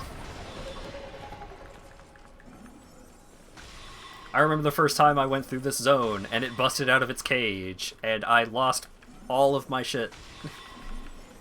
Scared the bejesus out of me.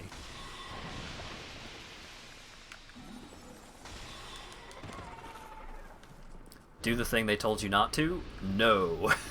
So, there's a very specific reason why the answer to that is no, but we'll go over that in a bit. Because it requires doing a certain thing, and I don't want to do that thing yet. Don't you dare. Be wary of light, and then phantom. Huh.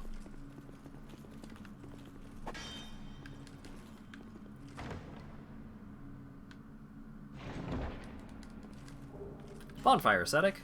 Nice. I don't...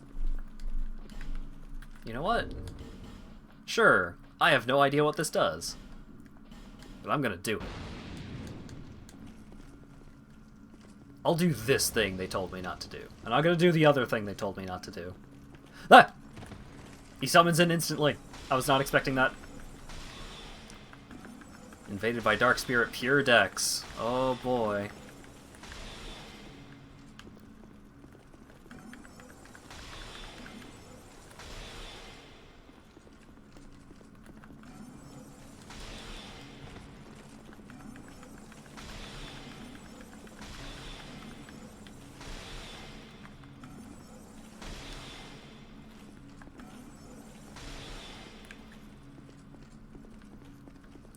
I'm trying to be very, very careful of not getting backstabbed by the actual player Phantom.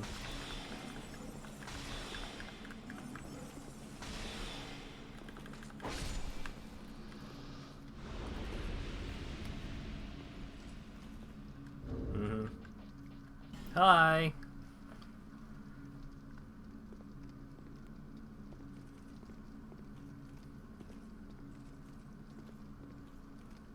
Time for sleep. Later, End. Hope you sleep well.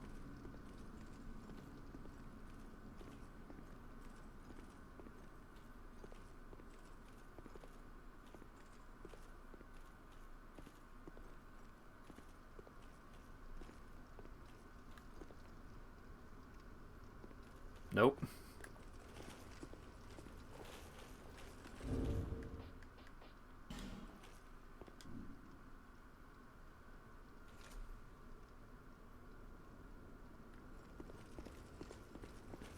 I'm not picking it up.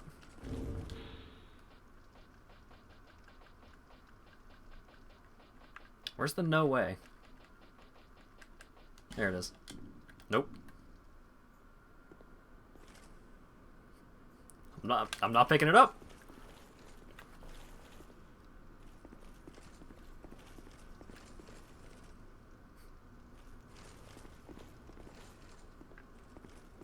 Alright. I'm not picking it up. I've made my intentions clear. No.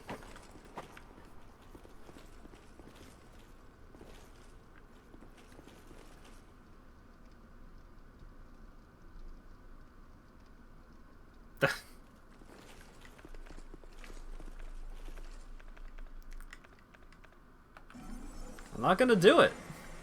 What is the thing? It could be a hacked item, and if it's a hacked item, then I die. Or, I don't die, but it fucks up my account. It's probably binoculars +1. Yeah, no. I appreciate this guy being a fun goofball, but I'm not doing it.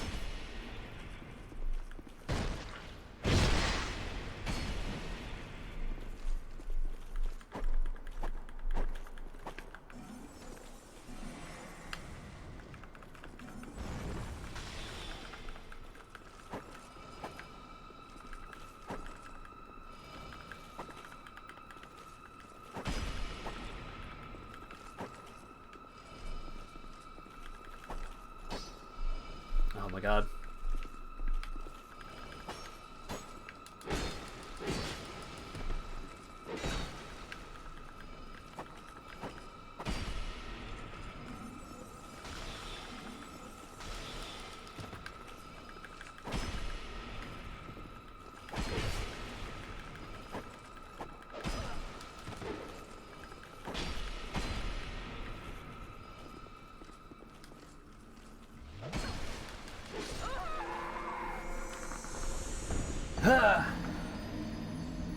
There was no way that I'm winning that fight either way, but I played along for a bit. But that's actually kind of helpful in a way.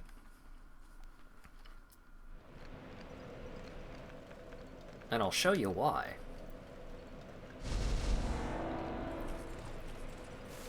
Do-do-do-do-do. Why not just leave? You can't leave if you're invaded in a lot of areas. Unless there is a boss door that you can go through.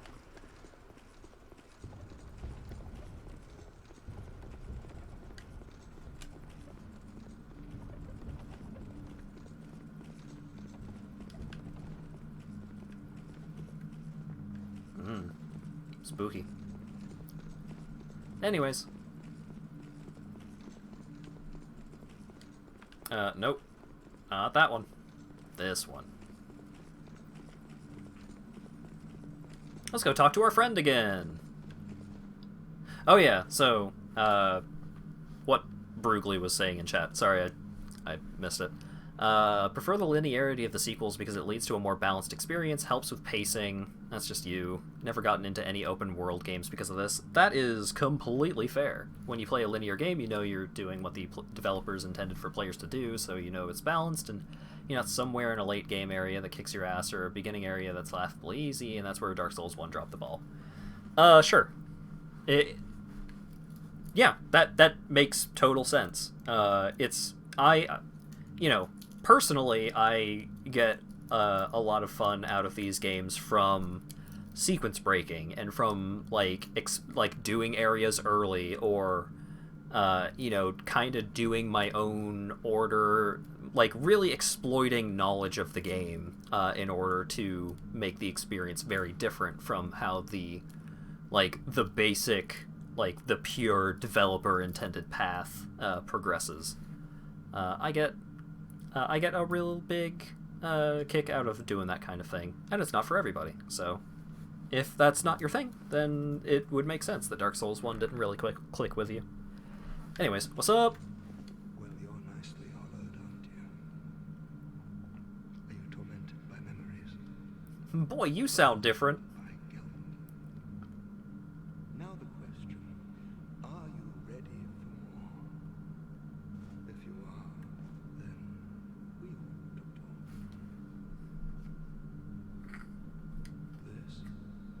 This contains my power. Long ago, this naive vessel of mine set about devising new spells.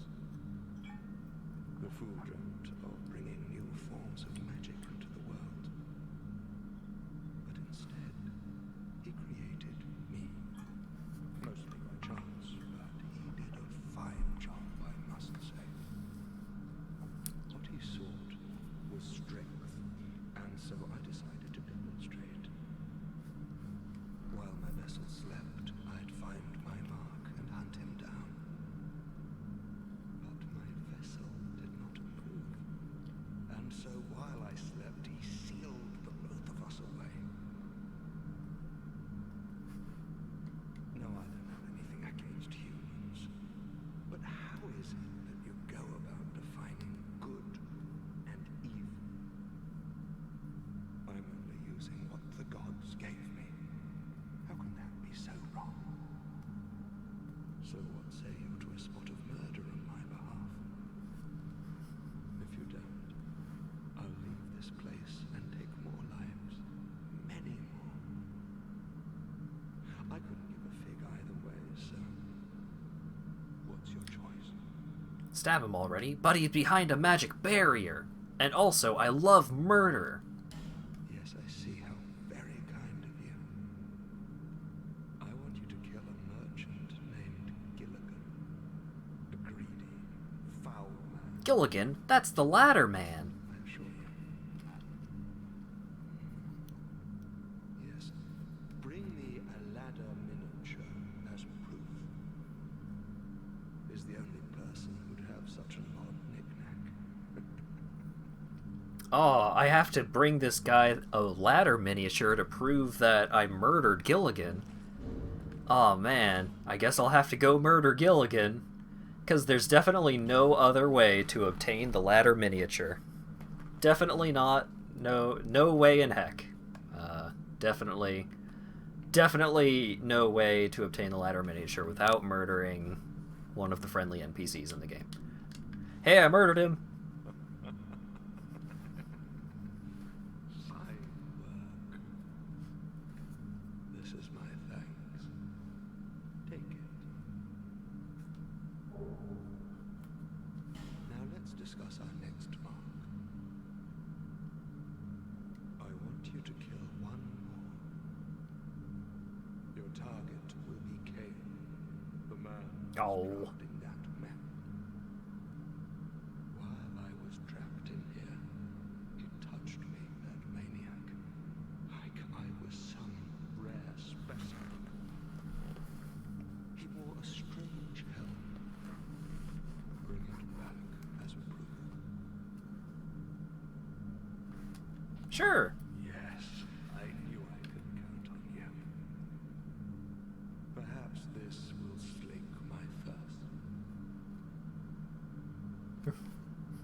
This guy doesn't seem that find it suspicious that you had it already. Don't worry about it. I want you. Bring it. Okay. So I can't get Kale's helm without murdering him until pretty late in the game, I think. So I'm not going to be able to continue that side quest for a while. But yeah, you can complete all of his murder quests without murdering anyone. For some of them, you just have to buy the thing off of them, but for others, you can... you have to complete their side quest. Ouch.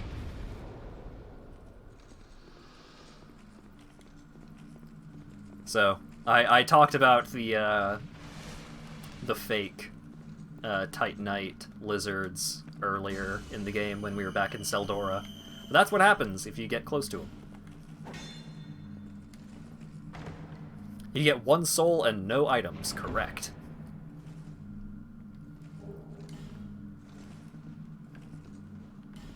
Chest left. Wow. Dark Souls 2 is flawed, but gets a lot more shit than you think it deserves. Sure. Yeah. People keep... A lot of Dark Souls fans talk about Dark Souls 2 as if it is a bad game, as opposed to what it is, which is a, like... It is... For a lot of people that are distinctly Souls fans, it is generally weaker than Dark Souls 1. In terms of being a sequel, it had a lot of issues, and where it solved issues from Dark Souls 1, it also created a lot of issues that weren't there in the first place. So it's complicated, but I would certainly say that Dark Souls 2 is not a bad game. But in my opinion, and I find that this opinion is shared by a lot of people that are big fans of the series, it is generally weaker than 1. Now, did people exaggerate that into, oh, this game is garbage? Yeah, because that's what the internet do. Dark Souls 2 without DLC is a 7.5 out of 10. With DLC, it's a 9 out of 10. I have such a hard time giving games in general any kind of number ranking, but I would 110% agree that the DLC made Dark Souls 2 drastically better. DLC is very, very good. Also, you may ask, hey, why could you talk to that guy? Or rather, why was that guy different than the last time you talked to him? Because this time, I talked to him as a hollow. And the first time, I was fully human. So, that guy, which guy you talk to is dependent on whether you are currently hollowed out at all. Gotta grab my bloodstain? Yeah. Getting there.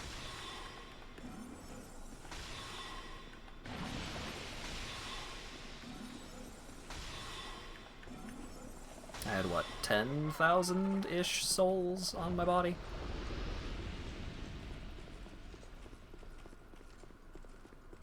Doot. 25,000! Hot diggity.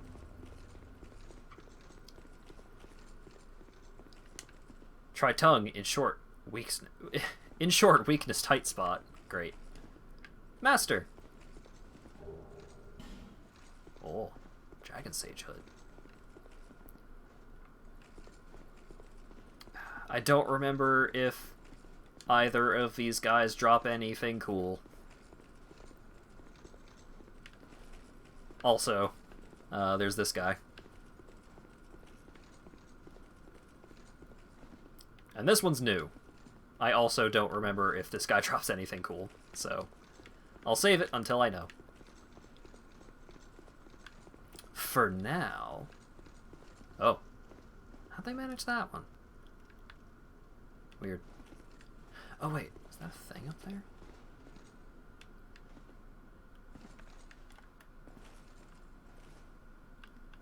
What the fuck?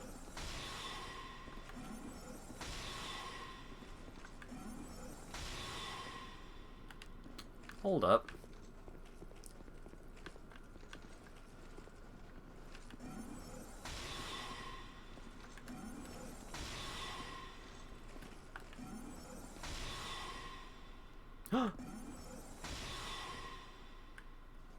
Oh my god. Now I need to go back down there and figure out what it dropped. I don't know if that's new to Scholar of the First Sin or not, but I've definitely never seen that before.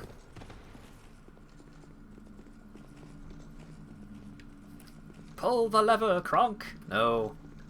Pulling the lever breaks that side quest, because it frees him. And that's bad. It's just a fucking life gem. God damn it. I thought it was gonna be something cool. Because it's so hidden.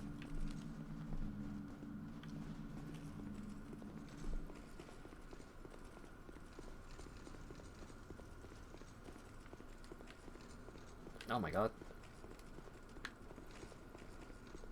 It looks bugged too, VH. Nah. A little bit. Okay. Up.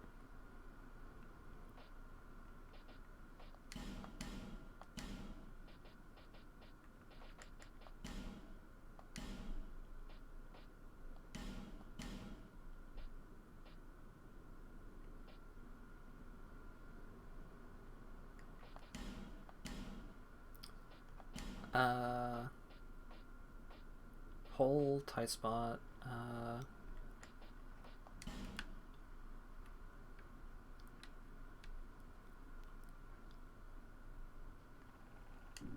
oh god, this fucker again. God damn it.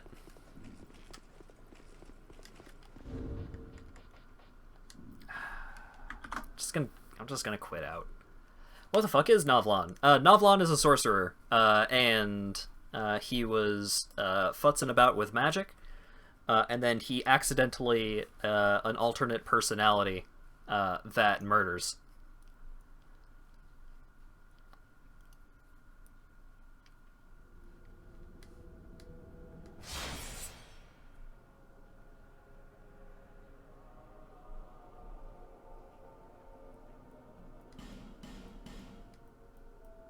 Navlan best NPC. It's one of the more interesting quests.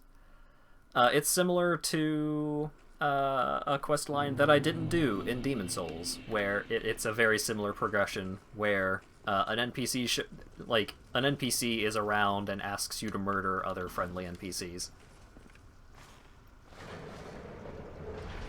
Forgot you could be invaded while hollow. You sure can.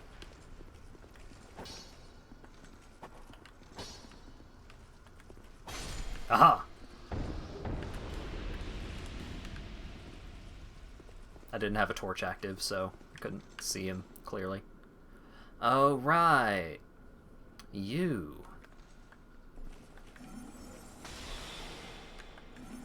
Can I murder you through the cage? No. Don't give up. Miscreant ahead. Eh.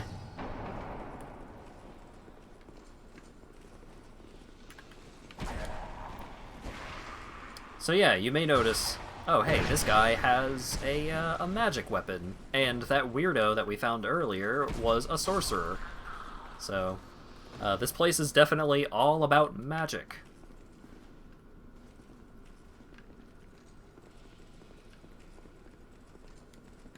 Use Pharos' Lockstone? Don't mind if I do.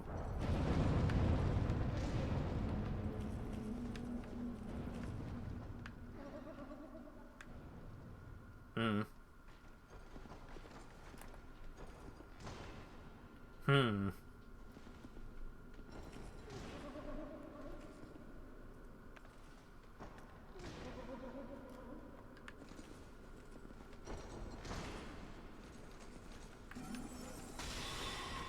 What? Why?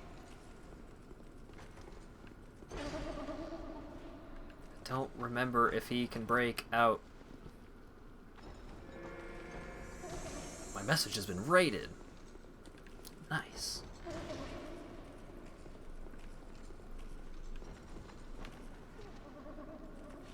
I'm so worried that he's going to free himself while I'm turned around. Eh. Nothing.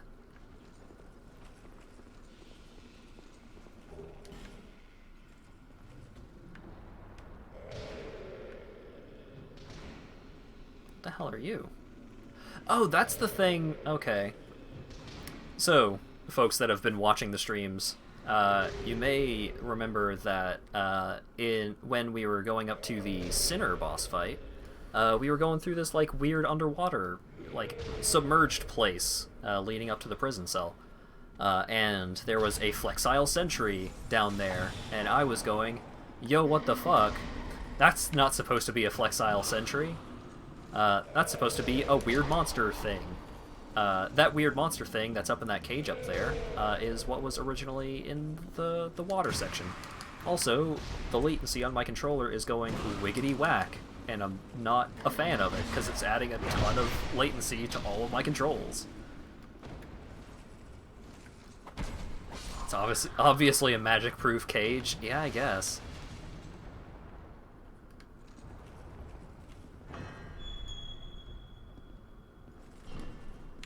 Damn it. Oh, it's all green in there. Close the door. Bloody expensive. So this is where they keep all the dew. They haven't moved on to, like, Baja Blast or Code Red or anything like that, but this is definitely the dew storage. Also, hey, do you want a fun hidden bonfire? So, off in this side room of the manor, just going down this random staircase.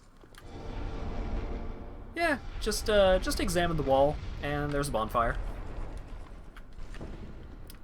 Totally reasonable bonfire to find. Definitely not complete bullshit. Be wary of down, or be wary of equipment breakage. You're so mad when you found that out. Yeah! Don't you dare! I'm gonna do it. I have entered the gamer zone.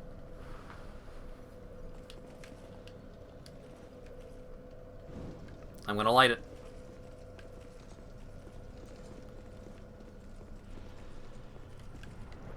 Boop.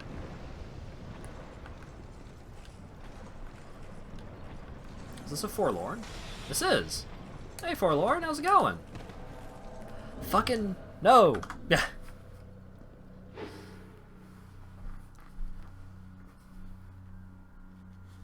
God damn it.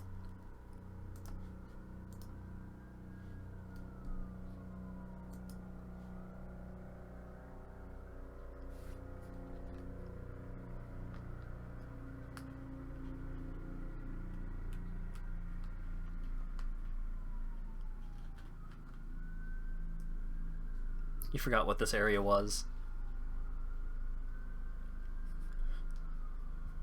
Going offline alert. Going offline alert. Warning. Warning. Return to online, or we will be forced to use force.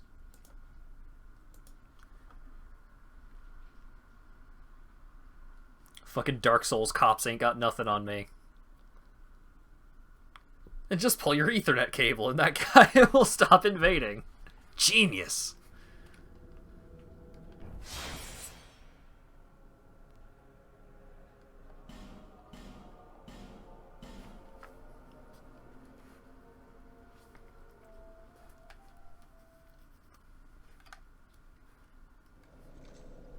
Ah.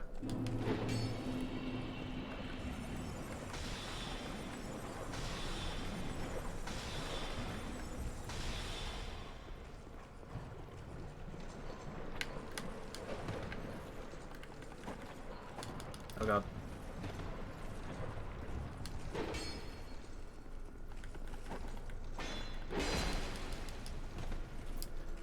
Controller, I would really appreciate if you would stop wigging out. You know what? Fuck it.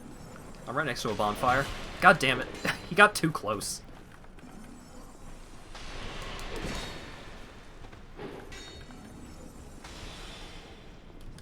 Yeah, this guy has pretty high magic resist, which is bad for me, because he also has pretty high piercing resist.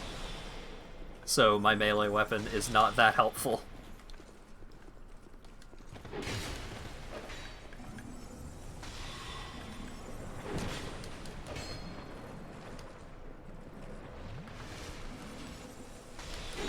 Fucking bitch.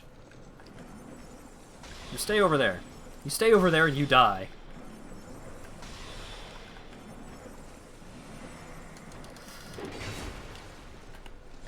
Yes! Got him!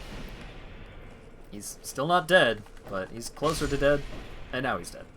Cool.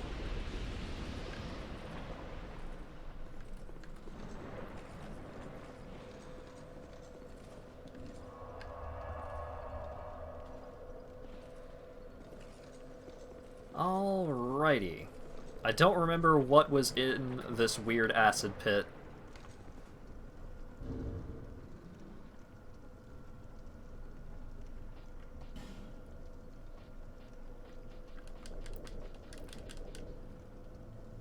You can spawn in and drop hacked items, no problem, but if you picked one up, instant ban. It's tangentially to me like figuring out how to get the dragon stone, the dragon torso stone early. I did end up learning a bit about the functionality of like how hacking in this game works and stuff like that. And the big problem, so to my understanding, Dragon Torso Stone early, I just used Cheat Engine to just give it to myself early. Because even though it's not, like, super impressive, I wanted to do a full playthrough where I'm a dragon this whole time. Did Hacker Man try to invade? There's no... I have absolutely no proof that Pure Dex is a hacker. He could very well just be a fun guy that's trying to goof around and have fun. He was trying to give me an item. But if that item is hacked, then that could cause an issue. So, the way that you get banned from online is when you start the game kind of like syncs your characters with the server, or rather, the game communicates with the server based off of your save file to make sure that your save file is not fucked up. What constitutes as your save file being fucked up, there's a couple of different things. One of them is having illegal items. So, having upgrades to items that cannot exist, such as having binoculars that are upgraded. If you have any item of that kind, then even if you do not get, like, hard banned, like, completely unable to participate in the online mode, you could be soft banned. And what soft banned means is that you are only able to play the game alongside other people who are also soft banned. So, that could just be other people like myself who I just used the cheat engine a teeny tiny bit to get an item early to do a gimmick run, or it could be someone that was doing a lot of hacking but not quite enough to get outright banned.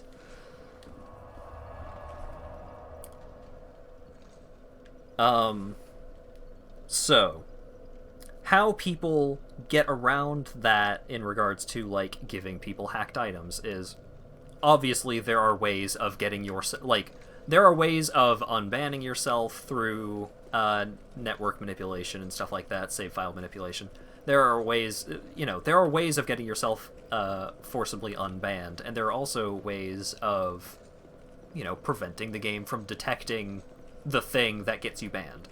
However, an easy way to avoid this is, since you only get banned if the game checks your save file and there's something wrong with it, and the game only checks your save file when you start the game, what you do is, you start the game, you give yourself one of these items, like one of these hacked items, and then you go and you give that to someone else. So that way, it's no longer on your save file. There's, the game does not keep track of every item that you have ever had. It only keeps track of what your character currently has.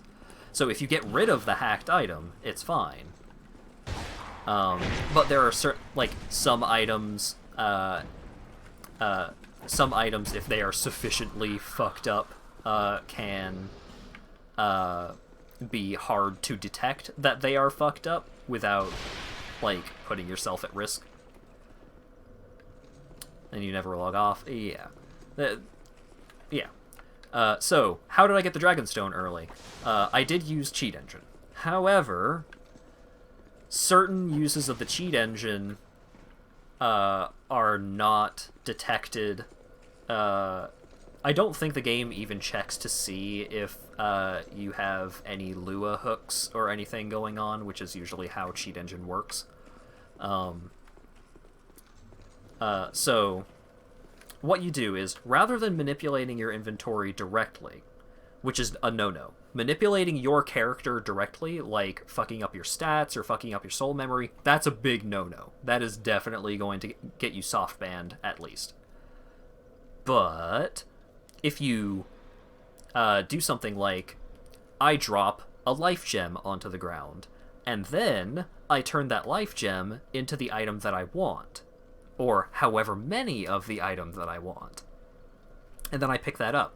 The game says, oh, you picked up 99 life gems. The game does not say, hey, there's nowhere in the game where you can pick up 99 life gems, or, hey, that wasn't 99 life gems a second ago. It goes, oh, you found 99 life gems. Good job. All right, we're putting these 99 life gems into your inventory. As opposed to, if you go into something that is currently existing in your inventory and change it to something else, then the game is like, hey, hang on a second. You fucked with your character. That's not okay. That's a big no-no. And the main reason why that is for situations like, you join someone else's game and drop an item for them just to be nice. So that way the game does not go, hey, you're not supposed to have a +5 Zweihander. That's fucked up. Like, how'd you get a +5 Zweihander? Ban. No, because that is something that could happen. A player could join your game, drop a +5 Zweihander, and then you pick up the +5 Zweihander, and that's fine.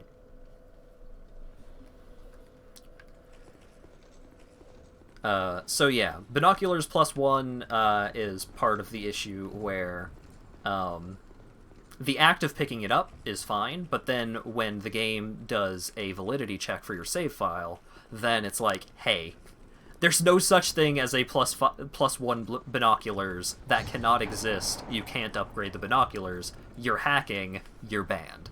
Or soft banned, as it usually is.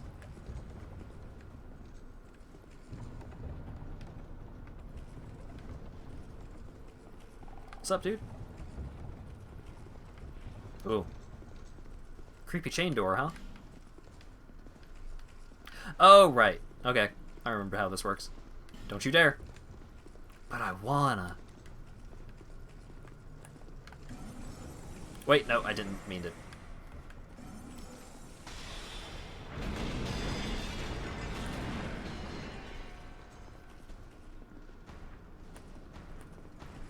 The specifics of the difference between modifying your character and, like, the exact mechanics behind it, I'm not 100% sure.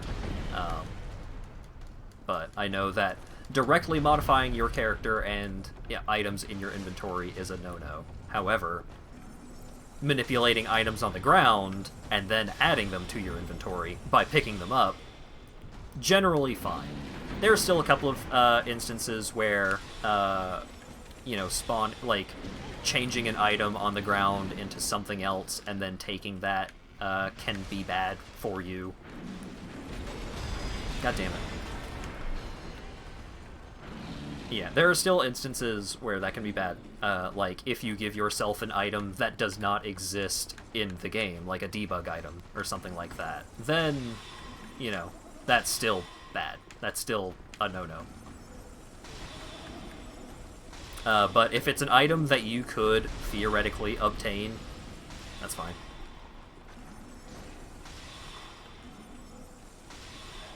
Being a nerd and speculating on the technical part, yeah. I'm not saying you're wrong, I'm just saying, I don't know. Maybe.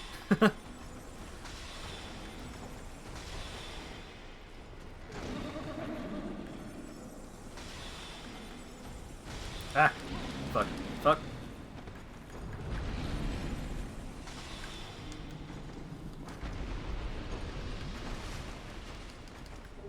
Old Radiant Life Gem. Ooh.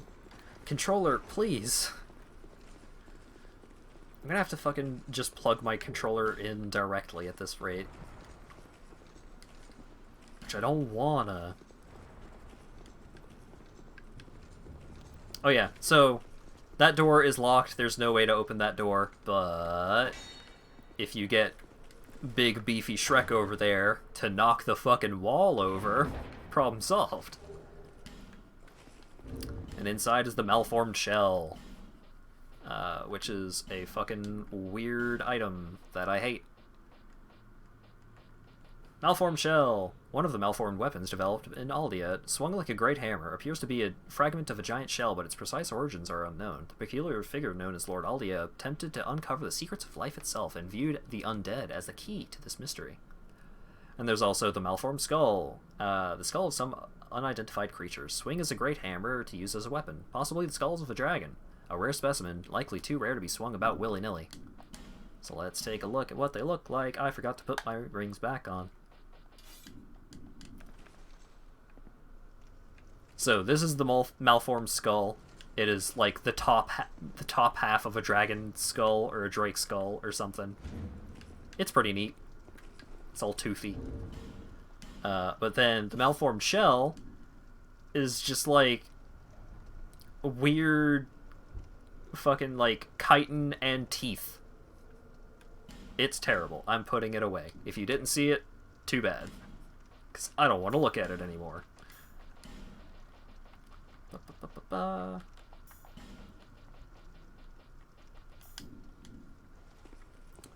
More torches to light. Yeah, I'm thinking about it.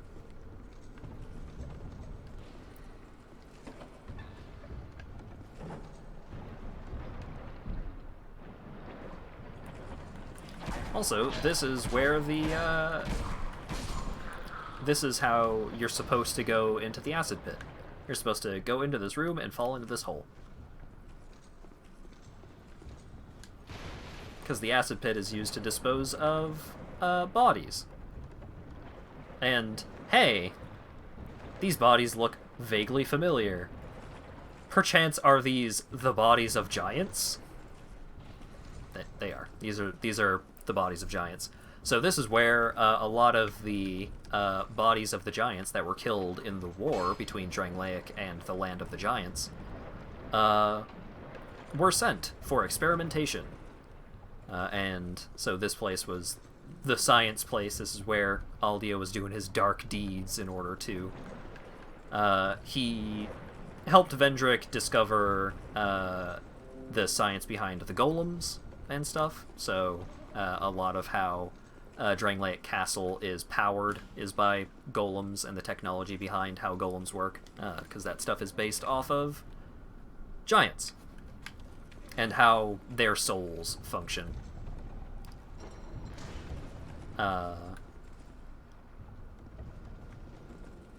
But Aldea was also doing something else with the souls of the giants, and he was...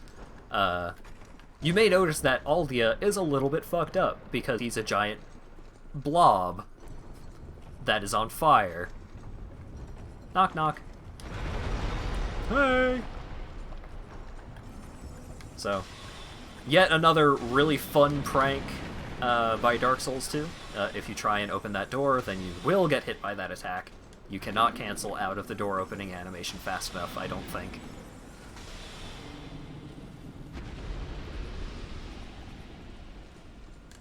Oh, hey, another one of you. Get out of here. Fire Drake Stone? Neat.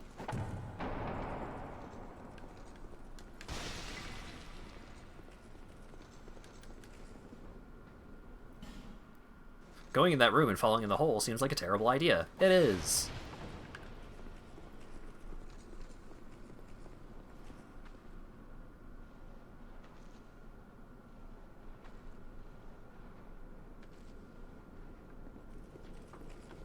Knock, knock.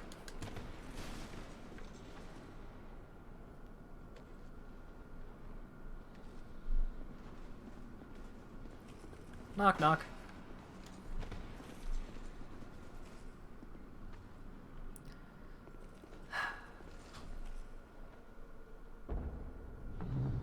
Knock, knock. Oh. It must be fine, then.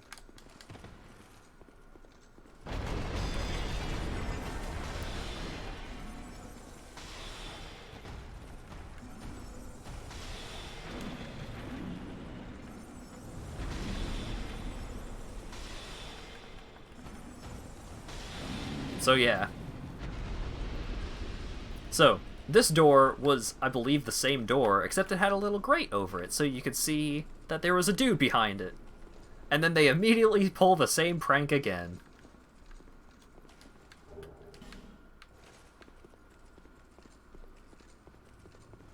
So, that's a boss fight. Let's continue exploring a little bit more. I don't remember... Knock, knock. I think I actually need a key, but I don't remember where I get the key in here.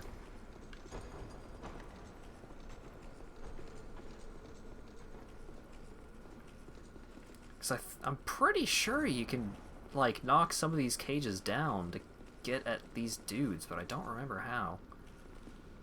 Oh my god, controller. You and I. We're having a falling out right now.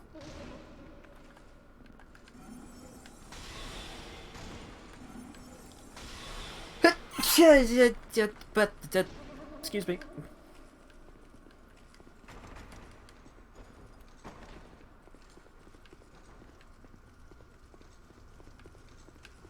I absolutely do not remember how to knock down these cages.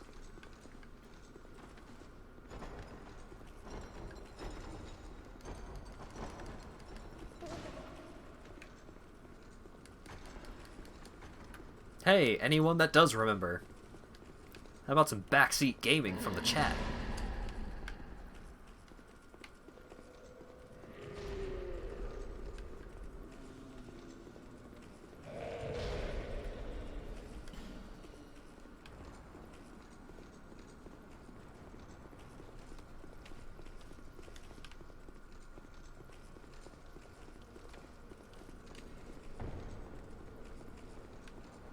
It has been too long since I have played this game to remember such minutiae. That face when Hat asks for backseat gaming and you can't give it to him. Damn shame.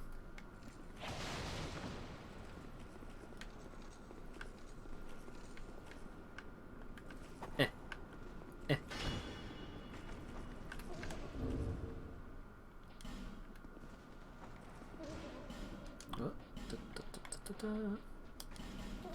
Eh.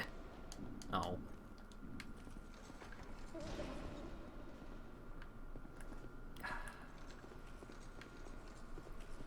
Because I'm pretty sure there's a way.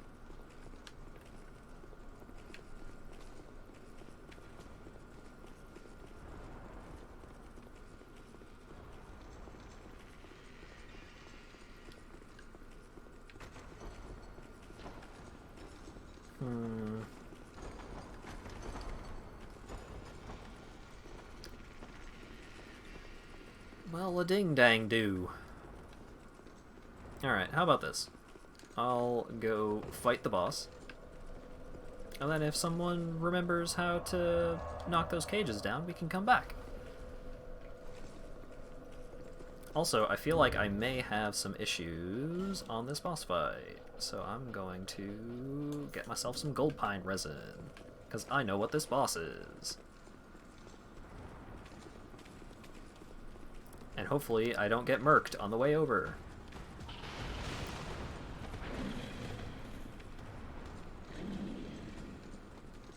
What's up, dude? Nope, nope. I'm out of here.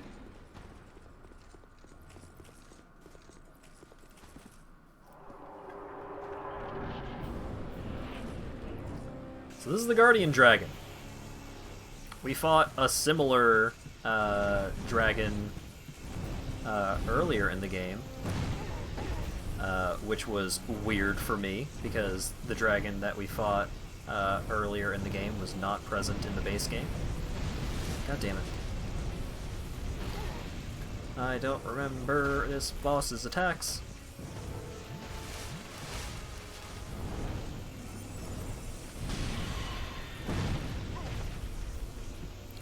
Oh, it's weak to magic, huh? Interesting.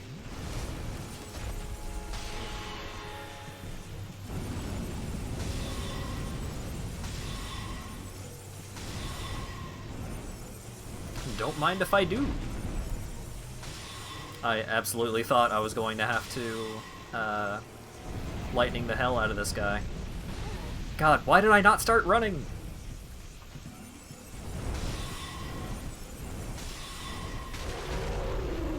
Goodbye, dragon.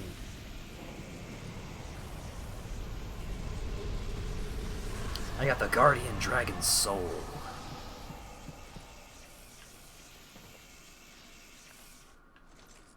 Huh. Cool pillar.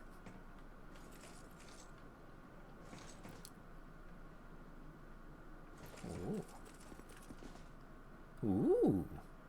Oh. This is like one of the prettiest views in the game, and it is blocked by this big stupid rock.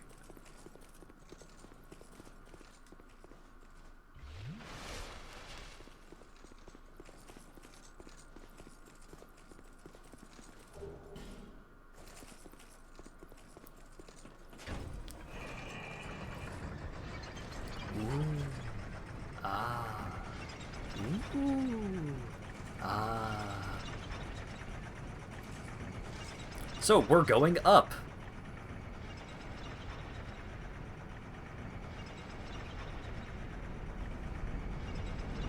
To where, you might ask? Well, that's a very good question.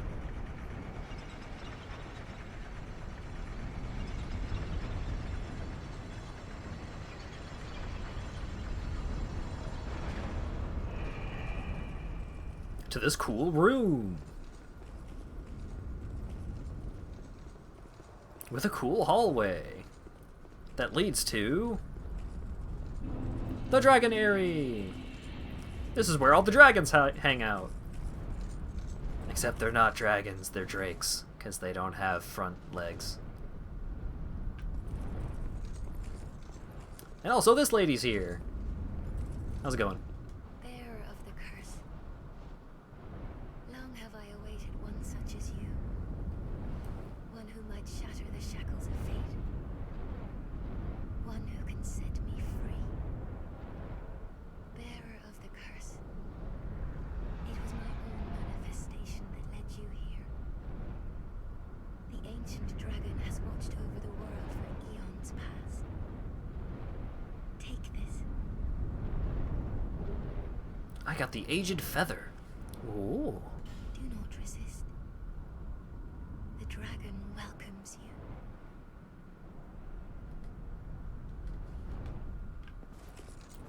Oh man, she wants me to go hang out with a cool dragon? I love dragons.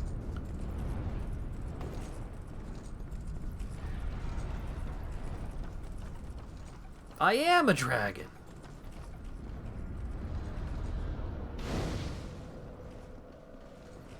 But first I'm going to go back to Majula.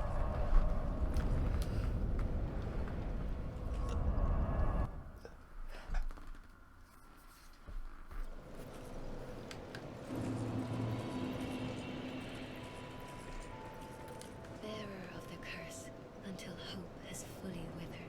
So she doesn't say bear seek lest anymore because I've progressed too far in the game.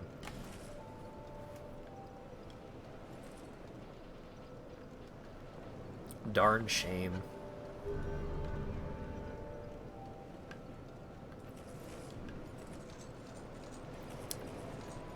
So...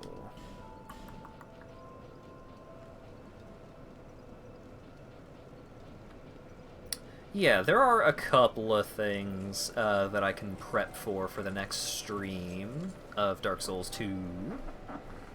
But in terms of story progression, we are getting pretty close to the end here.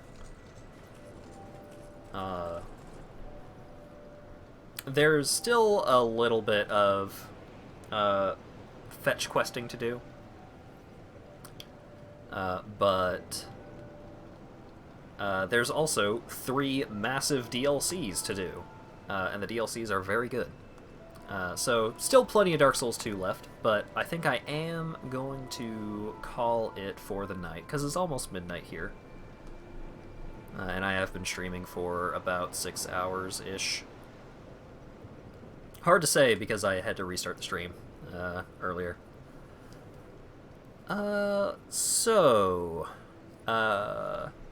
Let's switch to hold on screen, and let's... oh god, what have I done?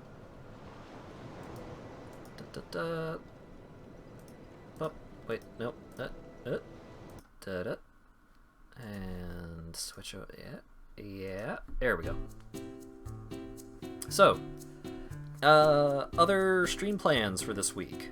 I don't have a ton of specific stream plans this week, actually. There's probably going to be at least one more Dark Souls 2 stream by Thursday, let's say. But other than that, I have Dark Cloud 2, which there's a couple of things to do available in Dark Cloud 2, including some city building, if anyone cares about that. Speaking of city building, RimWorld? I don't know. I don't have a DLC for RimWorld, so it's not super high on my priority list, but it's a maybe. If you have any suggestions for video games that I should play, you can let me know in stream chat if I'm around, or hit me up with messages. You can direct message me on Twitch. You can hit me up on Twitter, which is linked below the stream in the About section. And I know it's not exactly for everybody, but I have a Discord server. I mean, theoretically it's for people that like my stream, but it's an official Discord for my stream, my channel. So you can hit me up on there and let me know if you have any game suggestions or requests or what have you.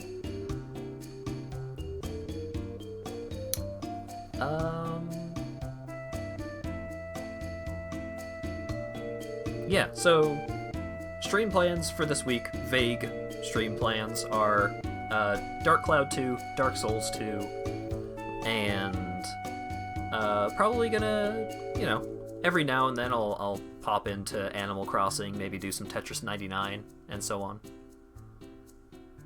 Oh, I don't have any of the exclamation point commands set up.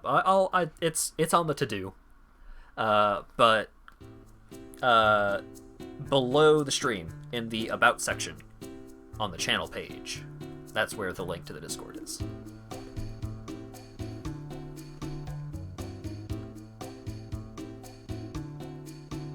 So yeah, thank you guys so very much for showing up and chatting and hanging out. Today was really good, really busy. A lot of new folks today. Super happy to see you all.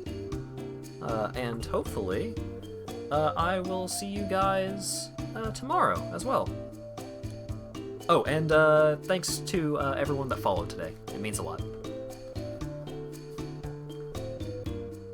Goodbye!